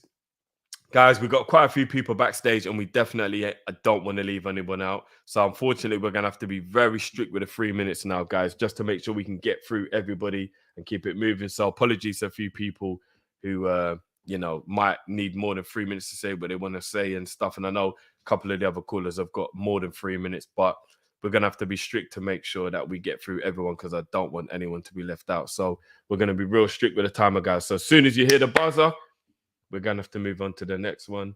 Let me bring in the next caller. Man, like Huss. What's going on, bro? How you doing, man? How you doing? You good? Yeah, man. I'm good, man. Big up yourself, bro. Thank you for having me on. No, now just listening to the rant by James. And I wanted to speak about this whole FSG, is it Klopp type discussion, because obviously our fan base, I think now is kind of split, because some think it's all on FSG and then some people think Klopp's like blameless in it all. And I just wanted to discuss what I thought of it and also what you guys think as well. But for me, the terrible start to the season kind of comes down to 2 main things, 2 root causes. Number 1, I'd say, is obviously lack of investment. And number 2, which I think we do overlook, is loyalty by Klopp to certain players. Now, obviously, the main one, we know FSG haven't spent much money in the squad post 2018. I think most of our big 6 rival clubs have outspent us in the transfer market, and that's facts. But the thing is, with Klopp, I keep going back to it, and I've said it in a few shows as well, that I don't feel like Klopp has been, ruthless enough, and maybe he is loyal to certain players to get rid of players, because if he doesn't get rid of Keita, Jones, Hendo, all these players that a lot of our fans don't rate, how are we supposed to bring in new players? Because by my count, I think we have about 10 midfielders at the club. So Thiago, Hendo, I think Fabinho, Keita, Milner, Ox, Jones, Elliott, Arthur, and Carvalho. That's like 10 midfielders right there. Yeah, that's a lot. So if we don't get rid of some players, then how are we supposed to bring more players in? Because I look at Man City's squad, they don't have nowhere near as many midfielders as we do. Obviously, the difference is quality, the quantity thing. But for me, I think Klopp is as much to blame maybe in this window as FSG, in the sense that he relies on these guys. Maybe he has a different opinion of the players that we don't rate as fans. Maybe he rates, I don't know, Oxlade, Keita, Hendo, etc. to start in games. But I just want to see what you guys think as well. Do you guys think Klopp is also a big problem now in terms of moving players on and not being ruthless with the Milners, with the Keiters, the Oxes, Hendo maybe getting a contract, etc. And yeah, that was really my point, because I feel like Klopp has to take a bit of blame, because we've seen him retain players that are probably past it. And my worry is, we've seen the great managers of the past, Fergie, Pep, they're very, very ruthless. Is Klopp just happy to keep players if they're not willing to leave? Like, does he need to force, go to Keita and say, sorry, you got to leave the club, we're going in a new direction? And this summer, he has to do it, basically. Yeah, all right, bro. Well, I'll chop that up now, man. I'll chop that up. Yeah. Is it today your debut, bro? Or I'm sure you've been on before, right? Nah, first time coming on. Yeah. Okay, big up yourself, bro. Big up, man. Thank you. Big up, man. Big up, man. Hope to see you again, man. Yeah, I'll come on soon. Hopefully again. Yeah. But yeah, big yourself up. So I just landed now. We'll chop that up now, man. Big up, G. No worries. Big up. Cheers. Cool, man. How's his questions? Yeah, how much of it you put on Klopp in terms of like him being sentimental, and do you truly believe that he only will get rid of a player that knocks on his door and says he wants to go? So like how much of that was? I know we pretty much have chopped this up quite a bit like in the past, but yeah, you already know how I feel, bro. I truly believe what Klopp is doing is all based down to how much leverage the owners let him have and what he knows he has to do within the restrictions that he has. But again, we go back and forward on this, and I know a lot of people in the chat are like, Drift will follow Klopp to the ends of the earth and all that kind of stuff. I mean, I thought this was a good point that Hannah made. Klopp leaves and walks into any team in world football, and we all know it, bruv. And I just want to put that. I think that is so nicely put, bro. Because if you deep it, this is something I've never actually thought about. Hannah's right. Let's just say Klopp did leave Liverpool. What team does he not just walk into, bro? So how can we feel like he's not good enough for us anymore? All right, bigger Hannah. I say team who would not take, apart from Pep at City. Yeah, I think he would literally walk into any club in world football, bro. All right, hey man. No, you're right. Bigger Hannah, she's right and not right. Yeah. So I think the lion's share goes with the owners, right? However, Klopp can take some blame for tactics and even being sentimental with some players. So yeah, the lion's share still ends with the owners, 100%. But we can't sit here and say Klopp is an angel and he's done everything right. No, he's So that's why I kind of like. So I agree with you, Hannah. It's more on the owners, 100%, because if Klopp had financial backing, I do think some of his decisions would have been different. But because financially, Liverpool aren't in a good place and what he has to work with, some of his decisions can be iffy, and we've seen it. So that's what I'm saying, innit? So yeah, man. That's what I'm saying. Big up for Huss on the debut as well, man. As I said as well, guys, apologies because I know a couple of people got more time before, but we're gonna have to be very strict with the 3 minutes now so we can get through everybody. Bringing in the next caller, man, like Zabiri in the building. What's going on, brother? Yo, I'm good, man. A little rattled, but I'm good. You man hear me well? Yeah, bro. Clear, bro. Clear. I'm a little rattled because James, big up to you if it was your debut. If it wasn't your debut, burn you, James, because now I'm have to go pat up on your brethren. Yeah, idiot. You know nothing about football, brother. You know nothing about football. I went Klopp come in your forward, dogs. Is it? Blessed earth strong to be Asian bonds. Yo, I'm seeing my lad. Yo, no worry about my paycheck, brother. On a FSG, I write it. Is it, man, sir? Yeah, FSG now write up my thing on us. I'm on a freelance. I think he was joking, but fair play to respond, though. Fair play to respond. Yeah, man. People call it, yo, you see, the thing is, though. Yeah, the thing is, it's when you speak in football, people that can't really dissect the thing, they just look at it like black and white, like, oh, he's FSG in, or he's FSG out, or he's Klopp in or Klopp out. Yeah. Bro, it's deeper than that. Shout out to Chris, because Chris starting to pick up the knowledge from Mark A, who drop football knowledge. Myself. 100%. We be dropping the knowledge on you, man, but you don't want to listen because it don't fit your agenda. You know what I'm saying? So, James, if you're still watching, let me show you something, bro. When you're talking about lack of investment, bro, you can't invest. Like Huss said it. All Huss points were my points in a different stream, in a different time when we're going in for the quad, bro. When we say Klopp ain't it right now, it's not because Klopp isn't a good enough manager to coach and do what he's doing. Bro, we're saying, his deficiencies is holding us back from going further. That's one of my biggest arguments when I first brought the of we outgrown Klopp mentality. You know what I'm saying? Because if you think about football, City dropped Mancini, who won 2 Premier Leagues, because of his run in the Champions League. They brought in Pep. Not gonna call Pep a failure, but if my man don't win the Champions League at City, that's gonna be a big negative on his resume. You know what I'm saying? Like, think about it. Mancini won 2 Premier League Cup, man, because of his Champions League run was looking a little shaky. Which one of Pep Champions League run looked good besides the time when they went against Chelsea? Remember, Spurs knocked them out, So I just got to show you, man, that. So with the Chris Point and John Mark and Mark Abe, that's enlightening them. Bro, if we don't let the players go, we will not bring players in. That's not an owner issue. And that's where we need like a manager that's like really on it. And when people talk about Klopp walking into any team, bro, that's all nice based on his CV here, but that's not really facts, bro. Let's be honest. Some teams are way more ambitious than Liverpool, barring the owners, than you would think. You can't just be like, oh, yeah, he's a better manager than what that team has. That team ambition might not be Klopp ambition. So even though you're thinking, oh, Klopp caliber should get him in there, it's bigger than just what man is doing. It's all about the team's ambition, owner's ambition, club's ambition. It might not line up. And when people talking about getting players have ambition too, You think managers going to come in and work on the Milner and Hendo? Why you think Jones haven't grown as much? He's looking up to Hendo and Milner. What am man going to teach Jones? Jones need man like De Bruyne and some more dynamic players to look up to. So when you're talking about ambition and future and stuff like that, my biggest question for you, man, is who have more pull? Is it Klopp or Liverpool's heritage? Because a lot of Klopp's target don't come to Liverpool.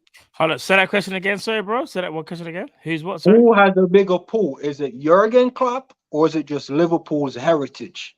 Because a lot of Klopp's target do not come to Liverpool. The last target Klopp really wanted that come was your boy Naby, and he ain't looking too good. But just dissect that last question, because I'm telling you, people only come here for the heritage. They ain't coming here because of Klopp. And that's what we're trying to show you, man, about football. Football is bigger than any man. It's a heritage thing. Y'all see it. Talk to Real Madrid about that heritage. Duppied, man, Heritage won a Champions League. That man has some pussy, I said that from time, bro. Them man, it ain't about the manager, it's about the heritage, blood. They got serious heritage. I can't even lie. Real Madrid have a love affair with Champions League, You know what I'm saying? Affair. So we gotta ask ourselves: is Klopp of the heritage? He's of the club. We get that. I'm gonna answer your question now. I'm gonna answer it now because it's spicy. But big yourself though for answering. Big up as always. I do disagree, and I'll explain why. But man. But yeah. But now, big up to you, though, Zabir, bro. We're gonna chop it up now, bro. Yeah. Big up. All right, bless. My guy, bless him, bro. Big up. So he says, who has the biggest pull, Klopp or Liverpool heritage?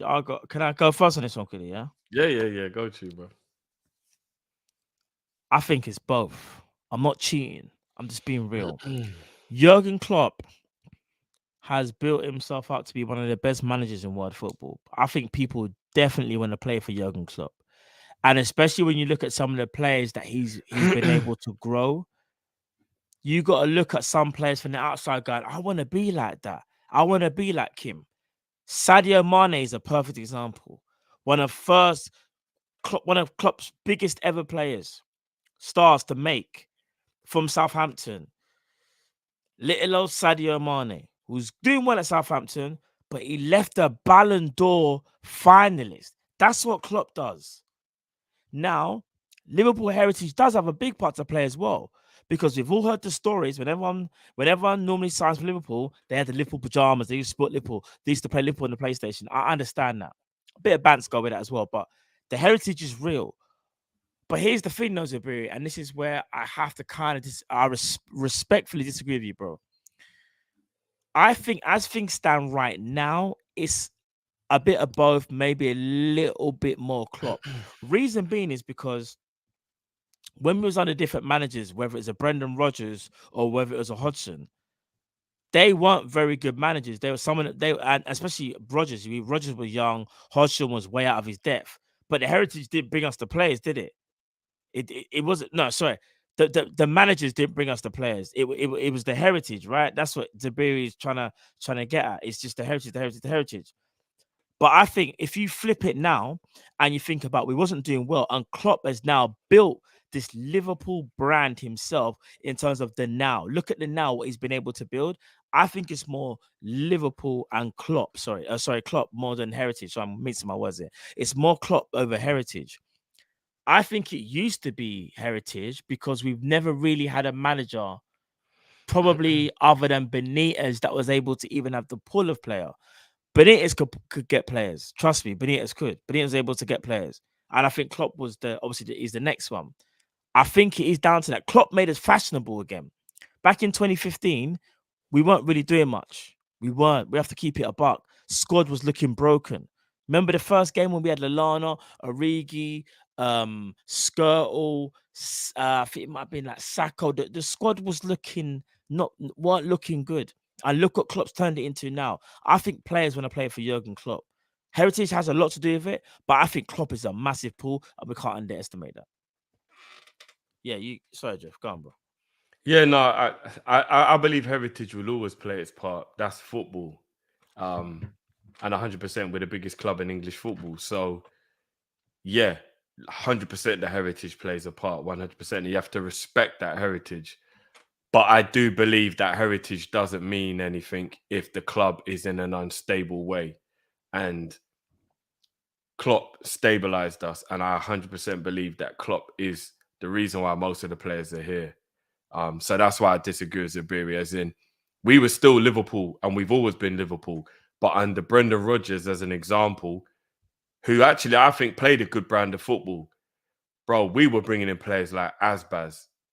Like, we could not attract the big boys. And yes, thankfully, we managed to get Coutinho through the door. But we got to remember, Coutinho had a very topsy-turvy career up until that point. Daniel Sturridge, it seemed like nobody was giving any respect to. So I was very thankful we got him through the door. And heritage probably played a part in that as well. But if you really look at the quality of player we were bringing in before Klopp, I think it was remarkably low in comparison to what we brought in with Klopp. And again, Kamoli is actually the only reason why a couple of the good players came to us while we were in that situation, a la Suarez. If you take Kamoli out of the situation, we don't even get Suarez. Agreed. So I do believe heritage will always play a part. But Jurgen Klopp is a reason why we've got the best goalkeeper in the world, why we've got the best centre-back in the world, why we've got Salah, why we've got Mane. Mane even said it in an interview, like he spoke to Klopp and said, why would I go to Man United when Liverpool and Klopp want me? Like, I do believe that Jurgen Klopp is a reason why these players are here. And I think the only reason why players don't come to Liverpool, even if Klopp wants them, is because the owners won't pay the money to get the player. Simple. I actually don't think there's a player Liverpool couldn't get with Jurgen Klopp at the helm if the club was willing to back it. Even Mbappe. I'll say that on record. I think if Liverpool was willing to back Klopp all the way financially, no matter what it took, I think Klopp could even get Kylian Mbappe to come to Liverpool. It's all about money. It's all about money. Like if the guys who just bought Newcastle bought Liverpool, Kylian Mbappe will be a Liverpool player. If you think what I'm saying is wrong, fair enough. But if you look at the summer Kylian Mbappe just had when he was a free agent, if Liverpool had Newcastle's owners, Kylian Mbappe would be a Liverpool player. With Jurgen Klopp plus financial backing, I don't see any other way. But again, that's just me. So it's true, and I think just to caveat that as well, just quickly, there's other talented managers, but I don't think they have the pull of Jurgen Klopp. For example, I use his person as an example. Graham Potter, I think, is actually a very, very good coach. I think he's learning how to be a great manager because he's now managing a bigger team and expectations are different, but he's still a great coach. Let's say we've got Graham Potter. Graham Potter is a great coach, and I think he could do big things if he came to Liverpool, but I don't think he'd have the same pull as Jurgen Klopp. Jurgen Klopp is now a household name where players look at him and go and play for him. The same way how players want to play for Pep Guardiola. The same way how some people want to play for Zidane when he was at Real Madrid. And that's because of what Real Madrid were doing. Like, there's certain managers where they have a pull where people look at your work and go, I want to play for that guy because he gets results. Jurgen Klopp is one of the very few managers, in my opinion, where people will go, I just want to play for him. They'll turn down everything else because they believe in him and they believe that if they play underneath him, they'll be able to win some. So yeah. Yeah. No, I agree. Let's Give bring me in one the next sec, bro. caller. Let's bring in the next caller. Just give me 1 second, though, bro. Yeah, cool, bro. Cool. Hi. What's going on? What's going on, Bruno? Yeah, I completely agree with everything that James was saying. Spot on. So he basically stated everything that I just said 2-3 weeks ago, 4 weeks ago, 10 weeks ago. Everything that he just said, completely agree. See, there's one out there. I saw a rumor going out there that apparently we're going after Jude Bellingham. How many times do I have to say this? I don't care if I get slaughtered. Instead of talking, go out there, put a bid in, and get it done. I am sick and tired. I typed in news now and then Liverpool, because this is the site that I use, right, to look up news. And I'm seeing Liverpool are in the race, are leading the race for Jude Bellingham. Yeah, it's from ESPN, I think it was. Yeah, they reported it, I believe. ESPN, yeah. Just ESPN, it was various other sites. And I'm thinking, instead of talking, go out there and get it done. I am sick of this bull crap. I'm sick of this garbage, right? In 2023, I want to see him holding the shirt. None of this crap, right? If I was to tell you percentage-wise as who's to blame, 70% of it is on FSG, John W. Henry, and 30% it's on Klopp, right? That's the percentage. There we go, right? All of this crap. We are the second biggest club in England. We're not Grimsby Town. We're not Dagenham and Redbridge. We're not Stockport. We are Liverpool Football Club. And until a portion of the fan base get that to their heads, right, nothing is going to change, right? The amount of people that are FSG in fanboys that are talking to that lot, right, who will kiss FSG's ass, right, because apparently John W. Henry can do no wrong. Well, he's made mistakes. He's made plenty of mistakes. I'm keeping a very close eye on Todd Bowley at Chelsea, right? And what he's doing. And by the way, he's also American, and he's put more money into their club than John W. Henry has in his whole tenure. That's embarrassing. It's embarrassing. It's shocking. And my next point, like I said last week, the performance against Leeds United was revolting. It was dead. Shocking. No passion, no desire, no motivation. What a disgusting performance that was. Honestly, I don't even know why we bothered to watch it. It was shocking. And last thing, and this, right? You saw how I was singing last week, right? Here's another snapshot. Right? You'll be lost in paradise. I can see the walls, I can see the skies, and all my fears are gone tonight. And all my fears gone tonight, let me say. And get lost in paradise. Oh. There we go. There we go. Done and dusted. Bro, bring out yourself, Bruno, as always. Listen, man singing on the microphone, you know. Legend in that, bro. Come on. But now, Bruno, I'm gonna chop out your points now. Because you made some interesting points, and I'm gonna talk about it now, bro. So bring out yourself, bro, and have a great weekend. Obviously, hopefully you join us for the watch along on Sunday. And yeah, we'll see you again as well, Bruno, next Friday. Hopefully we beat Tottenham and Expressions. I'm gonna be laughing. Hopefully as well, bro. Trust me. Hopefully as well. Hopefully we get that dub. But now, big yourself, Bruno, bro. Thank you very much. Blessing, bro. But yeah, no, big up Bruno, man. Listen, his points were Bellingham, get it done. He said he's sick and tired of seeing the reports. And do you want to know something? I'm fully on board with that. It's so mad that, like, I don't know how many times we've got to keep seeing these Bellingham stuff. Like, what I want to see now is Liverpool are in advanced talks, but all we keep seeing is we're the favourites. I'm sick and tired of reading these articles as well. it's one of them things where it's like I almost feel like it's too good to be true as well. That we are the favorites considering the position that we're in at the moment, the way how we're playing. I'm not trying to say it's impossible, but I think it's just unlikely. But I could be wrong. But I'm fully on board with what Bruno's saying in terms of the Bellingham thing. Second thing he talks about was the performance against Leeds. It was absolutely disgusting, 100%. He was like, what was the point in watching that game? Bro, we were shocking. We were absolutely shocking. I mean, to lose to Leeds at home 2-1 and the performance that we put in as well, it just wasn't good enough. And I actually agree, Bruno. Like, when I was watching that game, it kind of made me feel like, what was the point? Like, like there's me thinking, here we go. We're gonna finally kick on our season and we're gonna lose to Leeds. So yeah, I fully agree. Drift, I know you didn't hear the questions, but just quickly, in fact, it wasn't questions, more statements. Bruno said he's sick and tired of these Bellingham stories. Like he's saying, like every time. So am I. We're not gonna get Bellingham. Oh, we're the favorites. We're the favorite. Bruv, I want to see advanced talks. I want to see man like Fabrizio, man like flipping James Pierce, Athletic, Ornstein. I want to see them man say Liverpool on advanced talks with flipping. We're not getting Bellingham. We're not getting Bellingham. The man keep saying the same. We're the favorites. We're not the favorites, bro.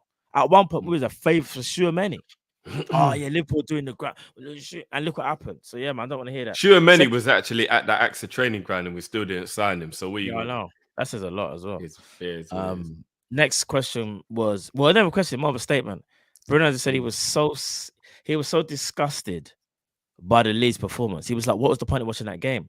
And I agree with him. When watching the game, I was like, I wasn't disgusted with the performance. I was disgusted with the result. Nah. I think if you the performance wasn't great, but it wasn't disgusting. It was more the result that was old school Liverpool us thumping up Leeds. Sorry, KG, but you see, old school Liverpool, like the real Liverpool, we thumping them up like 4-1. That's what I call a performance. So yeah, I'll leave that one there. Let's put the next caller. LSC for days, bro. What's going on, Maji? Can you guys hear me?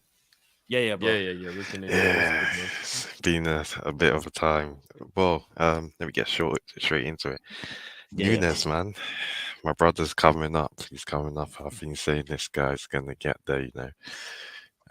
Our midfield is lacking, but you see how this brother's going in deep, defending, getting the ball from deep.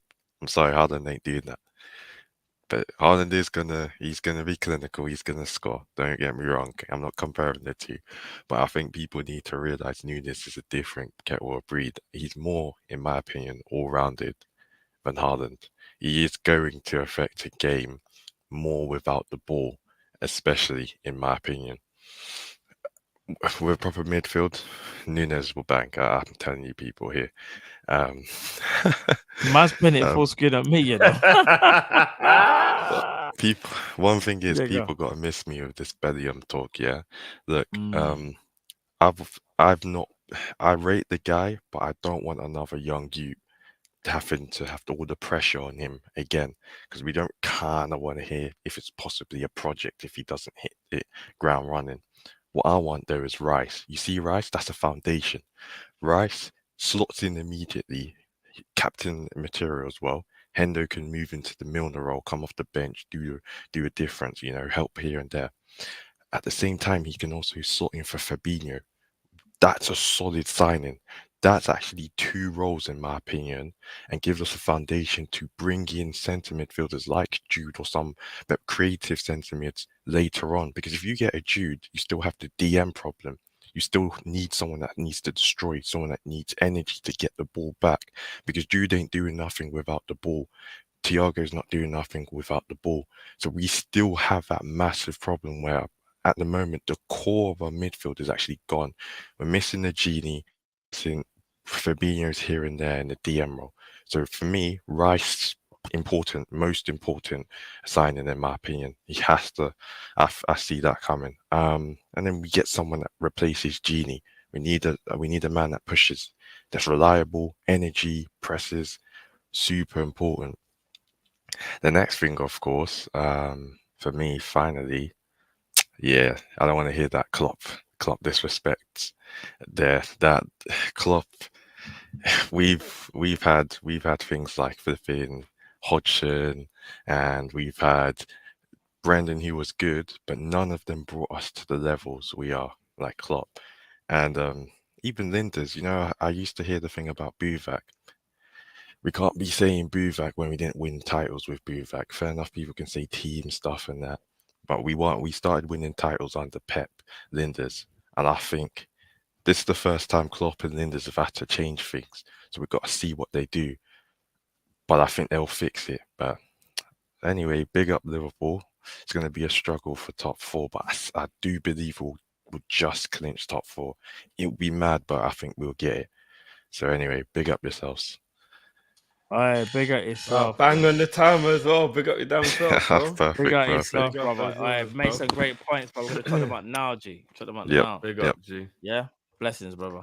I mean, All right, first of so- all, I heard. When the blood clots you up there, son, another yard there. Am I gun that? Who have it? Am I gun that?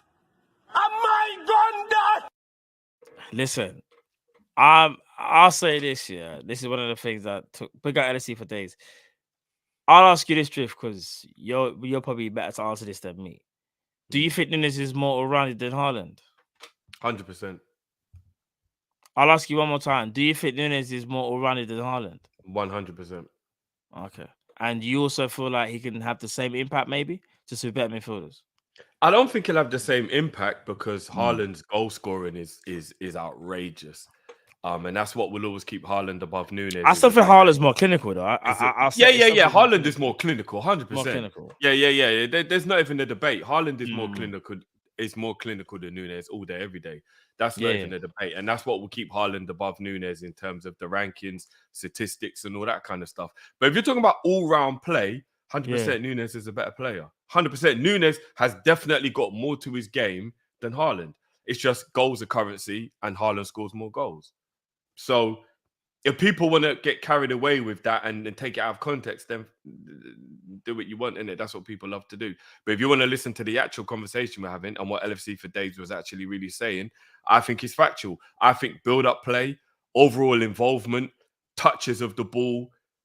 I think Nunes is a better player than Haaland in that respect. He will be involved in the game more. He will definitely be more noticeable within a match outside of goals.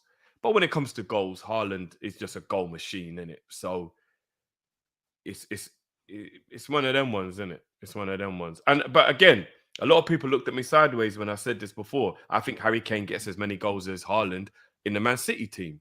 A lot of people looked at me because they're getting caught up in the hype.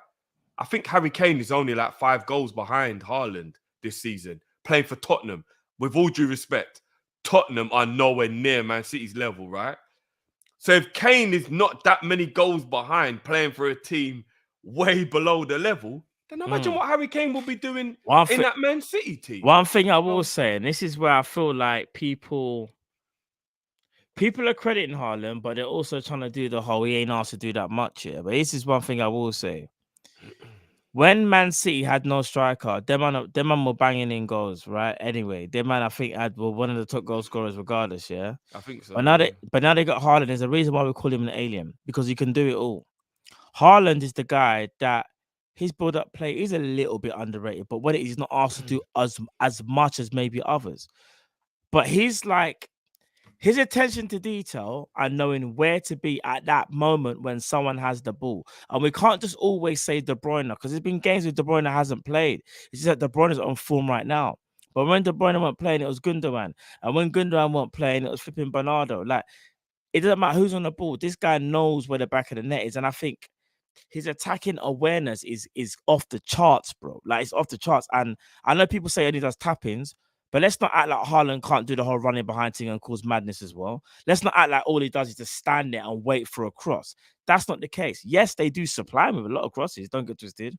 But let's not act like someone has played a through ball and he's done a one-on-one. Like, Haaland can do it all. That's the thing as well. I wouldn't go far to say he can do all, bro, because again, I'm not being disrespectful to Haaland. I think the man is a G. But if you go and look at some of the teams that had actual players that were those type of guys, like Suarez at Liverpool, Messi at Barcelona. But when I say do all those levels, Cristiano at Real Madrid, bro, those players would literally drag their teams through adversity. If you look at Salzburg and you look at Dortmund before he went to Man City, who were lesser teams, so to speak, but were still good teams in their own right. Can't disrespect Haaland wasn't dragging those teams to trophies. So, like, I still believe that. Bro, we couldn't have done nothing more at Dortmund. No, but I think when you're looking at situations like the Suarez Liverpool 13-14 season as an example, I think that's when you look at a scenario and you go, no, that's what you call a real world-class player. Not a world-class goal scorer, which clearly Haaland is, a world-class player. Because it's more than just putting the ball in the back of the net when you're playing for a team that's not quite on a level. Haaland is a world-class goal scorer, and nobody could ever doubt that. You don't think when you look at that Dortmund team that Haaland was a part of for like 2.5 years, they didn't achieve anything. They didn't even come close to achieving anything. Whereas if you look at a team like Liverpool when we had Suarez, and yes, we had Coutinho and Sturridge and a couple of other good players, but you're looking at a performance of a guy throughout a season where, like, you're like, raw boy, like his influence almost won the league. Like, literally, his influence walks into any team and enhances them massively. There's a reason why Liverpool fans were screaming for Haaland. Scorer, yes. Bro, what I'm saying is this. I'm not saying he's Luis Suarez. Just because you can do it all, it don't mean to say you can do it all as the next man. So, I don't think Haaland can do it all. Name me something that he can't do at a high, or something that is so shocking. I don't think he's got like great playmaking or bringing other people into play. I think he's that's good. I don't think he's world class or brilliant. No, but that's the thing. If you can do it all, remember, you don't have to be world class in all facets of your game. You can still do it all. For example, with Luis Suarez, his touch ain't that great. Bruv, his touch is good enough. It's good enough, but it's not like. Do you know what I mean? It's good enough. But all right, so here's the thing. So here's the one thing I don't want us to do. Passing is standard. Bro, no, here's the thing I don't want us to do. He's just an unbelievable goal scorer. I understand. Nah, see, I think that's a little bit. I'm not trying to come out here and say, oh, man can get assists. What I'm saying is, though, he can do it all, but it might not be at the highest level. But he's a very all-rounded striker, but he's an amazing finisher. But you can still, but we see when we compare it, but when we compare it to say like Lewandowski can do it all, but Lewandowski can do it all at a high level.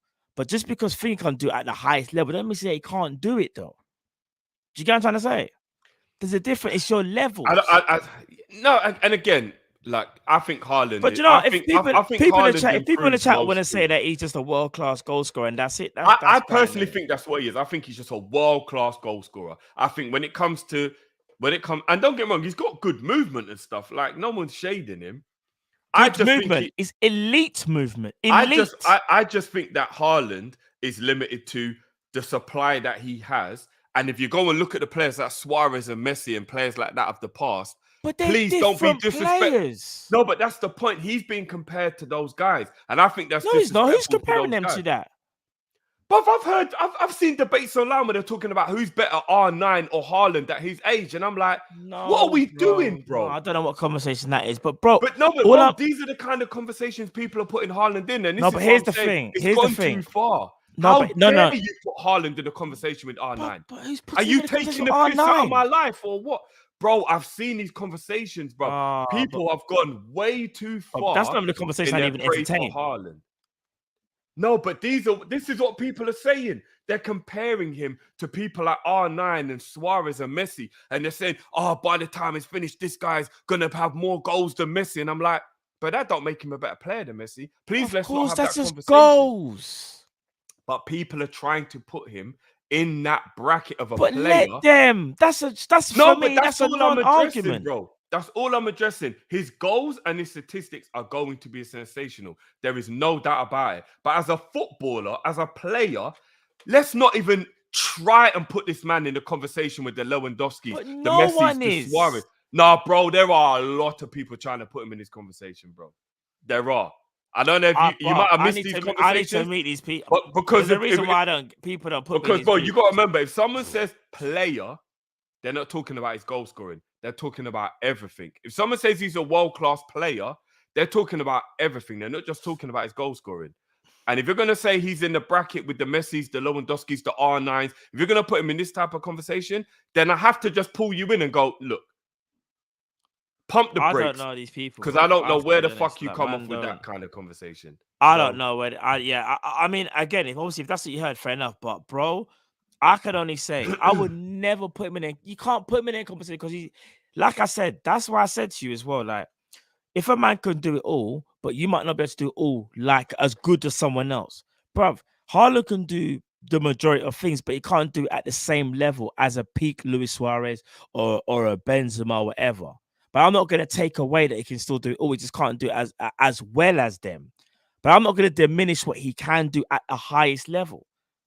Yeah, Bro. I'm not taking nothing away from him. I'm just saying, if you want to start putting him in conversation with those players, then I've just got to pull you I up don't and know be who like, said. I don't even know who does that. no, bro. bro, That's I've looked. just People madness, in the bro. chat have even like, bro, it's happening around the world. I don't and know I'm not about these talking about any conversations. I've never seen individuals. them, bro. I've seen it on Twitter. I've seen it on Instagram. I've seen the comparisons. I'm seeing people putting up stats, comparing I've it, and I'm never just like, seen. what are we doing? Like, I'm sorry, the guy, when it comes to putting the ball in the back of the net, he's absolutely brilliant at it. He really is. But if you want to start comparing him with Messi, R9, like Henry, Shearer, if you want to start putting him in the category with all these guys, I've just got to be like, whoa, no. We got to calm down. Like, we have to calm down on it. That's all I'm saying. We have to calm down on it. And you know what? Let's see if the boy continues to do it at the rate he is. When he's 25, I hope he's still doing it. Bro, man's not even. When I say Because if you man want to is- go in a conversation with Messi and Lewandowski in there, man, bro, Bro. I got to see this for like 10 years, 15 years of just straight doing it. That's all I'm saying. Bro, all I'm gonna say is this as well. There's another thing as well. I feel like people are being disrespectful to Haaland, yeah. Not you, but bro, the man's just kind of started his career, bro. Like, do you know how young he is? And like he's still because here's the thing. He's a top goal People scorer. are some people, the same people that will say Nunes will get better, think Haaland can't get better. Like, bro, what you think Haaland's gonna stay exactly the same? What you think is gonna be? What you think he's gonna stay on the same firmware update? What you think? What in 10 years? What man's still gonna be on firmware 1.2? Fam, when Haaland reaches firmware update 7.6, we see what you lot are saying then. When it's all said and done, he's still got a lot to do. I'm not trying to say he's gonna turn into some amazing finesse type player, Lewandowski 3.0, but let's not act like he ain't gonna get better. I'm not putting him in a conversation with the GOATs. I'm just saying let's not disrespect what the man has. And let's keep it above 50. Yeah, of course. People don't like a man that's come in and just change things. He's not your R9 flipping Lewandowski Suarez. But you know one thing he is, though? He's a good player and he's a world-class finisher. Man can't deny that. It's not nice to watch. You don't play for us. I bet we would champion him if he played for Liverpool. That's the killer. Yeah. I'm just saying. I mean, even someone just said in the chat, That's like the killer, someone said, if someone said, who you taking, the 21-year-old Michael Owen or 21-year-old Haaland? That's the kind of conversation I'm talking about. Let's not Michael Owen. I'm taking Michael Owen. Haaland's still a youth, bro. It's like it's mad. But how old's Haaland? I think he's 22. But that's what I'm saying. No, but what I'm saying is, who would you have took, a 21-year-old Michael Owen or a 21-year-old Haaland? Because I'm taking a 21-year-old Michael Owen.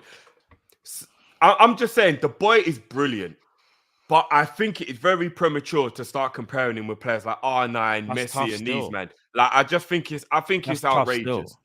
Personally, I think it's outrageous. He's brilliant, of course he is, but to start comparing him with Lewandowski, Messi, R9, and all this Haaland, stuff, bruv. I just think that's a No, but you know what it is though, bro. That's People a need to accept as absolute well. This mazza, in guy my is opinion. not human and he's breaking records. And what it is though, do you know what it is again? He comes across as that same person, the eye test thing.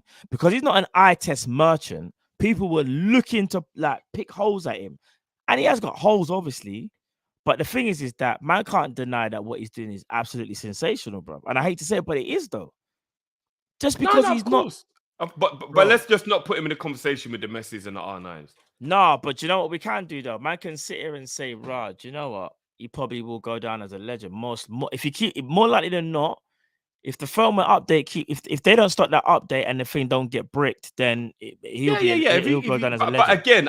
But again, I would talk about him as a goal scorer. I still won't talk about him as a player unless he obviously gets better. Man's as tall as Usain Bolt and got pace like I don't even understand, bro.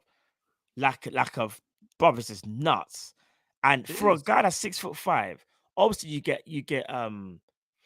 anomalies like Zlatan, who's probably the most technically gifted player for his height. Yeah, Haaland's touch isn't dead. It's just not like a 6 foot player.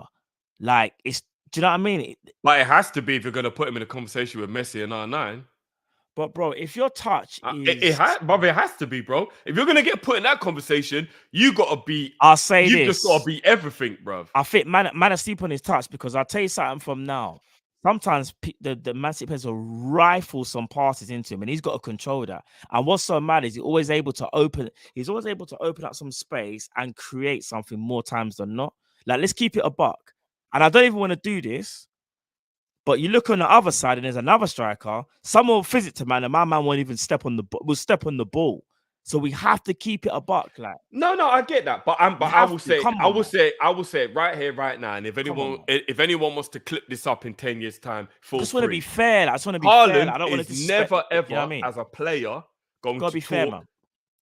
In my opinion, as a player, Haaland is never going to talk to Henry, Suarez, Messi, Lewandowski, CR7, R9, any of those boys. As a player, goal scoring wise, statistically, probably, without a doubt, he probably will. Fine, but as a player, he will never though. talk to those man. So what I'm saying is, let's just keep it to what he is. He's a world-class goal scorer. Don't call him a world-class player. He's not a world-class player. He's a world-class goal scorer. So let's just keep it to that, and we keep it pushing. He's never sniffing Henry, Messi, Lewandowski, R9. He's never going in that category in terms of being a player, in my opinion. If I'm wrong, I'll hold my hands up and all I'm saying this for 5-10 years time. All I'm saying is this. All I'm saying is you're probably right. I don't think he will go down like that. But one thing I will say is the man's got time on his side. That's what I'm saying. It's like man's already written his story, bro. Like, come on, let's not write his story. I'm not gonna lie. There's enough man who start off well and then they tail off. Let's not act like it's a guarantee he's gonna keep banging for the rest of his career. What I'm saying is though, we can't write man's story. All we can talk about is right now. And right now, he is an absolute goal scoring machine. And what's so mad is if you're saying he's not a world class striker, you're saying he's not a world class striker. You're saying he's a world class finisher, yeah. But when he's not a world class player. He's a world class striker. He's a world class goal scorer. He's not a world class. If you're a world class striker, you're a world class player because you're a player. No. This is the position that you play, bro. His dribbling ain't all that. His passing ain't all that. You're changing. There's a lot more to being a world class player. No. So you're a world class striker, but you're not a world class player. What? You didn't say finisher. You said striker, bro. Being a world class player means that you've got everything. That's why players like Messi are world-class players, bro. We can't go around, bro. We can't go around saying you're a world-class striker, but you're not a world-class player. Bob, if you've got average dribbling, average passing, but your finishing is absolutely world-class, you're not a world-class player. You're a world-class finisher. So there's quite a few facets to his game that are average. You can't be a world-class player with average. You can't be a Lionel Messi. You got to have more. You got to be a Neymar. You've got to be able to do everything. But bro. Why do you keep using Messi? Like no one's comparing him to Messi. This is who he gets compared with, bro. Like Messi and like what? You ain't been paying attention, bro. He's getting compared with these level of players. No, you're not paying attention because what I'm doing, bro. You're talking about people that I don't even know. Yeah. Would you say he's as good of a player as Mbappe? No, I don't think he's as good as Mbappe. Okay, then, and this is the point I'm making. But I also think Mbappe's world class. But Mbappe's got so many facets to his game that make him a world-class player. I find this magic, and I don't want to call people out, but the chat, some of you, I'm just going to say some of you, is crazy.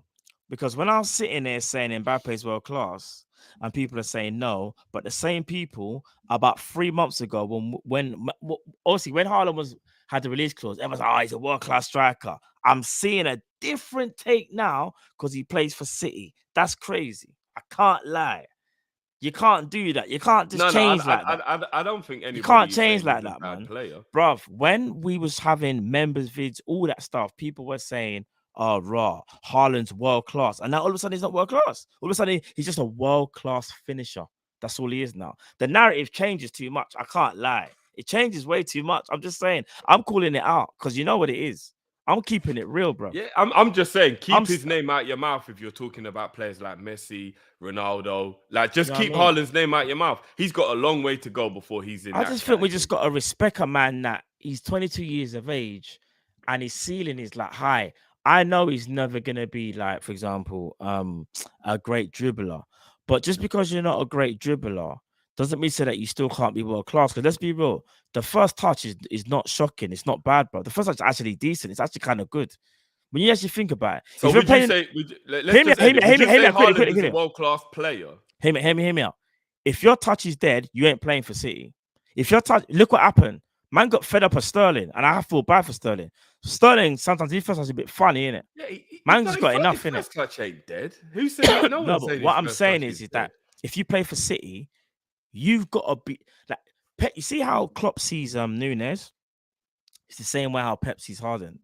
He feels like he can mold into to some type of player, in it, make him more finesse, so to speak. That's why I said his story is not written. Right now, it's a little bit edgy in it, the way how he plays. But come on, bro, the man's a serious animal. No, but nobody's doubting that. I'm just saying, don't put him in conversations with the people that we regard as the best player to ever play. No, football. but what I am gonna categorically say, he's one of the best strikers in the world. He is a world class Currently, 100%. Bro, just because he's not an eye test guy. You know when we talk about strikers before, you see certain man, some of them weren't necessarily the eye test man, but they were sick, bro.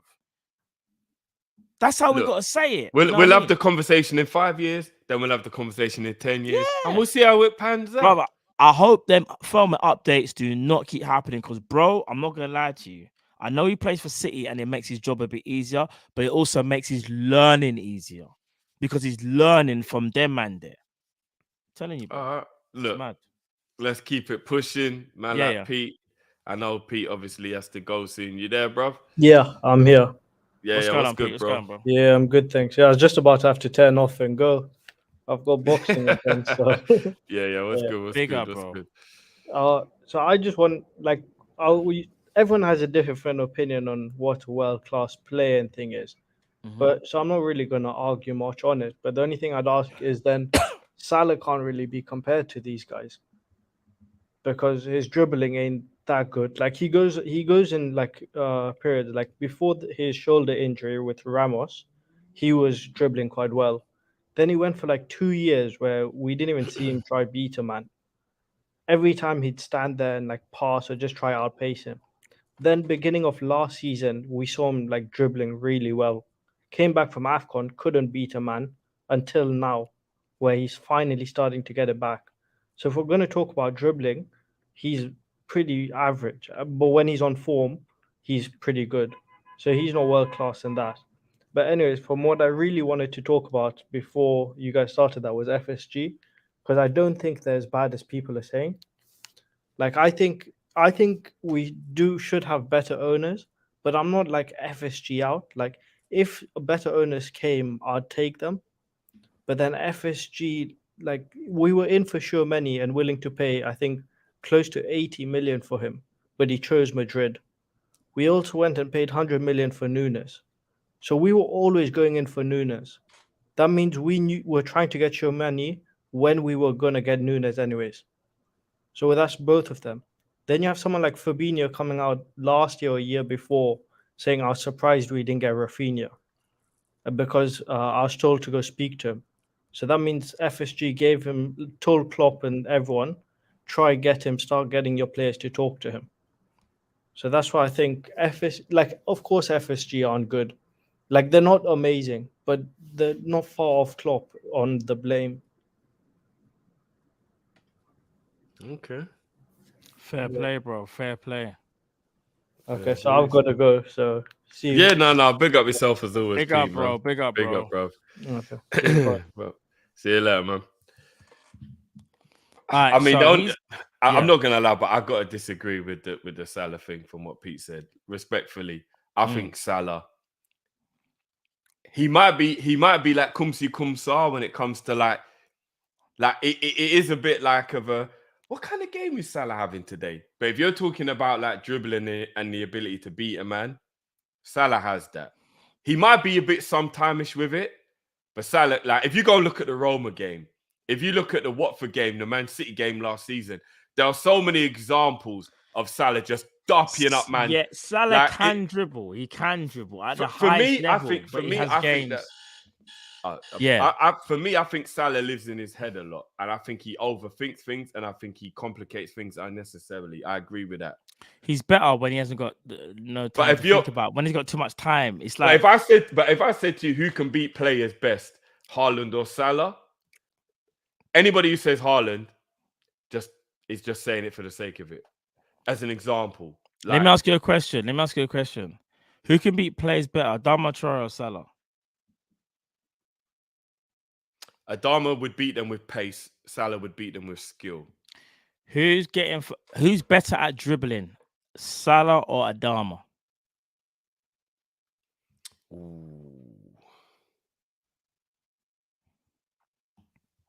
That's a tough one. The reason I ask this is not even a trick question. In my opinion, the definition of dribbling is like, can you get from A to B? It doesn't matter how you get there, but it's like how, like, obviously we care because we're football fans. It's like we want to see the weaving in and out, drop shot, all of that stuff. Yeah. Here's the thing: if you said to if someone's caught in a one-on-one situation and you just have to get from A to B and shift the ball, Salah should really be beating the majority of players you put him up against, but sometimes it's not always the case. Adama Traore will literally just shift, bro. You see Adama Traore, I kid you not, bro. He doesn't even go inside anymore. Pause. Man, literally. Man, No, but there. don't underestimate how skillful Adama Bro, Traore is. bro. Adama, literally, bruv, I swear to you, in fact, I'm going to get a clip. We're probably going to get a copyright strike. Not now, but maybe another day. Adama literally stands there, looks at the defender, and he just goes to his right hand side. Bruv, it's the same thing over and over and over and over. No, he's got a lot more skill than you think he has. Bro, Adama has no left foot. I've got a better right foot. Adama does left foot. I can guarantee you, bro. 100%, bro. Yeah, but 100%. but there's loads of players who don't have that. Like Robin never had a good. Can right I say foot, something? so to speak. Can Like, I say it something? happens. And people could disagree with me. Put a 1 in the chat if you agree with me. Adama is an explosive Antonio Valencia. He is 1 foot, go around the outside and just whip across. That is it. How do we even start talking about Adama? No, anyway? because I'm talking about the A to B, like the dribbling aspect. Because we're talking. Because remember, he said about is Salah world class dribbler? I think Salah is a world class dribbler. However, Salah just has their moments where it's like he gets poo brain, fam. Like, man, it's like he has too much time and he's just like, oh, what do I do? I wouldn't call Salah a world class dribbler, but I will say that he's brilliant at it when. Can I he's say? on his Shall I say game. why? Shall I say why he's a world class dribbler? But in a weird way, he isn't at the same time. And that sounds like I contradict myself. You see the goal against Man City. You can only be world class to do that. You know, I can't lie to you. No, I agree. But a world class dribbler is someone like Neymar. That is what I call a world class Neymar's dribbler. elite. There's a tier above. Neymar's elite. Bro. Yeah, fair enough. But you get what I mean? Like, I'm not putting Salah on a Neymar level when it comes to dribbling. Nowhere near it. No. But he's still brilliant at it. Yes. Do you get what I'm saying? Like, Salah is a world class. See the thing, it sounds weird. Salah's a world class dribbler, but Neymar's an elite dribbler. Like, there's level, like elite. Like, Neymar is like one of the best you can find at dribbling. Same thing with Messi. They are elite to the point where it's like you just can't stop them. You stop them by fouling them, or they make a mistake. Kylian Mbappe is now. Kylian Mbappe is a world class dribbler. I would say Mbappe is a better dribbler than Salah. Yeah, I was gonna say Mbappe's moving up the rank. Mbappe could be getting close to elite. Mbappe's a better dribbler than Salah, bro. Yeah. You see when another person, I don't know if he's elite. And remember we had this conversation before. I know you. I think you and Kai have always said this, but I disagree with you a little bit. Would you say Usman Dembele is a better dribbler than Mbappe? Because I still think Mbappe's Yeah. And I Dembele's think a better Mbappe's dribbler than improved, and I Mbappe. think Mbappe's now ahead of Usman in the dribbling. No. Usman is a I think tremendous Mbappe, because dribbler, bro. Mbappe used to do this whole "I'm gonna go on my right hand side all the time," bro. Mbappe uses the left way more. Now here's the thing: now Usman Dembele is ambidextrous to a T, like he's ambidextrous. However, I would say he's waned a little bit, but maybe that's because of injuries, though. I don't Maybe know. that's You know, 'cause I'll say the last 12 months, Dembele's come back, bro. And if Mbappe's not better, I would say he's getting close to like that level where he says an elite, like at dribbling. But Mbappe's serious. If you take away Dembele's injuries, he's head and shoulders a better player than Mbappe. No, I think Mbappe. No, see, here's why that's just my opinion, bro. Usman Dembele is sick. If you go and watch Usman Dembele and how he beats players, bruv, he beats people for fun, bro. Mbappe, believe it or and not, this is a might guy even that's have got no more- hamstrings left, bro. Remember, Mbappe, Dembele's got no hamstrings left, Matt. Bro, Dembele is a sick dribbler. People are sleeping on Mbappe. We're not talking about Mbappe when like Mbappe first came to PSG. You see the Mbappe now. People need to go and watch Mbappe now, bruv. It's fake, bruv. No, he's when ill. He's bruv, ill, when Mbappe's dribbling now today, fam. No, but bruv, have you seen Dembele? Just imagine an injury-free Dembele. Bruv, Dembele beats people for the fun of it, bruv. Like, See, literally, someone said, he will this beat is you the for bit the where fun of this it, is the bruv. bit where I wanted to catch someone.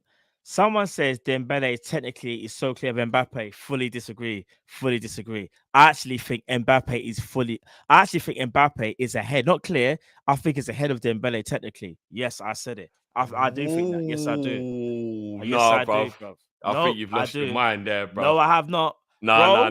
Dembele Bro. is more technically gifted than Mbappe, Bro, technically gifted, yeah. I'm gonna remind you again. Ambidexterity is what Dembele has over Mbappe. But Mbappe's left foot has gotten so much better. Not only that, we're not just talking when we say technically, we're not just talking about dribbling. You know, we're talking about dribbling, you know. You do realize Yeah, that, no, right? I know, bruv. So that means shooting technique, right? That's part of technique, No, right? yeah. Shooting technique. That's part So of it, so who's got better shooting technique? maybe Mbappe just. Maybe. All right, Jeff, let's start the conversation. You're capping now. You're capping. Man said No, maybe bruv. just. Bruv, Dembele, bruv. If you take the injuries out of it, bruv, Dembele Shooting is a different technique, beast, bruv. bro. Bruv, Dembele has got very good shooting, bruv. I can't do that. Man said. No, I said Mbappe is better, but Dembele's shooting is still very good, bruv. But you can't just talk about that when you're talking about it, bruv. Overall, if you're talking about crossing, beating a player, passing, but Dembele is clear of Mbappe on all of those things, bruv. You think Dembele is good at passing? Of course, bruv. You don't watch Dembele. Bruv, have you You ever... don't watch Dembele. Nah, bruv. Tell you what, you're telling me that when Dembele beats his last man next to the byline, his delivery isn't exemplary, I'll tell you something bruv. from now. Mbappe's footballing IQ is it's like light years ahead of Dembele in footballing IQ, bro. I'm sorry, I can't, bruv. People can disagree with me. I can't. And the people that I say shooting, some of the goals Mbappe has scored is an absolute madness. Yeah, bro. no, bruv. Nobody's doubting that. Dembele's not doing that, bro. Bruv, Dembele's capable. He's fully capable, bruv. Bruv, look, I don't. People Look. are getting caught up with the flair of Dembele. No, The bruv. flair. When Dembele beats his last man, his crossing is impeccable, bro. I But know, he we- finds the target every time, bruv. I can't believe people are trying to say Go look at Dembele when he was at Dortmund, bruv, and he Mbappe's was shooting linking up technique with is not better than Lewandowski, bruv. Dembele's. What are we doing here? What? Look, I'm just. I look, can't. I think Mbappe's shooting is better than Dembele's just, but it's not light years. Just. It's not light years, bruv. I don't even know. What to Anyway, say, bro. well, let's bring in Bruv, the next Mbappe's finishing is nuts. bro. Mbappe's finishing is good. I'm not denying that. But bruv, Dembele Bruv, I all think round. Dembele, I'm telling you, if I knew that Dembele was I gonna used be to think that. Bruv, Bro, Mbappe's has evolved, bro. You have to count the injuries. You have to, and that's why Mbappe is a better player than Dembele, and that's a No, fact. it's not even that. No. But if you That's true, take that's the true. injuries away from Dembele, bro, I'm taking Dembele over Mbappe. Bruv, nah, but I don't even know. Bruv, I think If you take the injuries away, Matt, I'm taking Dembele Mbappe over Mbappe, has bro. evolved, bro. Yeah, but Dembele's had like 3 years taken away from his career, and he's still this good. No. So but imagine how good he would be if I you hear you. didn't take those years away. But what from I'm him. saying is that Mbappe has evolved, fam. He's evolved, bro. They both got attitude problems. We move. Malat Peterson, what's going on, bro? Hey, what's up, guys? Can you hear me? Yeah, we can hear you, bro. Yeah, What's good? yeah. Just gonna give my 2 cents about this debate that you guys were having. I watch PSG week in and week out just because of Messi, and yeah, I'm sorry, Drift, but shooting, Mbappe is mad, bro. Whenever Mbappe is on the left, like the far left, the guy will shot and he will go in. It's crazy how good it is at shooting. But for everything else, Usman for me. Like Dembele, for me, technique wise, is above for me. He's above. But I need to tell. I agree with you. I remember last season. Just quickly, Peterson. Yeah, go ahead. Who has the better footballing IQ? Footballing IQ. Mbappe. Okay. Mbappe for sure. Because would you say even would you say it's light years ahead? Would you say it's not even a conversation? Yeah. Okay. Yeah, let me tell you why. Because ask. Would you say that again? Is it a conversation? 100% disagree. There's no way Dembele has got lightning. Let me tell you why. Dembele cannot talk to Mbappe. Let me tell you why, Drift. Ask any Barca fan what they hate about Ousmane Dembele is that sometimes his last decision is really sketchy. It's like really weird. Ask any Barca fans. They'll be like, yeah, the guy is sick. We're talking about a player who's had to play with a lot of bums. Let's keep it a buck. 100%. He's had a lot of injury problems. It's like Curtis. It's like, Curtis, like, technically is really good, but, the last, last pass, whatever, is not it. I think you lot are sleeping on Dembele. I'm not even No, you know what? I actually want him at Liverpool. Like, he's such a sick player. He's so good, trust me. If anybody would come to replace Salah on the right, it has to be Dembele for me. It has to be. I respect that. Like, for me, he's such a good player. I rate him so much. But let me ask you this. If you could pick one player to play for Liverpool, Mbappe or Dembele, who are you picking, bro? Just because of the injuries, Mbappe. But if you took the injuries away, who would you take? think? Okay. So let me ask. Yeah. I think the ceiling for Ousmane Dembele is so high. Like, so high. Like, for both of them. Trust me. But it's so hard for me to not regard, like, the injury is so hard because let's think about Adam Lallana, So Lallana would have been such a good player if it was not the injuries and stuff like that. So for me, it's so hard to not look at the injuries. Fair enough. Yeah. But like for me, both of them, like their ceiling is really high. But like Dembele for me is such an incredible player. But other than shooting and maybe passing, I would say like both of them are like really good. But I would still go with Ousmane for the reason that I feel like the passing, it has only been like this season, like Mbappe has been really, really good. I think he has really improved on that, like really improved on that. But let's say dribbling, I think both of them are like really great. But I feel like Mbappe is like Cristiano Ronaldo, is not as natural as Lionel Messi. Like Ousmane Dembele is like a Messi type player because so like natural for him. But like Mbappe, I think he improved of that, but not Dembele. Dembele is such a natural player. So that's my 2 cents. That's my 2 cents. Bro. Yeah, I had a question for you guys. A few questions actually. First of all, Arsenal right now are like top of the league right now, and just behind you have obviously City. So if you guys could choose who you guys would want to win the league, either City or Arsenal, I'll be honest with you.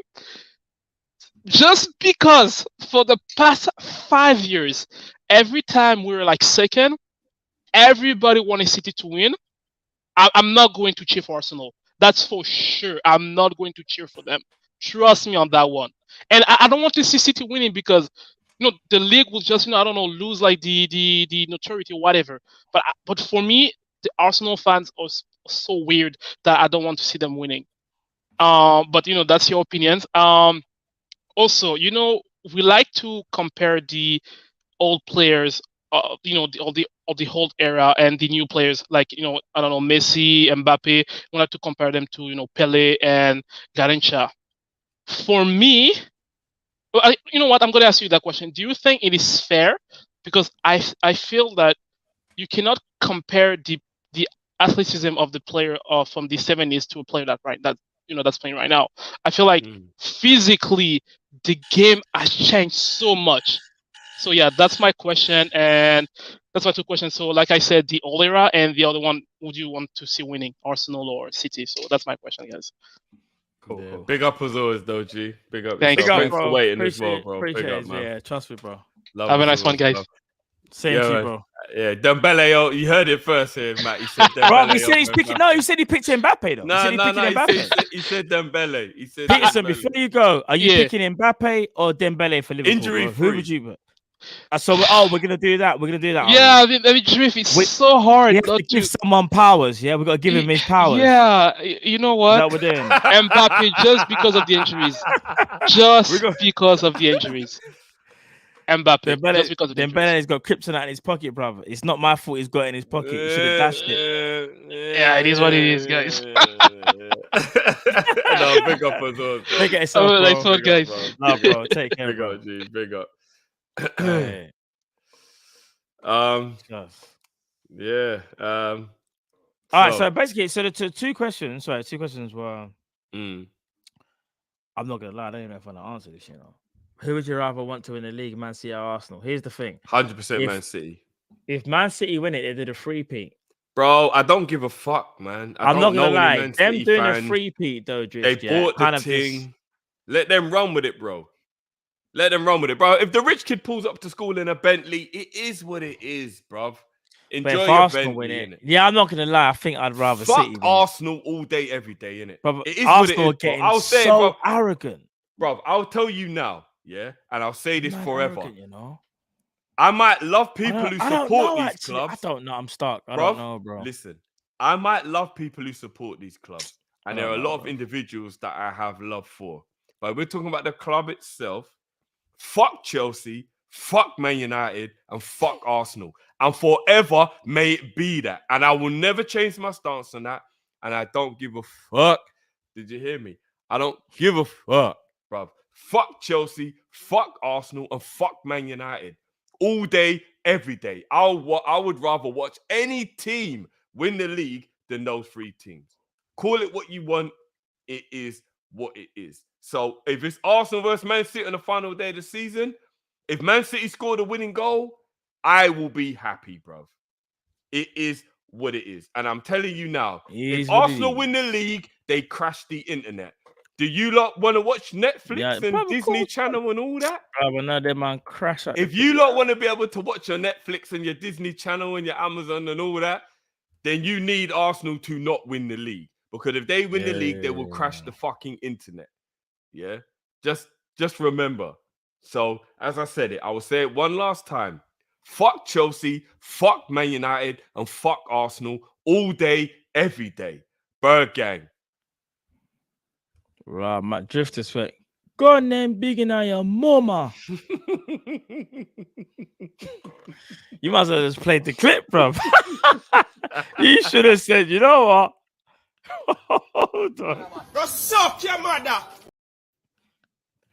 Come them big in your mama. Go suck your mama. Me ready for run down your blood clot and gunshot you in this.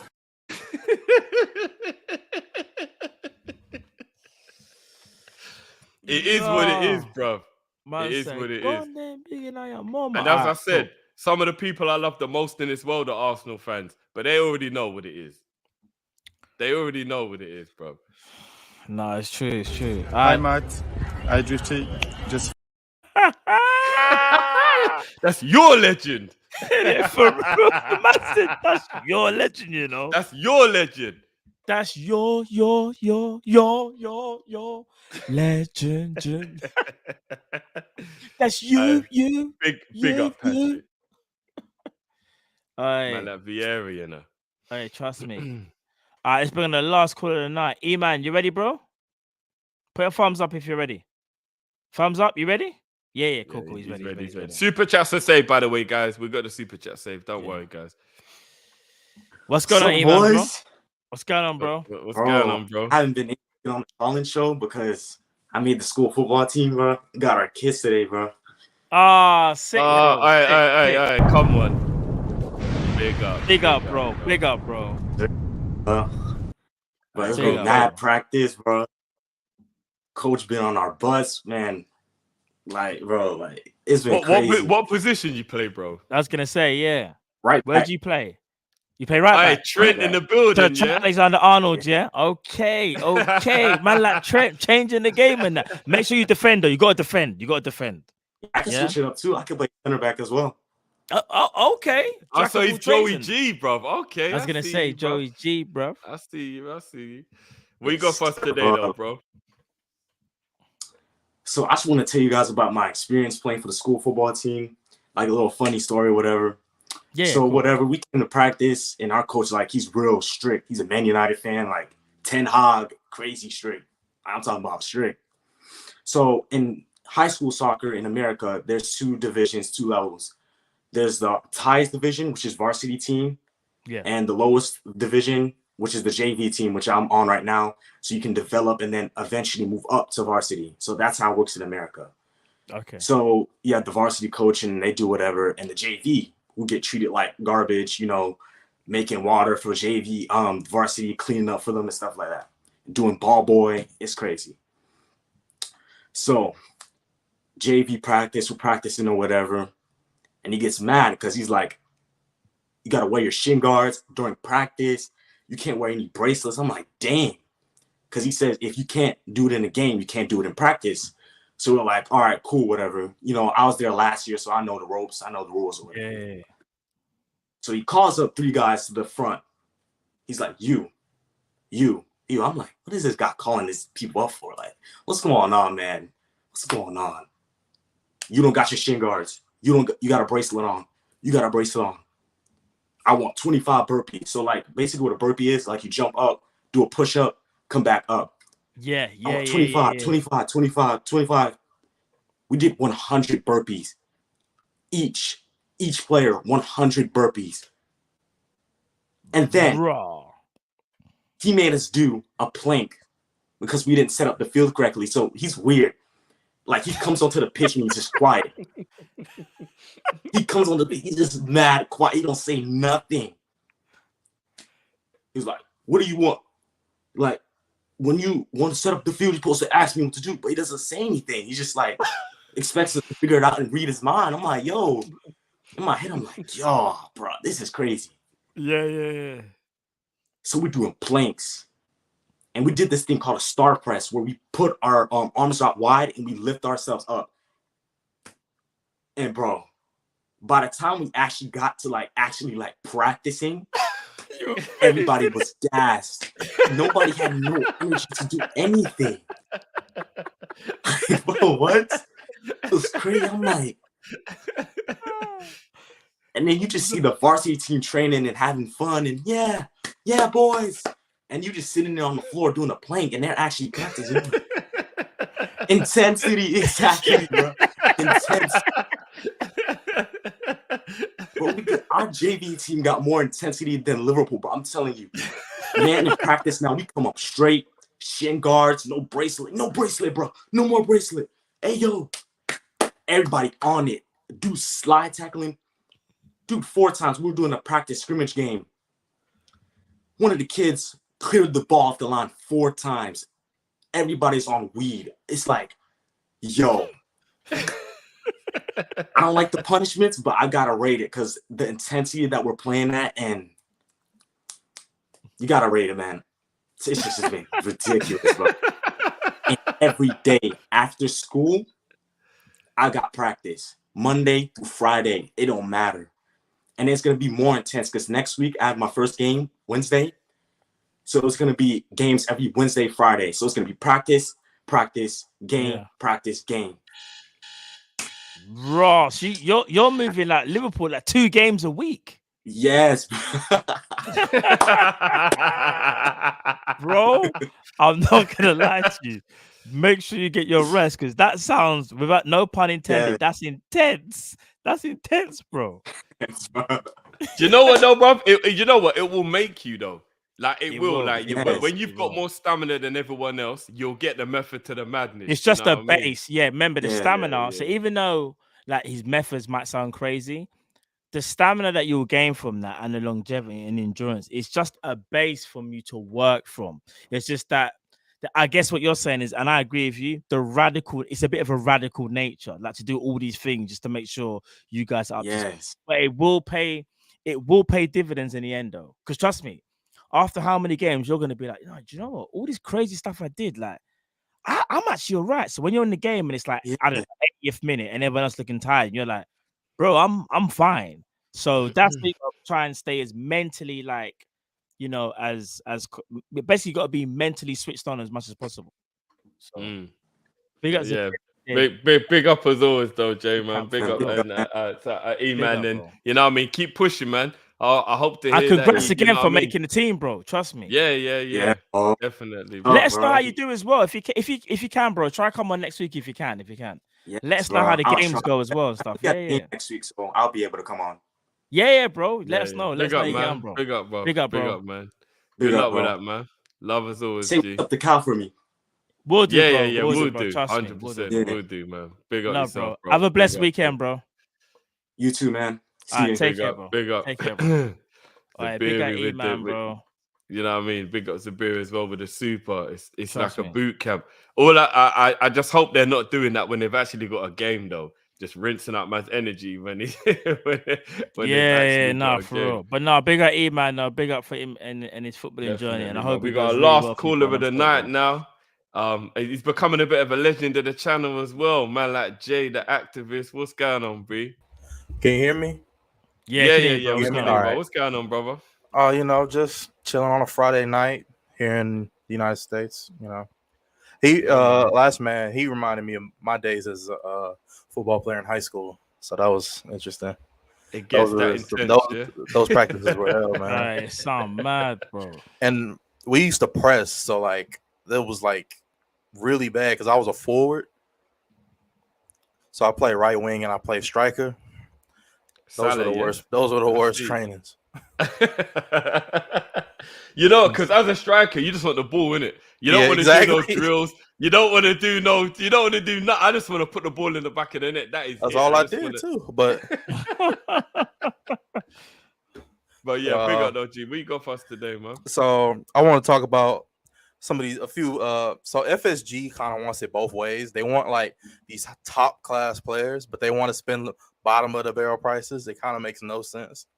But if you really want to do that kind of model, you need to like scout the South American market and get them early, But we're not really doing that like how we should, especially considering how the work permit laws changed. And so like basically if you play in the top flight of like Brazil or Argentina, it's not even that like as difficult to get a work permit anymore. So I think that's kind of interesting. So like there's no reason that we couldn't have gotten like Enzo Fernandez for like nothing before he got to Benfica. It just doesn't make any sense. And I remember y'all were talking about João Gomez earlier. Yeah, and that guy, he's different, man. He can really play. Just his work rate is stupid high. He can play. Sorry, he's just the exact kind of player that we need in our midfield. He could play. He's basically what Klopp wants, like someone who could play the 8 and the 6. Yeah. And he wouldn't cost a stupid amount right now, especially the way he talks about our club right now. So I think that should be interesting. So I know this is gonna bring some controversy. There's this player at Juventus who's about 6 feet tall. He's a midfielder. He scores goals. He plays the 8 and the 6. He goes by the name of Weston McKennie. Now, I'm not saying he's not good enough to start for Liverpool. Obviously, we're Liverpool Football Club. We're better than that. But as a squad player, he can give us more than Alex Oxlade-Chamberlain right now. And Klopp described that he wanted a midfielder that was about 6 feet tall and could score goals. And that's kind of Weston McKennie. Now, Weston McKennie does have some attitude issues at times, but that could be boiled down to playing in Turin at a young age. Because me and him both from Texas, so I can understand that. But Fair yeah. And so that's just my thoughts. Weston McKennie's not going to cost more than 25 million at this point, just because. Plus, Juve is just a mess. He's better off leaving there. I know Spurs is interested in him, but he's not like the best option in the world. But he'd be a good squad player for our team. So that's all I got. Oh, okay. Well, we'll chop that up now. And you know, bro, I'm not gonna lie. We do appreciate the constant contribution in the chat, especially with the super chats as well. So big up yourself, bro. And it's Trust good me, to bro. actually speak to you as well, man. Like, make sure it's not the last time you jump on, bro. No, if I'm free on a Friday, I'll be here. Oh, shout out to LeBron for coming out with these LFC LeBrons. I got to get those immediately. Oh, sick. Yeah, I saw them when they got released. Hey, Matt, you're sleeping, bro. No, I saw them. I went on the website. No, I went to get them, but sold out fast, bro. They sold out quick. I got them when I was at work. Okay. Sold out fast, bro. Remember, their distribution is better than over here, bro. One of my few dubs on the sneakers app. You know what I mean? Yeah. That's a lot of L's under that, man. They're cold, bro. They are cold. Man, like LeBron, you know. But big up yourself, bro. We'll chop that up now, man. Hopefully we'll see you again next week or the week after, man. Big up yourself. Hopefully big up, bro. Hopefully we batter Tottenham. So we need to, bro. We need to. Especially with Son out, we should do pretty well. They look like they're getting hit by injuries real nasty right now. Yeah, and plus they're one of the teams who got to finish above if we want top 4, man. So we got to get them 3 points. Here's my hot take. I think we finished 3rd. I think people are going to take a lot more losses than people think after this World Cup. Okay. I like the enthusiasm, bro. Bit like the season when we had no centre backs. I see that. Yeah. I see. Right, but no, big up yourself, G. Yeah, no, big up, bro. Take care, bro. Love, bro. Peace. Hold on. Are we finishing top 4, Matt? What are we saying? I think we'll scrape it. We'll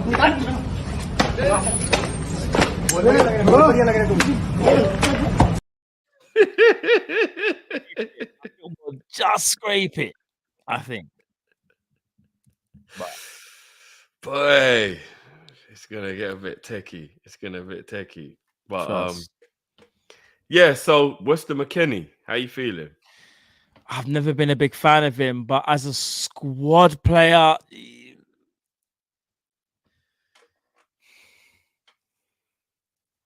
I'd need convincing. It's one of them ones for me.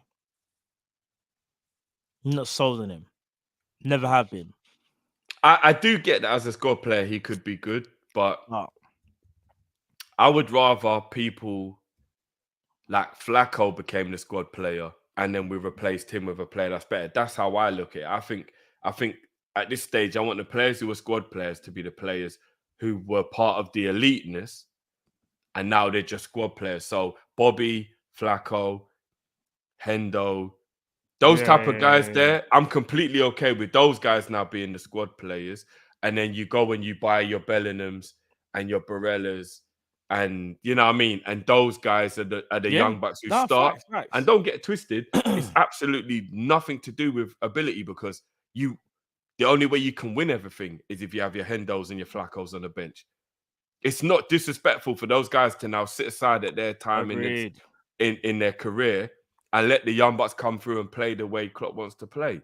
So if we've got the Flaccos and the Hendos on the bench while we've got the Barellas and the Bellinghams playing, and you've seen evidence of it, bro, with players like Diaz and Jota. Yeah, they came in to supplement the Mane and the Firminos, and look how brilliant they've done, and look how they've allowed us to be able to continue the cycle. If you can do that with every single position, I don't think Matip would be angry if anyone said to you, look, at 32 years old, bro, Ibu is the heir to the throne. Nobody can argue with that. Ibu is the heir to the Matip throne. It is what it is. You can't be angry at it. I'll go It's on just better. how I it think goes, Ibu's the bro. heir to the Van Dijk throne. But I think he'll take Matip's place in the squad before Van Dijk. So I'll say that That's it was true, more. but I think when it's all said and done, he'll be the next kind of Van Dijk type player. Like he'll be Because he'll be they're the main similar in guy. attributes. I agree with you. Yeah. He'll be the main guy in our defense. But One in day. terms of McKinney, in terms of that type of player, you have to probably look for that type of player the way our budget is. We've got to be honest, FSC's budget is not high. And that's what the true. problem is. Yeah, that's true. That's true. We got more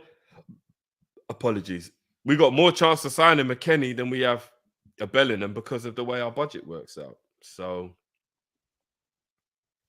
it is what And it that's is. the killer for me, because when you look at them man there, I think to myself like, raw, like that the players like that are realistic, but players like, I don't know, Goretzkaism. To give an example, like unless they're like a club ambassador for their team, we should be able to get them. But we know we're Liverpool, and that's not how we move. Shout out to the working class. Your mum gives you £5 in the morning. That's got to get you to college and back, and you've got to buy lunch.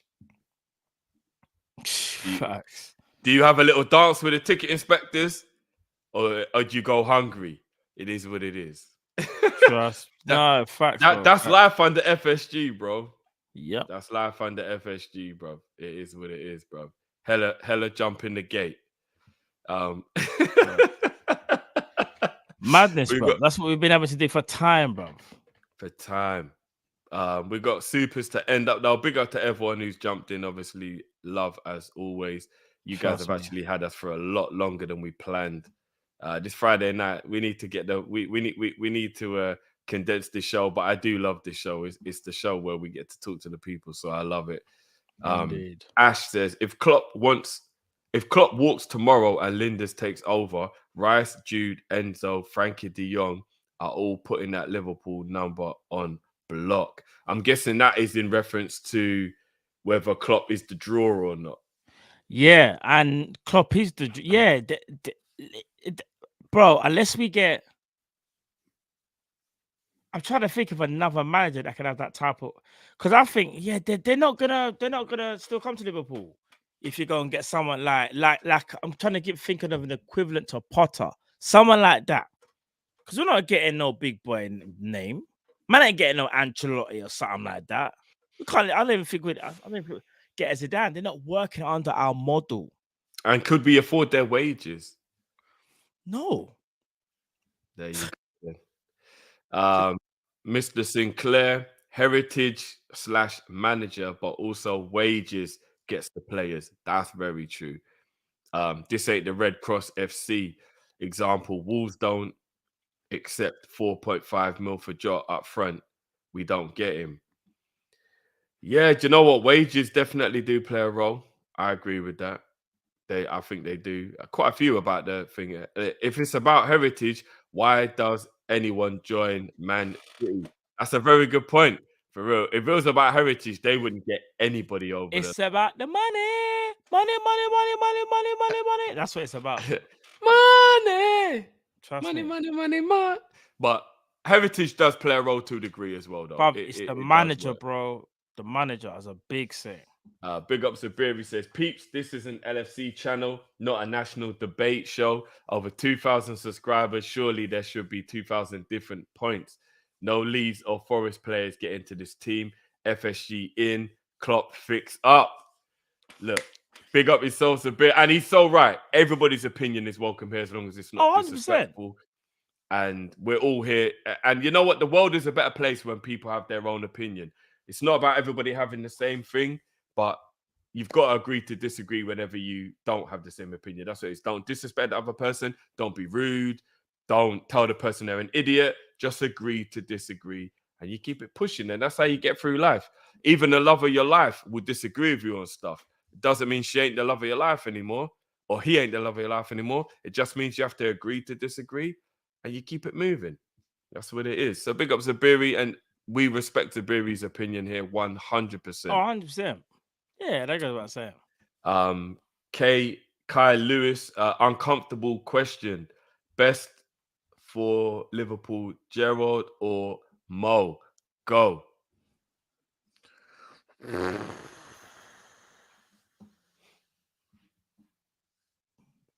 Money. Still Gerrard. Still Gerrard. I'd go Gerrard. Still Gerrard. But statistically, Mo is catching him rapidly. Here's the thing. Context. Mo's played in a way better team than Stevie did. Stevie's best years was the Benitez era, but even them Stevie years, we went from one left winger, 1 minute is Babel, then it's Benayoun, then it's Albert Riera. Do you get what I'm trying to say? All right, let me ask you a quick question. Let's not go into this too much. Man's had Alonso's career cut short because man wanted Gareth Barry. Then Mascherano went.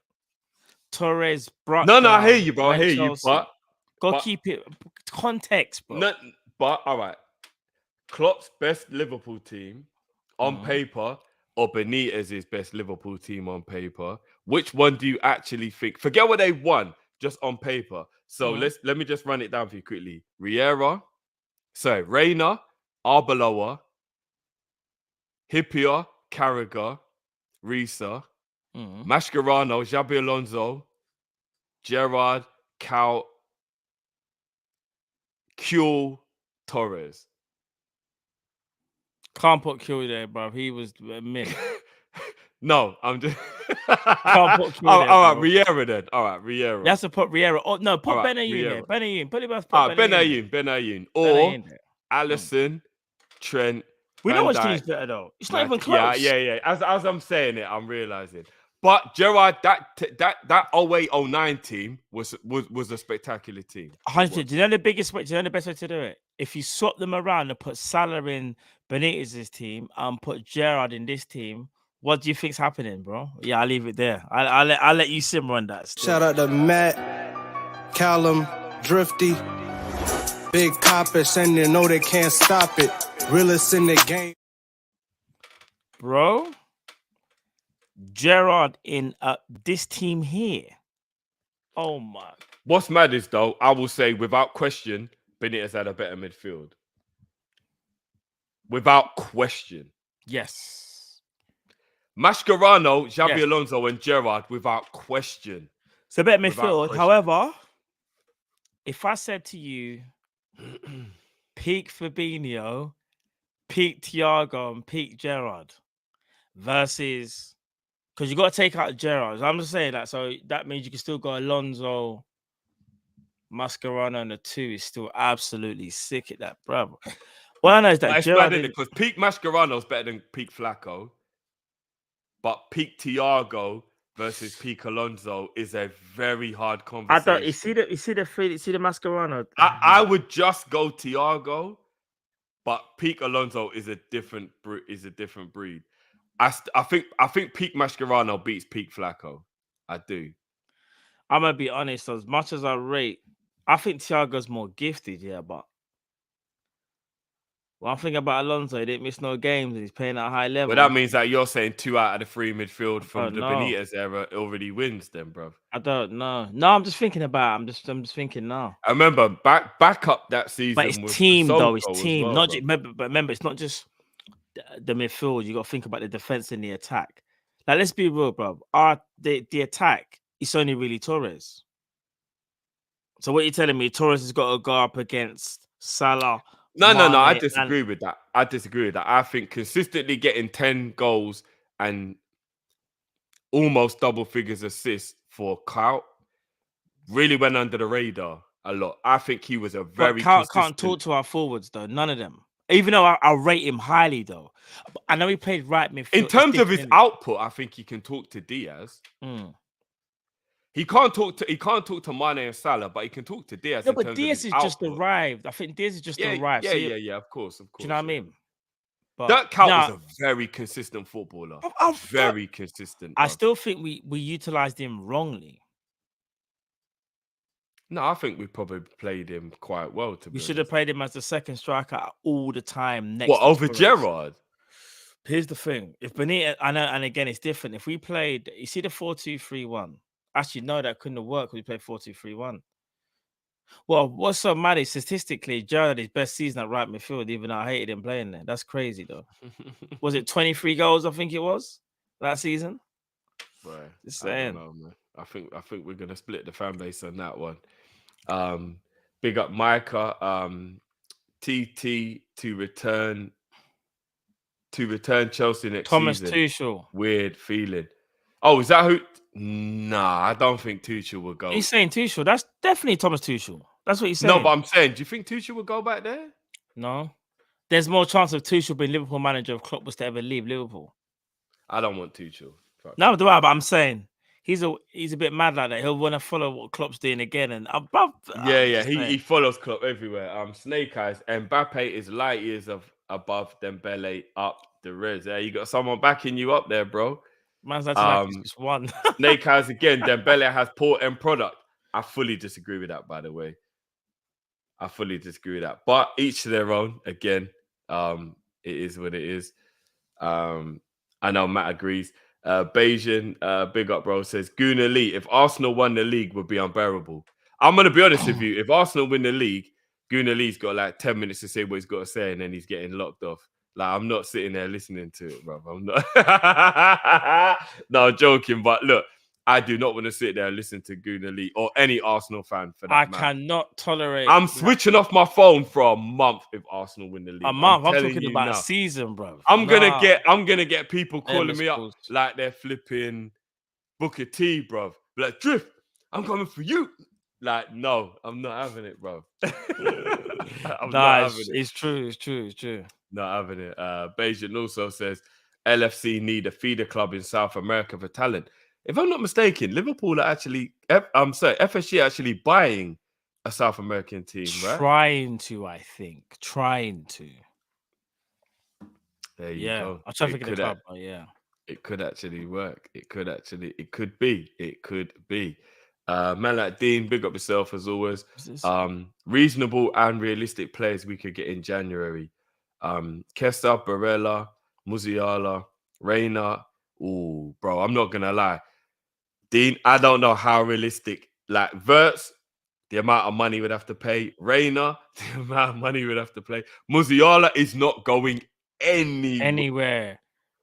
I'll be honest, those players I would love at Liverpool, but Matt, I think you will agree with me. How many of those players would you actually say are realistic? Maybe Danny Olmo from RB and I don't even know nothing about Ravella. The others are not going nowhere. Barella's not going nowhere. Musiala's not going nowhere. Reina's not going nowhere. Verts definitely ain't going nowhere. They each signed a new deal after. And the wickedest thing is, most of them are teenagers. Do you know how much money you'd have to pay for those players? Yeah, yeah. I would love it. I don't think they're realistic. Almost the only one I can think of realistically. Yeah, I can't lie. I don't think any of them are realistic, bro. I can't even lie. Mr. Sinclair, big up, bro. Says Big Ruthless. Who's Klopp? 2 kids enter Foot Locker. One with his dad with a gold card, and the other with money from flipping sustainable buggers. Can only afford 1 pair, hence takes his time only to head to the lay-by section.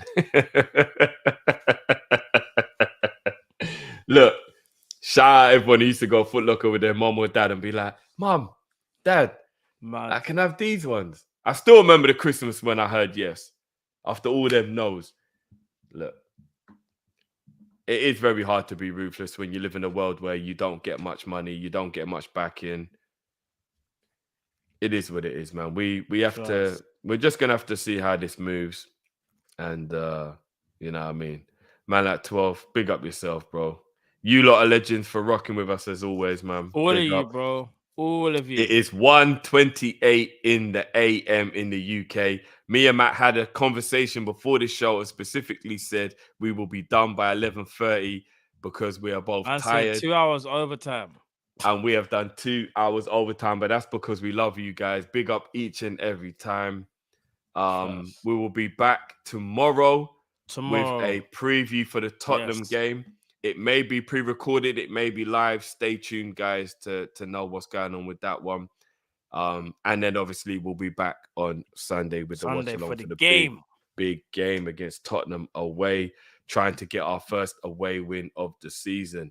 But yeah, big up everyone. Matt, have you got anything you want to say to the people before we leave? 328 in Zambia. Flipping out. Now I was going to say, listen, big up to every up. single person in the chat. Listen, every single person that's even watched the show. Smash that like button. Make sure you're a subscriber as well. Subscribe, you know what I mean, to us. And we move. And let's Make get sure that you dub. smash that like button as well, man. Let's get that dub on Sunday, bruv. Let me check how many likes we're on, Matt. If we've got less than 500 likes, I'm going to be livid. For a 4-hour show. 328 likes. What are we playing at, people?